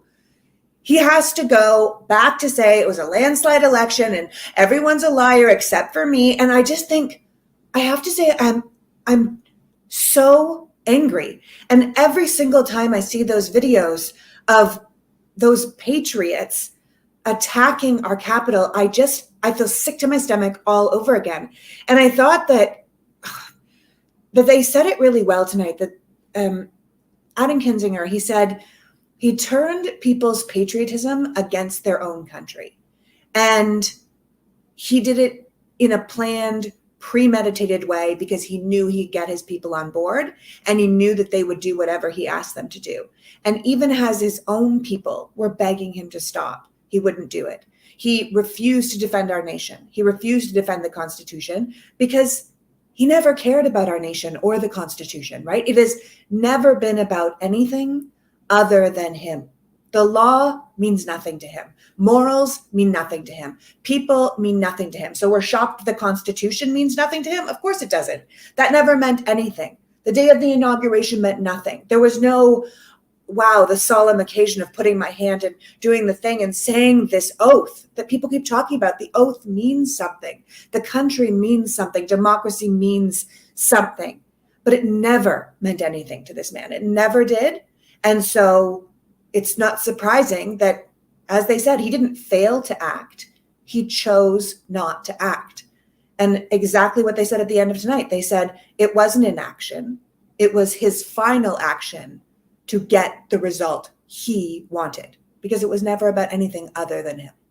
Absolutely. Well, and I think it shows in the outtakes of the video where even Ivanka is trying to guide him through the word yesterday and guide him through a few phrases because he's getting so frustrated he can't even muster up the courage to get through the script and do the video. It's almost like he was such a baby that he knew he'd lost. He didn't want to say it on camera. He didn't want to admit it.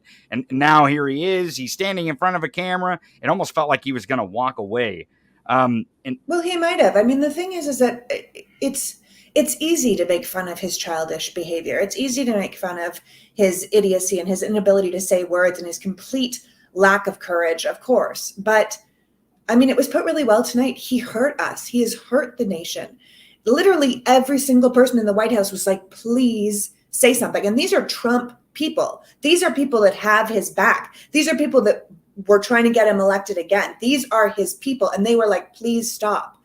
And we heard tonight, he hurt our national security. He helped feed the perception that emboldens our enemies, that America is in decline, that America is weak. He has helped our enemies feed a narrative that divides us, and that is still to this day being used against us, right? There are still people out there ready and willing to go forward who are still winning their elections right now for GOP primaries, for governor, for secretary of state, for mayors on the big lie, which is a complete fallacy, right? And Kinzinger said it well. He said, we need to learn from this. We need to grow from this, and we need to come back stronger from this. And we cannot do that without accountability. So I think that was one of the greatest moments when Adam Kinzinger basically said, moments like this don't make democracies weaker. It's what you do about it is what can make you stronger. I think that was one of the most powerful moments. I'm not always an Adam Kinzinger fan for obvious reasons. Liz Cheney either. But there was another moment when Liz Cheney absolutely burns down Pat Cipolloni's house in the moment where she basically calls him a coward for invoking privilege. Pat Cipollone had the absolute ability to sit there and not invoke privilege and tell the American people what the president at the time, Donald Trump, how he felt about them wanting to kill his vice president, and he wouldn't do it. Like, he struggled to even like, should I not? And you could tell he was holding the words, he's holding the thoughts, he's holding the knowledge, and he won't give it to the American people because it means, I don't know why. I don't know if it's ego. Because it's a weasel. He's a weasel. I mean, I can't watch that and not think of what a weasel he is. What an opportunist, to have the truth at your fingertips, like you said, on the tip of your tongue, to know exactly what happened, to know exactly what was in the room, and keep looking at your lawyer like he's going to save you. And you keep hedging. There was a bunch of men in these testimonies that just hedging, trying to make sure that they could still have a job somewhere else with a lobbying group after. And as long as I can just pretend, it is exhausting. For goodness sakes, just be a good person. Just tell the truth. This man is going to burn it all down anyway, Tell the truth. Watching people try to put their own best interest in front of what they know to be true is painful to watch. And I thought what Liz Cheney said about giving a shout out to all the brave women, especially the brave young women and the people like the women who worked, Ruby and Shay, who work and were attacked by the Trump people, all these women that stepped forward when so many men hid behind their privilege I think it was right to give them a shout out like that, because especially in a country right now that's giving the middle finger to women, you have all these women saying like, I'm brave enough to stand up for the Constitution and the country and my oath, beyond my future career, beyond my perception within my party, because I know that this is the right thing to do. And she even invoked women's suffrage, having mentioned in that room, in that very actual room. Tony, that's the thing. I mean, listen, Liz Cheney and I, like we said before, are on two different sides of every issue. But women have fought long and hard for the rights we have in this country. We have fought to be taken seriously. We have fought to have our voices heard. We have fought for our vote. And this is all women, all women. And we need to respect the fact that women by nature are under attack and always have been under attack. We've always fought, just like people who have fought for civil rights have always fought to be seen in this country. I think there's this idea that America has always been this perfect, beautiful democracy. And then all of a sudden, here comes Donald Trump. But it hasn't. It hasn't been. You know what? I totally understand what Adam Schiff was saying in one of the other hearings when he was saying how Shay and how her mother Ruby had been attacked is not American, is not who we are. And I understand what he's saying. He's saying this is not who we want to be. It's not our morals. It's not our values, but it is who we are. And we can't pretend that we don't have an entire history of treating Black women like garbage, or we don't have an entire history of treating Black people who want to vote or have anything to do with the voting system terribly. That is part of American history. And I think thinking we had this beautiful, perfect democracy and that it just got messed up by this one man, that's not true. We have always fought to be part of democracy. There's always been people, women, Black people, people of color, Indigenous people who have fought to be included in the American story. And Donald Trump and his people, all of his enablers, represent this idea of who belongs, who democracy belongs to. And I think it's wonderful to have a Republican and a woman like Liz Cheney out here saying, like, shout out to these people who often have their voices completely marginalized, and to thank them for standing up when people who have never had their voice marginalized don't have the courage to even speak. Well, I agree with you, because I keep telling people this, that everyone wants to make liberalism weak, and it's not. A bad thing. It's not a bad thing. Well, yeah. Liberalism is tough. Liberalism is the tough, long slog to equality and equity, and using democracy, getting through compromises, because you're right, our history is peppered with shameful things.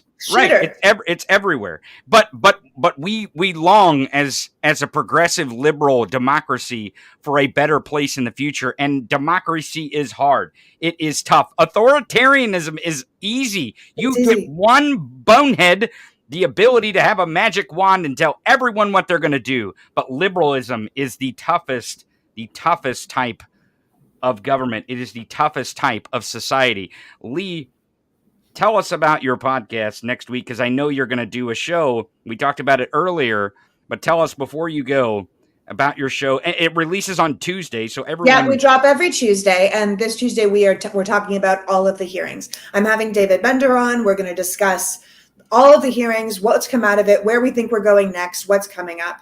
And I'm really looking forward to the conversation because he's just brilliant and he comes up with a million analogies that I just love to dig into. And I'm just really looking forward to it. I hope people will listen to it next Tuesday because I think it's going to be a great episode.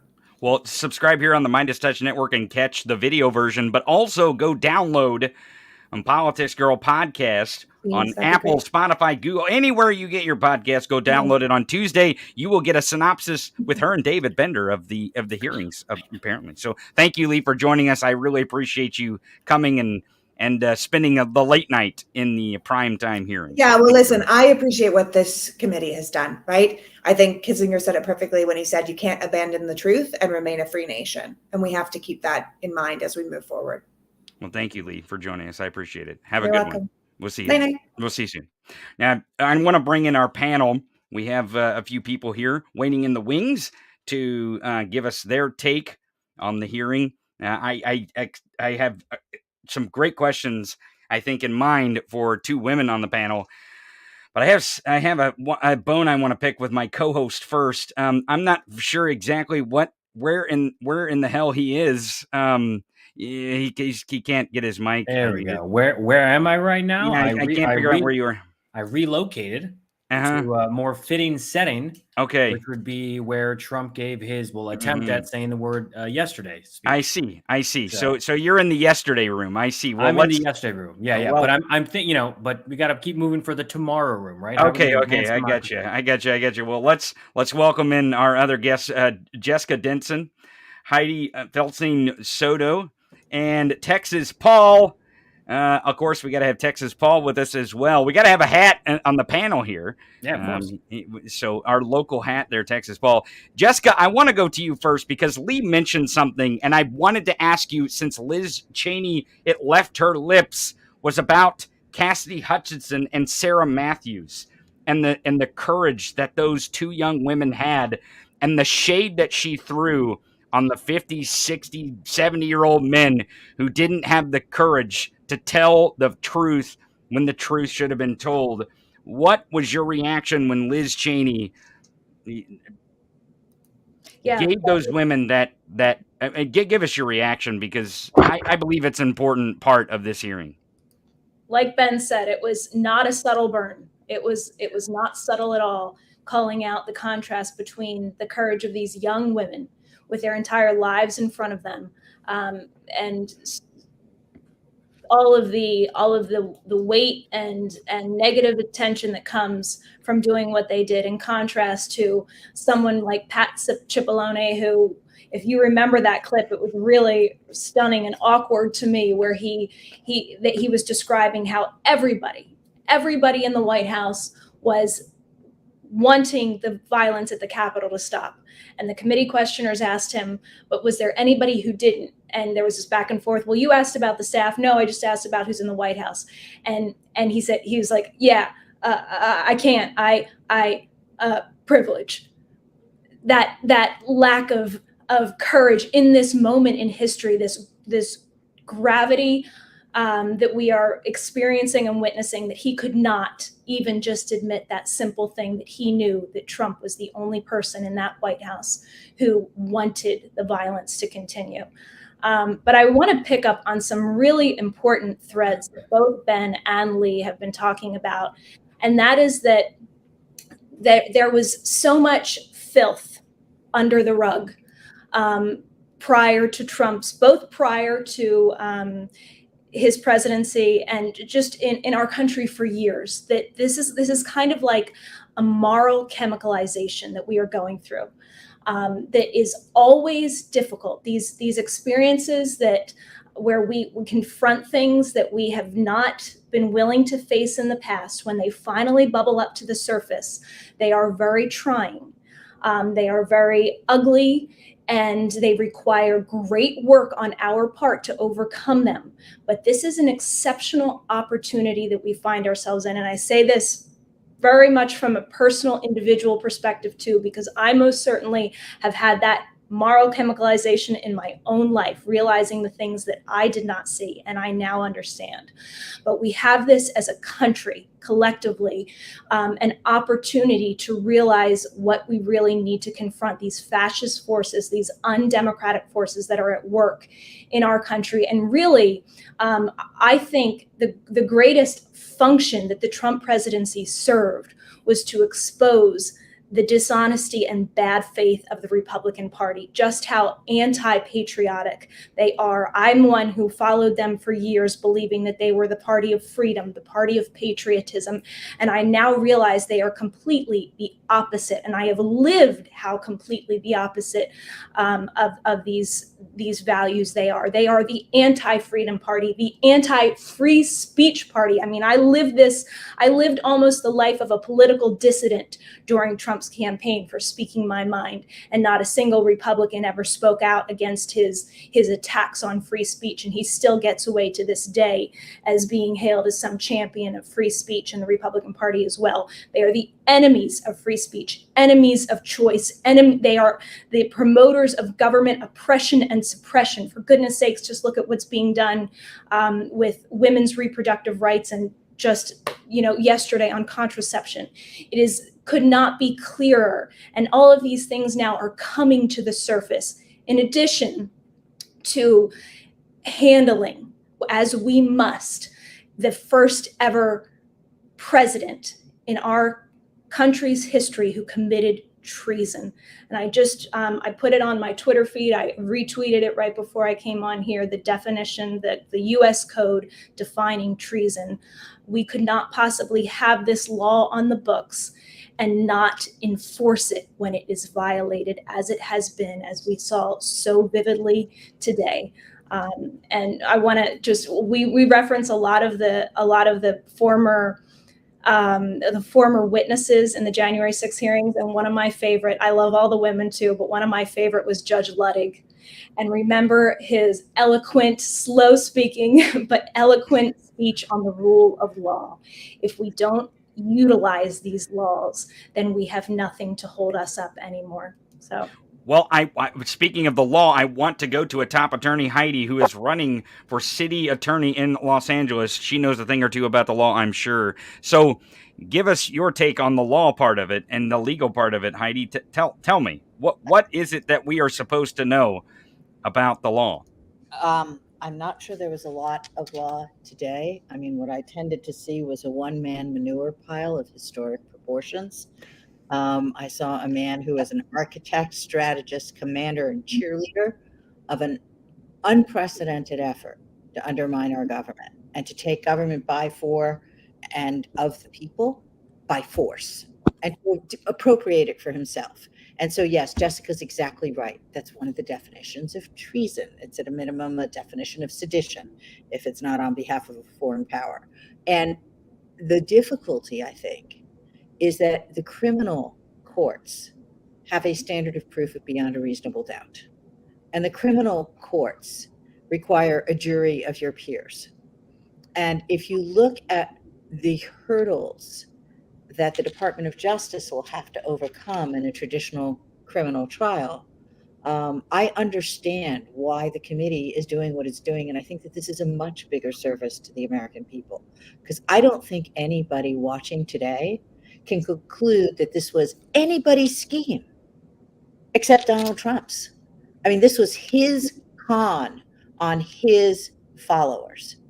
And so whatever may come of it, whether it's the New York Attorney General, or it's the investigation in Georgia, or it's, a Department of Justice coming to account for really a president that has betrayed everybody, betrayed his own followers, betrayed his oath, as people kept saying repeatedly, betrayed his base, and betrayed everybody in the country.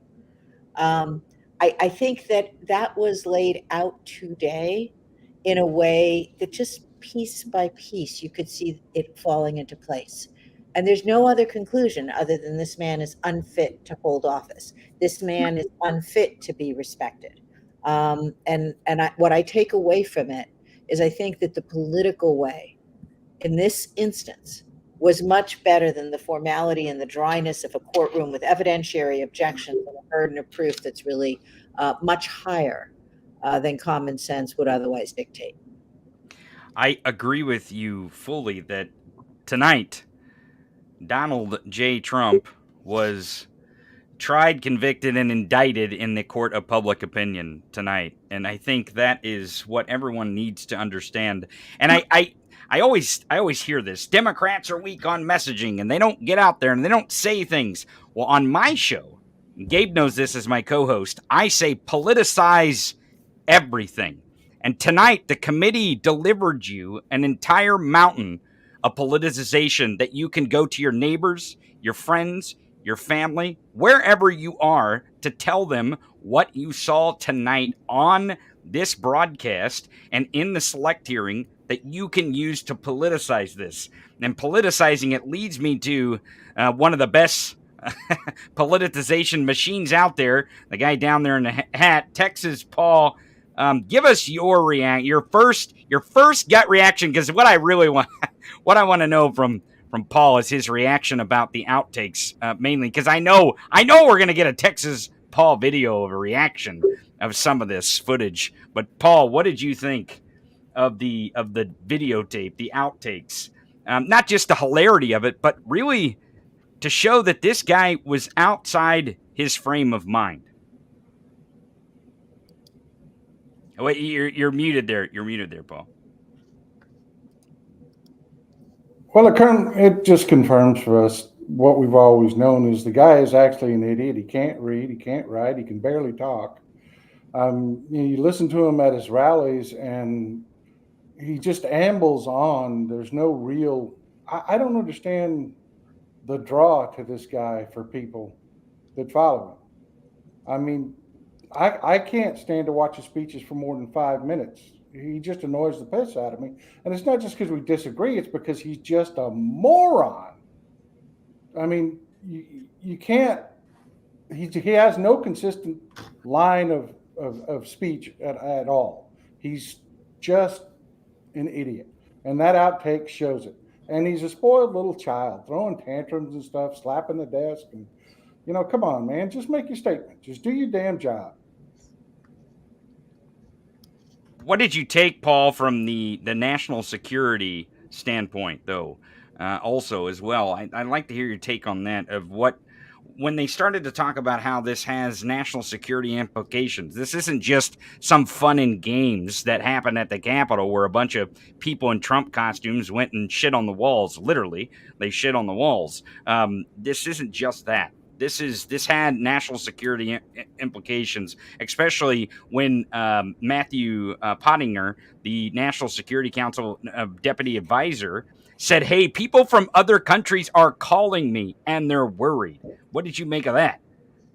Well, you had Milley calling China as well. I mean, it was all about Donald Trump, and that's the thing is people keep looking at this wrong, trying to understand what's going on. Look at Donald Trump like he's a criminal, and imagine that he's thinking like a criminal. Different people that do different things look at the same scenario you do, and they look at it differently. Somebody that works in security is always scanning for, security weaknesses. Somebody that's a criminal is looking for purses laying around.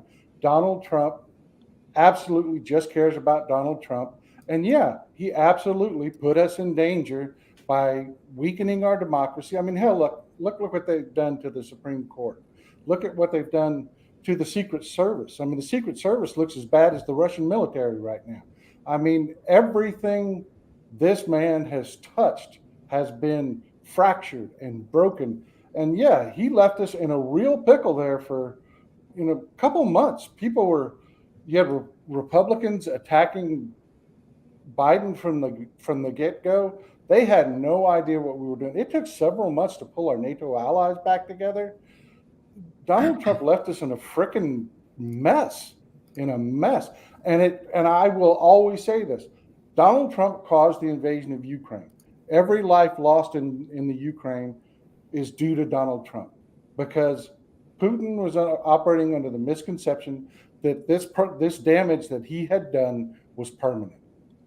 He did not think that Joe Biden would have the skill to pull together the support he did to do the things that he has done.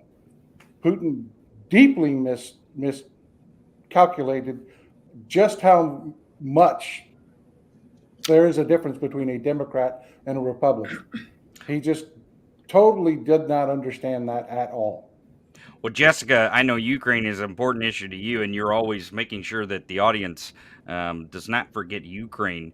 And I know the national security question is, because that was when I was watching the TV that day. I remember thinking, holy hell, what is the rest of the world going to see our democracy as now? What damage as far as weakness?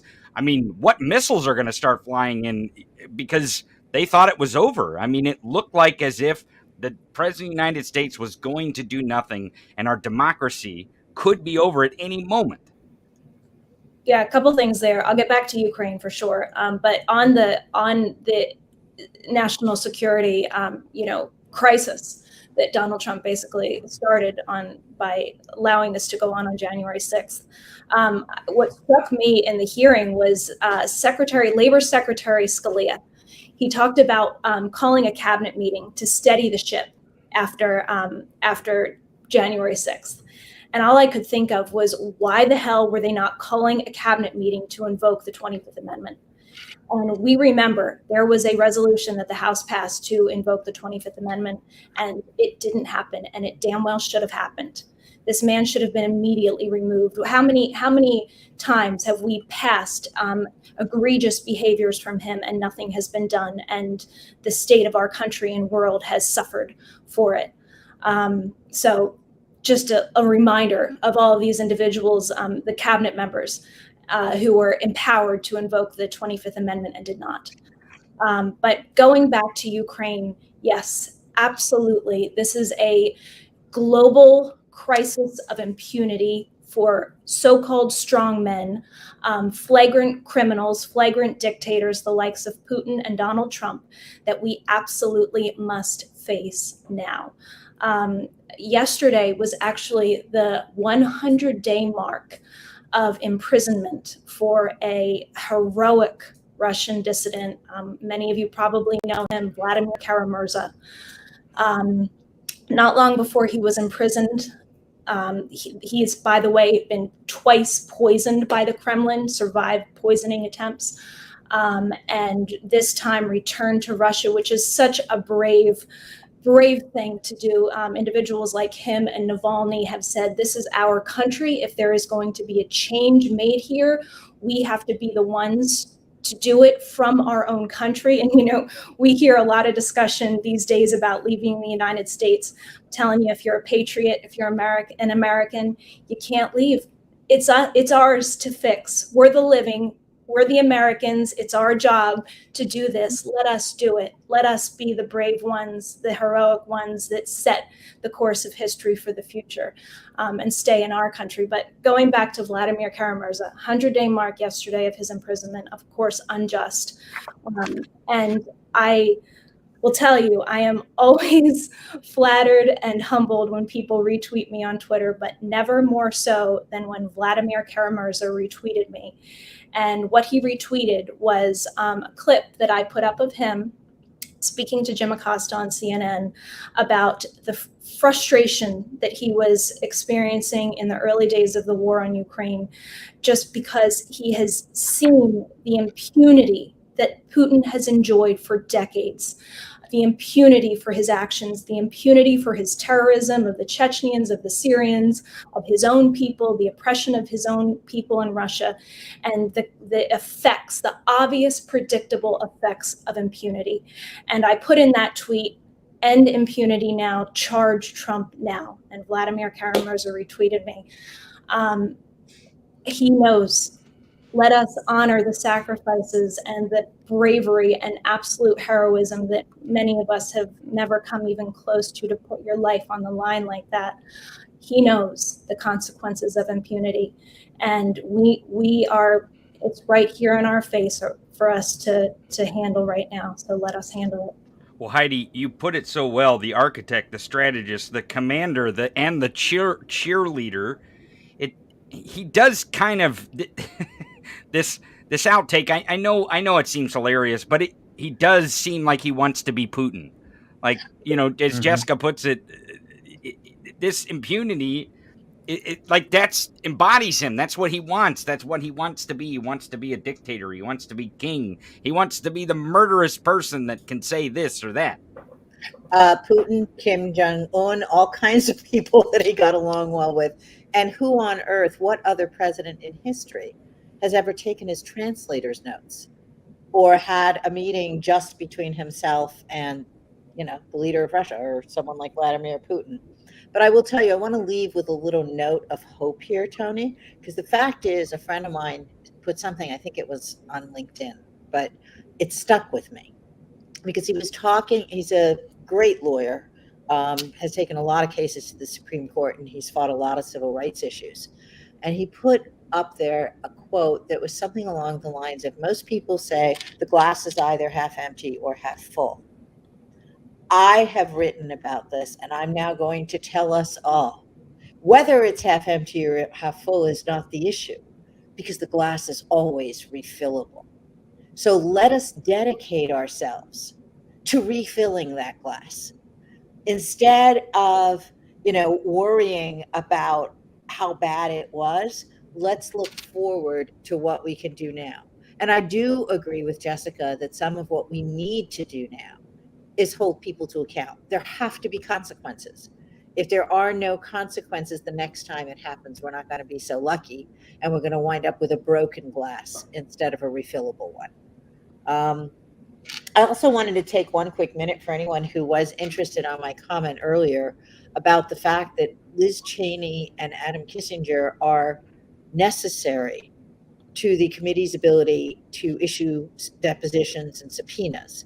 And the reason for that is if you look at the House resolution for the 117th Congress, and it's specifically House Resolution 8, and then also the House resolution forming this committee, 503, the chair doesn't have the power to issue subpoenas without consultation with the ranking minority member.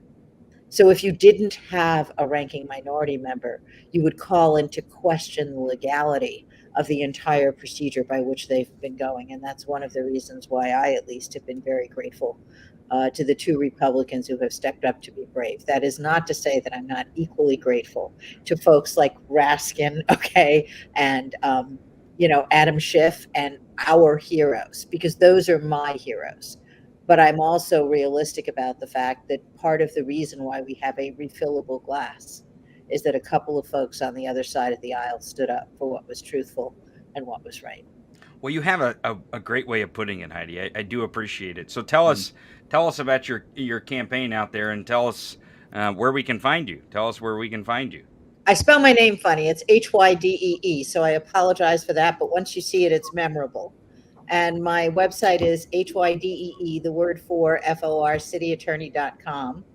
I squeaked by in the primary, but as they say, close only counts in horseshoes, hand grenades, and dancing. So I am on the ballot for November. If elected, I would be the first woman city attorney in the history of Los Angeles. And I really appreciated what Lee said earlier, what Jessica said earlier. Women, we are finding our voices just as the tides are trying to turn to silence us and take us back to the handmaid's tale.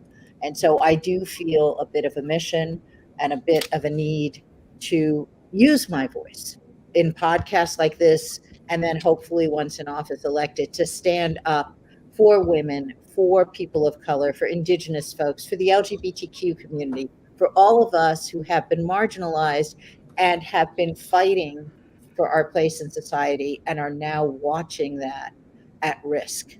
And so my call to action to everyone, and you know, my fundraiser would say, just sell yourself. I don't need to do that. Okay, let's elect fresh leadership. Let's go find the woman, the Democratic woman running against Kevin McCarthy, okay, and give her a real shot. Let's look at our landscape and understand how much there is at stake in this midterm election. And let's not let it lie as a low turnout election. Let's get out, Let's vote and let's send a message. Well, thank you, Heidi. Thank you for joining us today. And please come back. We're going to have more of these hearings. I'd love to hear more about that Season 2. refillable glass. Yeah, I want to see season 2 and a revisit to the refillable glass. So thank you, Heidi, for joining us. Thank you very much. Thank you for having me, Tony. We'll talk to you soon. We'll talk to you soon.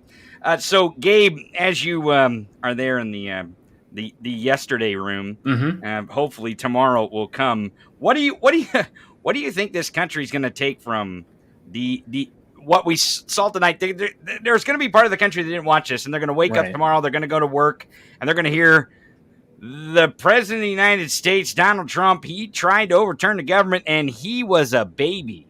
Right. Well, I think there's going to be a few things that we pull out, right? You're going to learn that Josh Hawley was quick to run away from the problem that he was there to support, right? He was throwing up his fist and saying, let's go insurrectionists. But right when his life was at risk, he stormed out of that building faster than you could actually say Josh Hawley, right? You look at President Trump, these are going to be clippable moments. Remember that they are preparing this so that people remember these exact moments. You've got Josh Hawley. You've got Trump off the cuff. People were debating, was that speech at 417 in the Rose Garden, was that off the cuff? Of course it was. Are you telling me that a paid professional wrote that speech? Hell no. No one wrote that thing.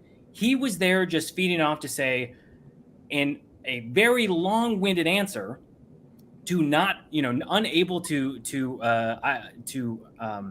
admit that there was fault to be put on these people. But again, like it was mentioned during the hearing, if he admitted that they did wrong, then he would admit guilt that he was the cause for that wrongdoing, right? So then you go to the yesterday room, which I'm in right now. He can't say yesterday. These are all clippable moments where you're going to say this guy that said he aced the cognitive test, which isn't about acing the test or anything like that. Anyway, the fact that he said he aced the cognitive, which is the MOCA test, right? It's a series of questions. He says, I got it so good. And then he's like, man, camera, woman, TV, right? But he can't say yesterday. This guy's supposed to be the stable genius. He's supposed to be the leader of the free world. These are the people that Trumpers just adore and celebrate? No way. But then you also look at the situation that they've established, which is, when they're talking about a national security threat, when there is a transfer of power, I don't know if people remember this, but, after the 2000 election, which was a contention as to who was going to actually be the outcome winner, which was either Bush or Gore, it wasn't until 6 months into Bush's presidency did they have a full security team or national security team in place. And the commission, the 9/11 commission, actually looks at that and identifies that as a possible threat for why 9/11 happened, because we were vulnerable, right? And they talked about that tonight. And I think this is just another example of moments when we look weak, right? And we're not weak, but we have certain individuals that are trying to make our country look weak, right? Because they're having a tantrum. They can't say this word. They're unwilling to do this. What did they say? They're all drained after that 417 speech in the Rose Garden. Like, you're telling me that the whole day you're spending in the dining room watching Fox News, that you go give a speech in the Rose Garden, which you give for a few minutes. Everyone's like, well, that's the take. That's the best we're going to get right now. You're telling me that after that whole day that he was drained? And he totally dismisses the efforts of the Capitol Police that were there to protect the people inside, which he, by the way, is also calling those senators as they're running for their life. And he's going, hey, BT Dubs, make sure to delay the certification. Like, what world are we living in? Again, a Republican is making a mess and unwilling to look at the shit that they spread on the walls of the Capitol and say that it was actually their fault. They walk away, they run away and say someone else will deal with it, not me. And that is Trump, and that is the Republican Party. And I, to say what Heidi said and Jessica said, like, I am very grateful for people like Kinzinger and Cheney, who are willing to stand up and actually say something, right? We may sit on the complete opposite end of the spectrum for all the policies that they have, but this one, which is actually how to protect our government and our democracy of the United States, I'm very grateful to have them in our corner right now. Well, I want to go to the Texas Paul and Jessica for one last word. Texas Paul, what give us your one last take here, and then I'll go to Jessica. What do you have for us for your Okay, one let's thing to answer remember for tomorrow in the tomorrow room, yesterday's room, but tomorrow's room tomorrow? Well, let's answer the question we came here to answer tonight. What did Trump do for 187 minutes? The answer is he was criming. That's what he was doing. He wanted to go down to the Capitol. He wanted to stop the certification. He did nothing for 187 minutes because he was trying to see which way it would come out. Look at it through a criminal's eyes, and everything you saw today makes complete sense. I don't want to say that the election is resolved. You know, people try to look at that through their own eyes. Oh, that must be pride. No, it's not pride. It's a criminal. He is still to this day looking at this through the eyes of a criminal. He is still trying to figure out a way to beat the rap on this, to con people, to everything about him is always criminal. And if you want to know what Trump's going to do in any situation, say, what would a criminal do? And that's what you get. That's exactly what you get. The other thing that I'd sum up with is that Liz Cheney answered it the second sentence she came in. Yeah, we're getting more hearings in September. There will be a season 2. So hold on, folks. We're getting more. Mm-hmm. Yeah. Tony, you're muted. Oh, you're muted. You're muted. Yes. See, Oh,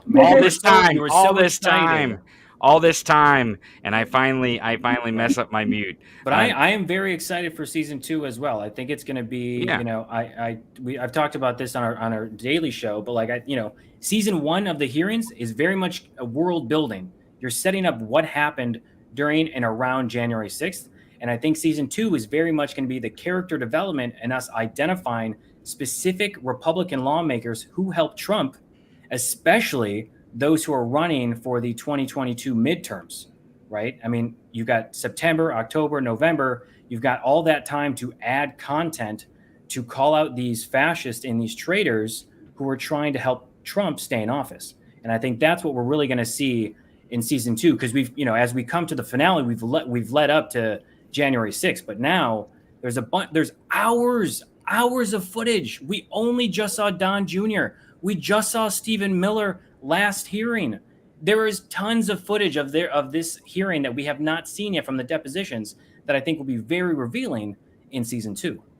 Well, Jessica, speaking of depositions and the Trump world and dealing with Trump worlds and depositions, I know you've done this time and time again. So give us your final thoughts here. Because another character that worked its way in was the guy that kind of helped you bring up in the 2016 campaign was Steve Bannon, when he gives this recording of where he knew what the strategy was, and it was to steal the election. It doesn't matter what it takes. Donald Trump's going to do it. So give us your final take here on the hearings. Yeah, major takeaway for that, like I've said before, is that the intent was obvious to everyone in Trump world. They knew that he planned from jump to stay in power by any means necessary. I started off today talking about how today's hearings were going to paint Trump as an enemy from within. And if you heard Representative Elaine Luria, who, by the way, is in a competitive House race, so thinking of how we can have a part, as Heidi was saying, to make sure this moment in history does not pass us, hold the House, hold the Senate for Democrats. Elaine Luria could use our help. But she wrapped up her comments today describing being a naval officer on ships and looking out for enemy ships. And she said, I never imagined that the enemy would come from within. That's what we have. That's what we're dealing with. An enemy from within who to this day is treated as a legitimate political figure in American politics, which is just ludicrous. I want to point out on the women theme, one other extraordinary woman, a woman who I am a huge fan of, who has, you've seen her face in these hearings, you haven't heard her name, but that woman is Sandra Garza, and she is the partner of the late officer Brian Sicknick. There was, again, a reference to Brian Sicknick today.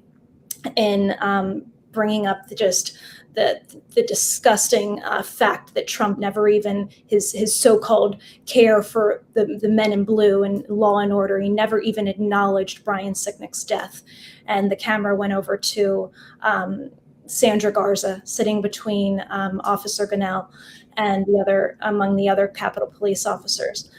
This woman is extraordinary. If you've ever heard her speak on her media hits, she speaks with such clarity about the events of January 6th. She has, put her pain to purpose in speaking out about the need for accountability. And a very interesting fact about her, as was true for Officer Sicknick, is that she used to be a Trump supporter as well. And she could not be more clear now on the threat that he poses and his need for accountability. And I have so much respect for that woman.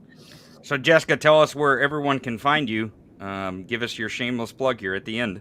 Oh, well, as always, I'm on Twitter at Jessica Denson07. I do have a lot in the works, but if you want to help me, I haven't done this in a long time, but speaking of depositions, we have some very high profile depositions going on in my initial lawsuit against the Trump campaign. We are hunting down Steve Bannon. If you've watched this panel before, you know that we are on Steve Bannon's tail to get him seated in a deposition. And this is the lawsuit, by the way, that through all of my ins and outs of the legal system through the past 5 years has led me to invalidate the Trump campaign's non-disclosure agreement. Without my initial lawsuit, which I filed in 2017 without a lawyer for discrimination and defamation, we would never have arrived at this point. But that existing lawsuit is ongoing to this day. We are doing high-profile depositions all the time. Yesterday, Tony knows this, I had a somewhat disturbed morning because I sat through a deposition of none other than Kellyanne Conway. Anyway, yes. These depositions and the process servers, they're very expensive. I have on my initial case just 2 lawyers that are working contingency. I would love to be able to pay them something for all of the dedication that they have put into defending democracy in my case and broadly. So if you want to support that effort in the legal fund, it's pinned to my Twitter profile. It's donorbox.org/Jessica V. Trump. And like I said, any help would be greatly appreciated. Well, go check Jessica's link out there. Texas Paul, do you have one last shameless plug? Yeah, just a quick 20-second thing I want to throw out there real quick is 20 seconds. 20 seconds, Sarah Paul. Matthews, 20 seconds. Sarah Matthews just nailed it though. When she talked about the argument that was going on in the press room with the staff, she said their point of view was don't say a thing about the violence because it gives the media a win. That's the way these people think. Yep, that's it. They're not there to govern. They're not there to anything. They're there to burn it all down. They're freaking criminals. Democrats and Republicans are not the same. I think she even said, she pointed at the TV and said, does it look like we're fucking winning? I think is what she said. I think is what she said. And here at the Midas Touch Network, we are winning because we're getting more and more people watching because of these great panels that we have with the Midas Mighty Favorite Texas Paul and the Trump NDA killer Jessica Denson. So subscribe to the Midas Touch Network. Thank you, Texas Paul. Thank you, Jessica, for joining us. Come back to these hearings that we will have soon. Thank you very much, my friends. Gabe, I've got a special guest here in the wings, a last-minute guest. A last-minute addition, okay. A last-minute addition if Adam Parkaminko is ready. Adam, how are you? I'm good. How are you guys? Oh, hey, doing great. I'm glad you could join us because I want to get a sense from Adam, you're a great political strategist. So what does this, because I always talk about this on our show. I say politicize, because they're always like, oh, don't politicize things. No, that's exactly what we need to do, because I believe there's 2 things. There is government, which is policy, and there is politics, which is elections. And if you don't do the politics and the elections, you do not get to do the policy. You do not get to govern. So tell us what tonight hearing is, what the impact is in the politics of Donald Trump. Well, first, thank you guys for having me. Last minute, of course. I'm so excited to see Democrats finally playing like Republicans. We gotta fight fire with fire. We need to politicize the hell out of this, because at the end of the day, it is political. I mean, post-Trump, every Trumpism is here to stay. Nothing's going away. And we see Democrats with large platforms every single day. All they do is attack Liz Cheney. Look, I don't care at this point what Liz Cheney's politics are. What I care about is she's doing the right thing. She's on the right side of history for this country on this. And it for me, you know, I think this is a committee that at this point, not to knock the oversight committee, but this is a committee that should be here to stay. Whether it's through January and beyond, I want to see another hearing in August. I want to see 4 hearings in August. I'm glad to see Chuck Schumer finally on video. Again, we have a lot of questions about Chuck Schumer out there as Democrats. We should. On video asking, how long is it going to take to get back to work? Is it going to be 4 hours? Is it going to be 5 hours? We shouldn't be in recess. We should be working round the clock right now. We know we're going to have a majority in the House and the Senate either next year. We should do everything that we need to do between now and when the next Congress takes place to keep going. Michael Throne is being harassed outside of the Capitol right now. I'm looking at this. One, you have pro-January 6th people outside there, insurrectionists. Maybe it's a good opportunity for the FBI to take the video tonight and identify the individuals who we're still trying to identify from January 6th. The outtakes, they were incredible.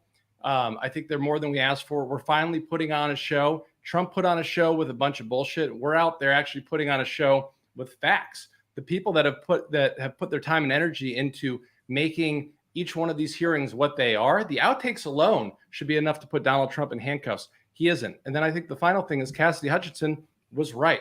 We are, you know, this may be popular or unpopular, but it's time to bring the Marines in. I think you need to disband the Secret Service and you need to build from scratch.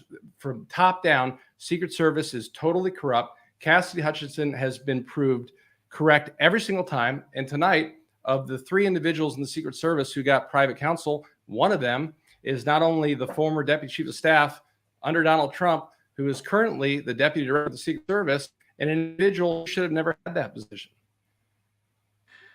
Well, I tell you, I go on Truth Social. I have an account on Truth Social so that other people don't have to. And I was just checking it as you were talking, as I was listening there. He's going at it. The former guy is losing his fucking mind. I mean, absolutely losing it. He didn't tweet or post truth, whatever the hell it's called over there. He didn't do any of that during the hearing. But once that outtake came in, because to me, this whole time, he could be pissed about anything. But I think the Secret Service story, the catch-up story, and these outtakes are going to be the thing that absolutely get in his crawl the most. And I think the committee knew that. And I think they understood that what Gabe was getting at earlier, what you were getting at, is this little clippable thing, these little bitty things that really get not just in his crawl, but in his entire supports crawl. That this idea that somehow, you know, Gabe's in the yesterday room here because he couldn't say the word yesterday. So tomorrow, as Democrats, as pro-democracy people, emerge into the world tomorrow, a different day than what was today. Now everyone knows what a treasonous piece of shit this guy was. And what he didn't do for his democracy and for his oath and his duty to the law. What do people arm themselves and what do they say to their community members, their friends, their family? What do you think they say going forward to make sure to politicize this, to make sure that not just Donald Trump, but Trumpism in this country cannot take power, and we don't need this fascism. We need to get these rights for people back that we've lost over the last few months. What do these people use and what do they say to politicize this? I mean, I think there's probably 2 things. The first is you need to run as quickly as you can to the polls or to vote early, as Josh Hawley ran from the people that he put his fist up to. Wait. He was hauling ass. Yeah, I think someone tweeted it. He was hauling ass. He was hauling ass. It was Pete's husband, actually. Pete Buttigieg, his husband. What was it? Yeah, it was Chasten that pointed that. He was hauling ass. And he was hauling ass in slow motion. I mean, he's incredible. And I think the second thing is, I mean, when you look at the makeup of the committee, some of which you guys just talked about is, you know, people like Elaine Luria, who are, you know, they are in tough districts. I think we should all reach out to these matters and say, we want more of this. I mean, if this is what Congress, there's so much corruption. If anyone is quote unquote, draining the swamp, it's the January 6th committee. And I think whether it was an unintended consequence or a self-inflicted wound, or Kevin McCarthy had something in him that made him do the right thing, we actually have this committee because he didn't put on a bunch of assholes like Jim Jordan. So this is actually, the counter to conventional wisdom. This is one of the first times we actually have a committee of people who are interested in getting to the bottom of the truth, and not a bunch of jokers who are just bullshitting and using the time and playing games. So, everyone's got to vote. But I think at the end of the day, what we're watching is incredible. They have plenty of time left. They need to just keep doing this. And I love primetime. I'm not criticizing them for when they do them at other hours, but I think this was an incredible night. And, whether you believe polls or not, there's been a lot of polling that suggests that there's independents early on prior to this committee that didn't believe that Donald Trump had any involvement.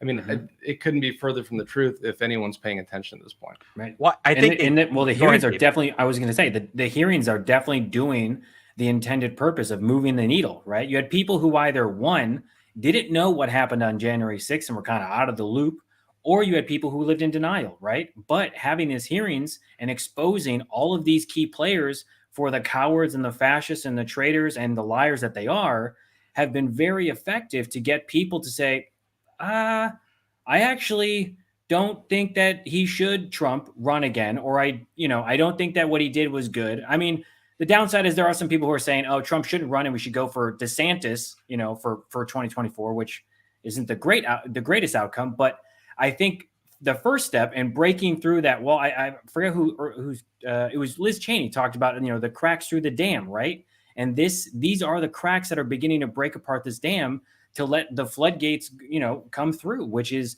to expose this party for what it is and, hopefully try to rebuild it for something better, right? Yeah, I mean, the hypocrisy at every single level, whether they get it or not. At some point here, you're going to have a 55% of white women who voted for Donald Trump who are getting stopped at McConnell checkpoints, wondering, are they going to wonder? Are they, But we have those checkpoints because of them.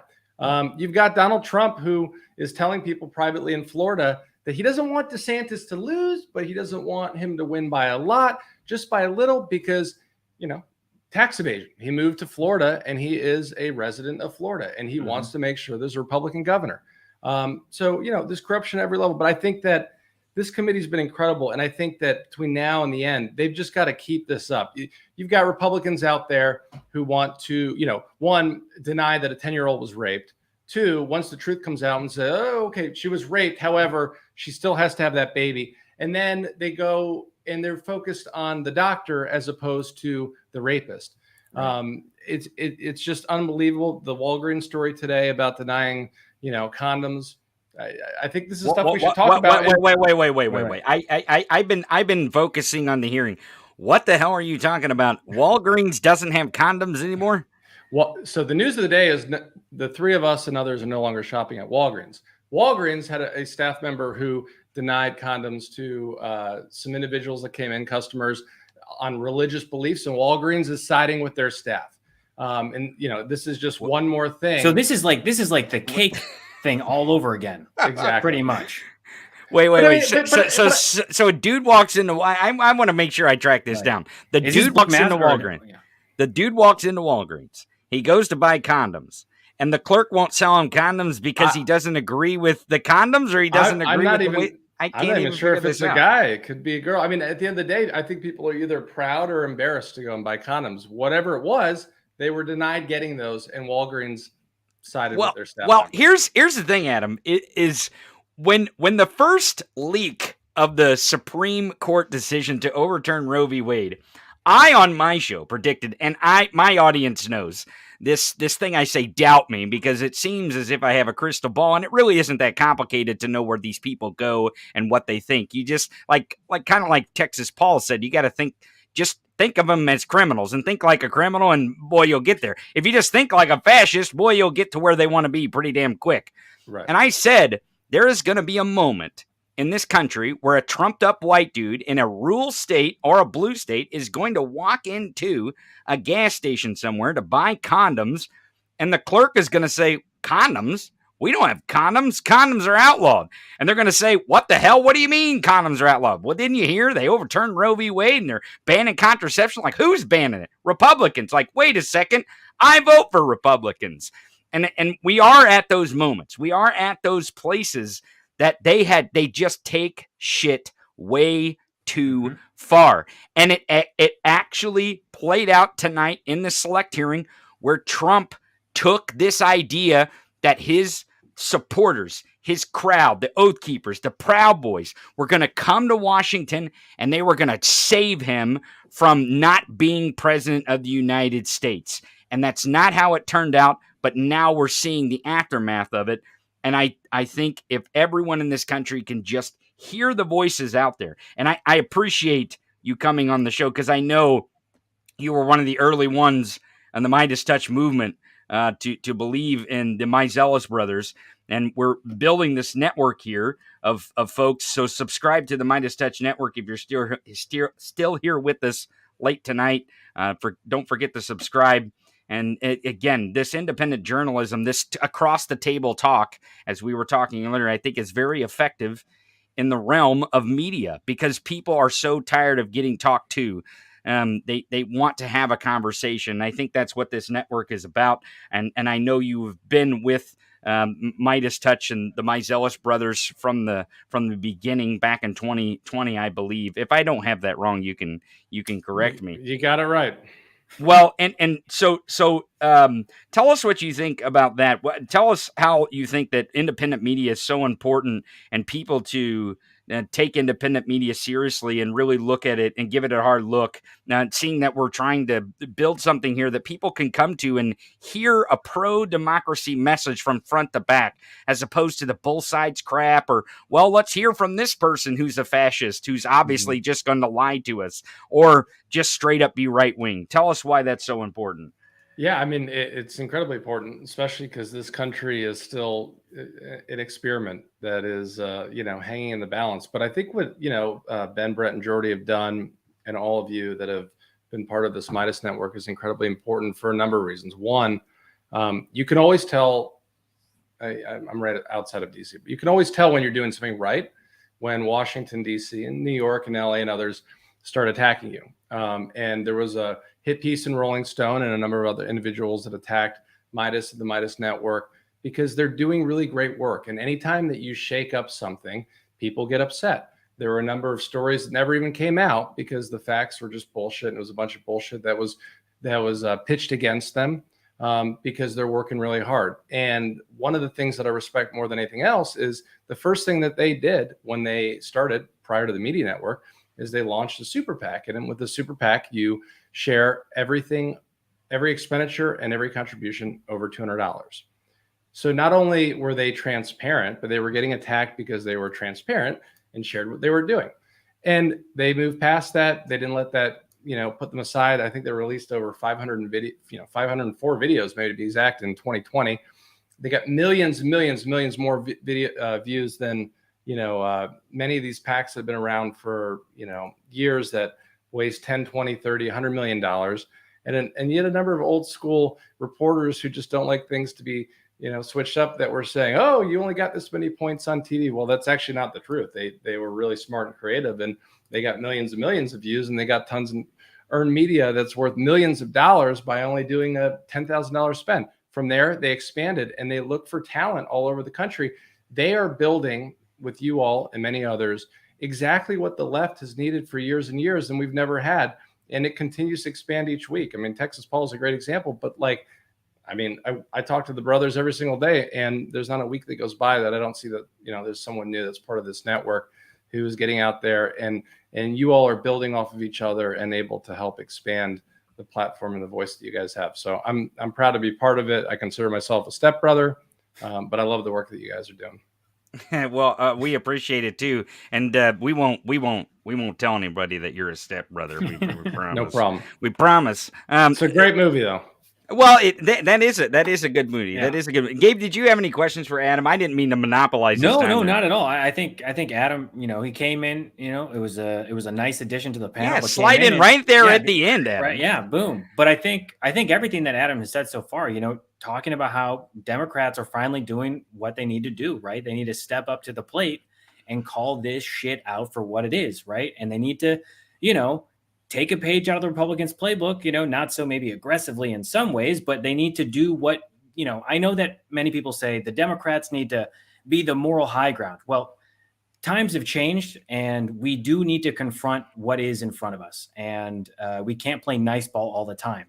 And I think that is exactly what needs to be happening right here, which is to call everything out and address it and not back down, right? Yeah, and continue to remind everybody, the Republican Party is literally the party that is taking the American flag and beating police officers with it. I mean, that's what it comes down to. Every single thing they pretended to stand for, they don't. And it should and be not an only easy that, but sell. stripping rights, rights that people have had for decades, and saying, actually, the thing that you thought you had, actually you don't have anymore. Yeah, And I the think fact that- I think that there's going to be a whole lot of people that want, the Republican Party allegedly has been the one that has wanted people to stay out of in government, to stay out of their bedrooms forever. Democrats are literally the ones staying out of people's bedrooms, right? And it's on full display. So at this Republicans point, are the ones that are like, hey, are you a boy? Are you a girl? Like, what are you? They're the ones who are trying to, in some sick, twisted way, trying to find out someone's gender. They're trying to take away books because it has and it says inequality. Republicans are the ones that claim Democrats are groomers, but Republicans are the ones that want to inspect It's all children's projection. dolls. And whenever it's brought up, whenever there's some staffer that gets revealed and you're like, hey, what about this person that was on your team?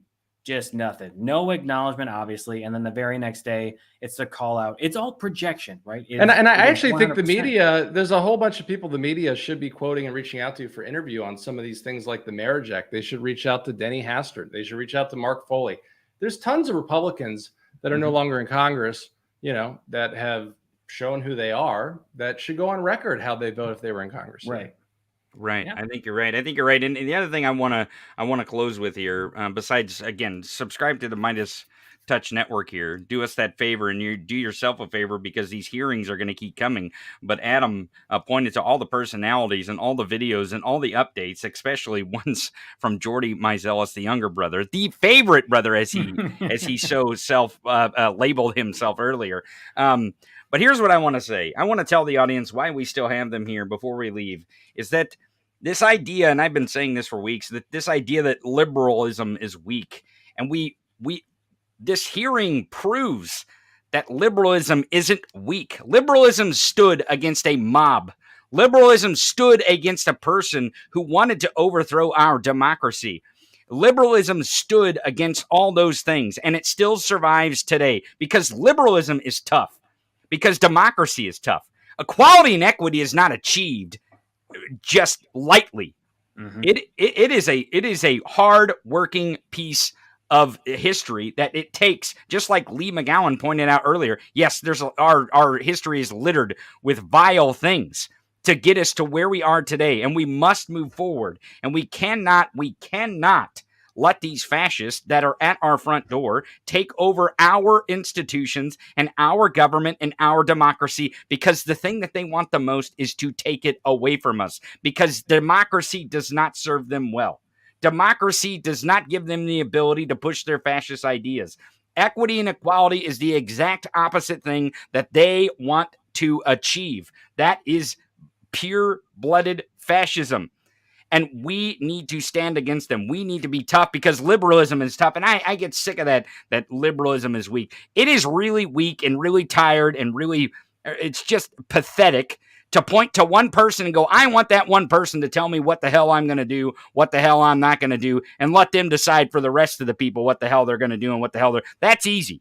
That's easy. The hard thing is democracy. The hard thing is the fight. The hard thing is to use your ballot and engage with your ballot. And I'm just not talking about marking your ballot. I'm talking about engaging in your democracy. Whether that be using your talents to yell and scream into microphones like some of us here on the Midas Touch Network do. Some people are good at texting. Some people are good at writing. You can write postcards. Hell, some people have some extra cash to give in these races where it can and will matter to save your democracy. So do what you can, engage where you can, rather it be on a microphone here on the Midas Touch Network or in your grocery store at your clerk, asking them, did you see the hearing last night? Can you believe that? That's a good way to start the conversation. Mm-hmm. And I think that everyone needs to remember that democracy and liberal democracy is not weak. Our republic is strong, and liberalism is what makes it strong. And we need to stop walking away from this idea, and we need to embrace the idea that freedom and liberty are the strength of our country, and that we can use that to go forward, and we can fight for that, whether it be with the ballot, with your microphone, just having those conversations with your friends, your family, or working for campaigns, whatever it may be, that your talent is and your time is, that you can engage in your democracy, because I think that is the thing that may put America back on track, is once they really engage in the democracy, I think we'll get there. Adam, give us your final word. I think that's it. Couldn't have summed it up better. Well, I didn't mean to take the words out of the mouth. I just get very passionate here. And also, if you like those passionate speeches, go follow us, me and Gabe, on YouTube, The Tony Michaels Podcast. We got our own channel. We broadcast every single weekday, Monday through Friday, noon Eastern, 11 Central, 9 Pacific, on YouTube, Twitter, Twitch, and we also simulcast from the Midas Touch Facebook page. So go follow us over there. Follow Adam Parkamenko on Twitter. Adam, is there anything else you want to shamelessly plug at this point? I think that's it. But I appreciate all you guys do every day, and I'm glad that you guys are for this network. Well, I appreciate it, Adam. Thank you very much. We'll talk to you soon, my friend. Gabe, what a night. What a night. Wow. We are 5 hours and 20 minutes into this. You know what? Let's just pull an all-nighter. What are we doing? Just going to do like 8 hours? There's still like 5 or 6,000 of the Midas Mighty, why not? The loyal Midas Mighty that are still watching. Yeah, I could pop up another bag of popcorn, I could make another drink or something. Well, we could just replay the hearing, and we could just go through it again and right. Well, we could put it in like super fast mode. We could rewatch it. Now people are really leaving. They're like, this guy, these fucking guys. I do think that video, the outtake, is going to get in his crawl. It's going to get. I already can feel the trolls in the Twitter threads being so pissed off about that outtake, and people making fun of him not being able to say the word yesterday. Totally deconstructs and breaks down this idea that Trump is this MAGA king. I'm this man who could, he is not. He is weak, right? He is vulnerable. He is someone who does not do well with pressure, right? He's always going to put up his arms, and he's going to say he doesn't want to help out when, you look at all the meetings at the G20 summit, you look at different things, like, he is not someone who likes to play ball. He only likes to help himself. He is a narcissist. He only cares about his ego. He will not do anything unless it serves himself, right? You look at the fact when they brought up, he went through to get his things out of the dining room, and he's like, I'm very disappointed in Mike Pence right now. He's showing the tweet to be like, should I tweet this, And they're like, I don't know. I'm not a writer, but I'm not sure you should say that first line there. And he's like, sent.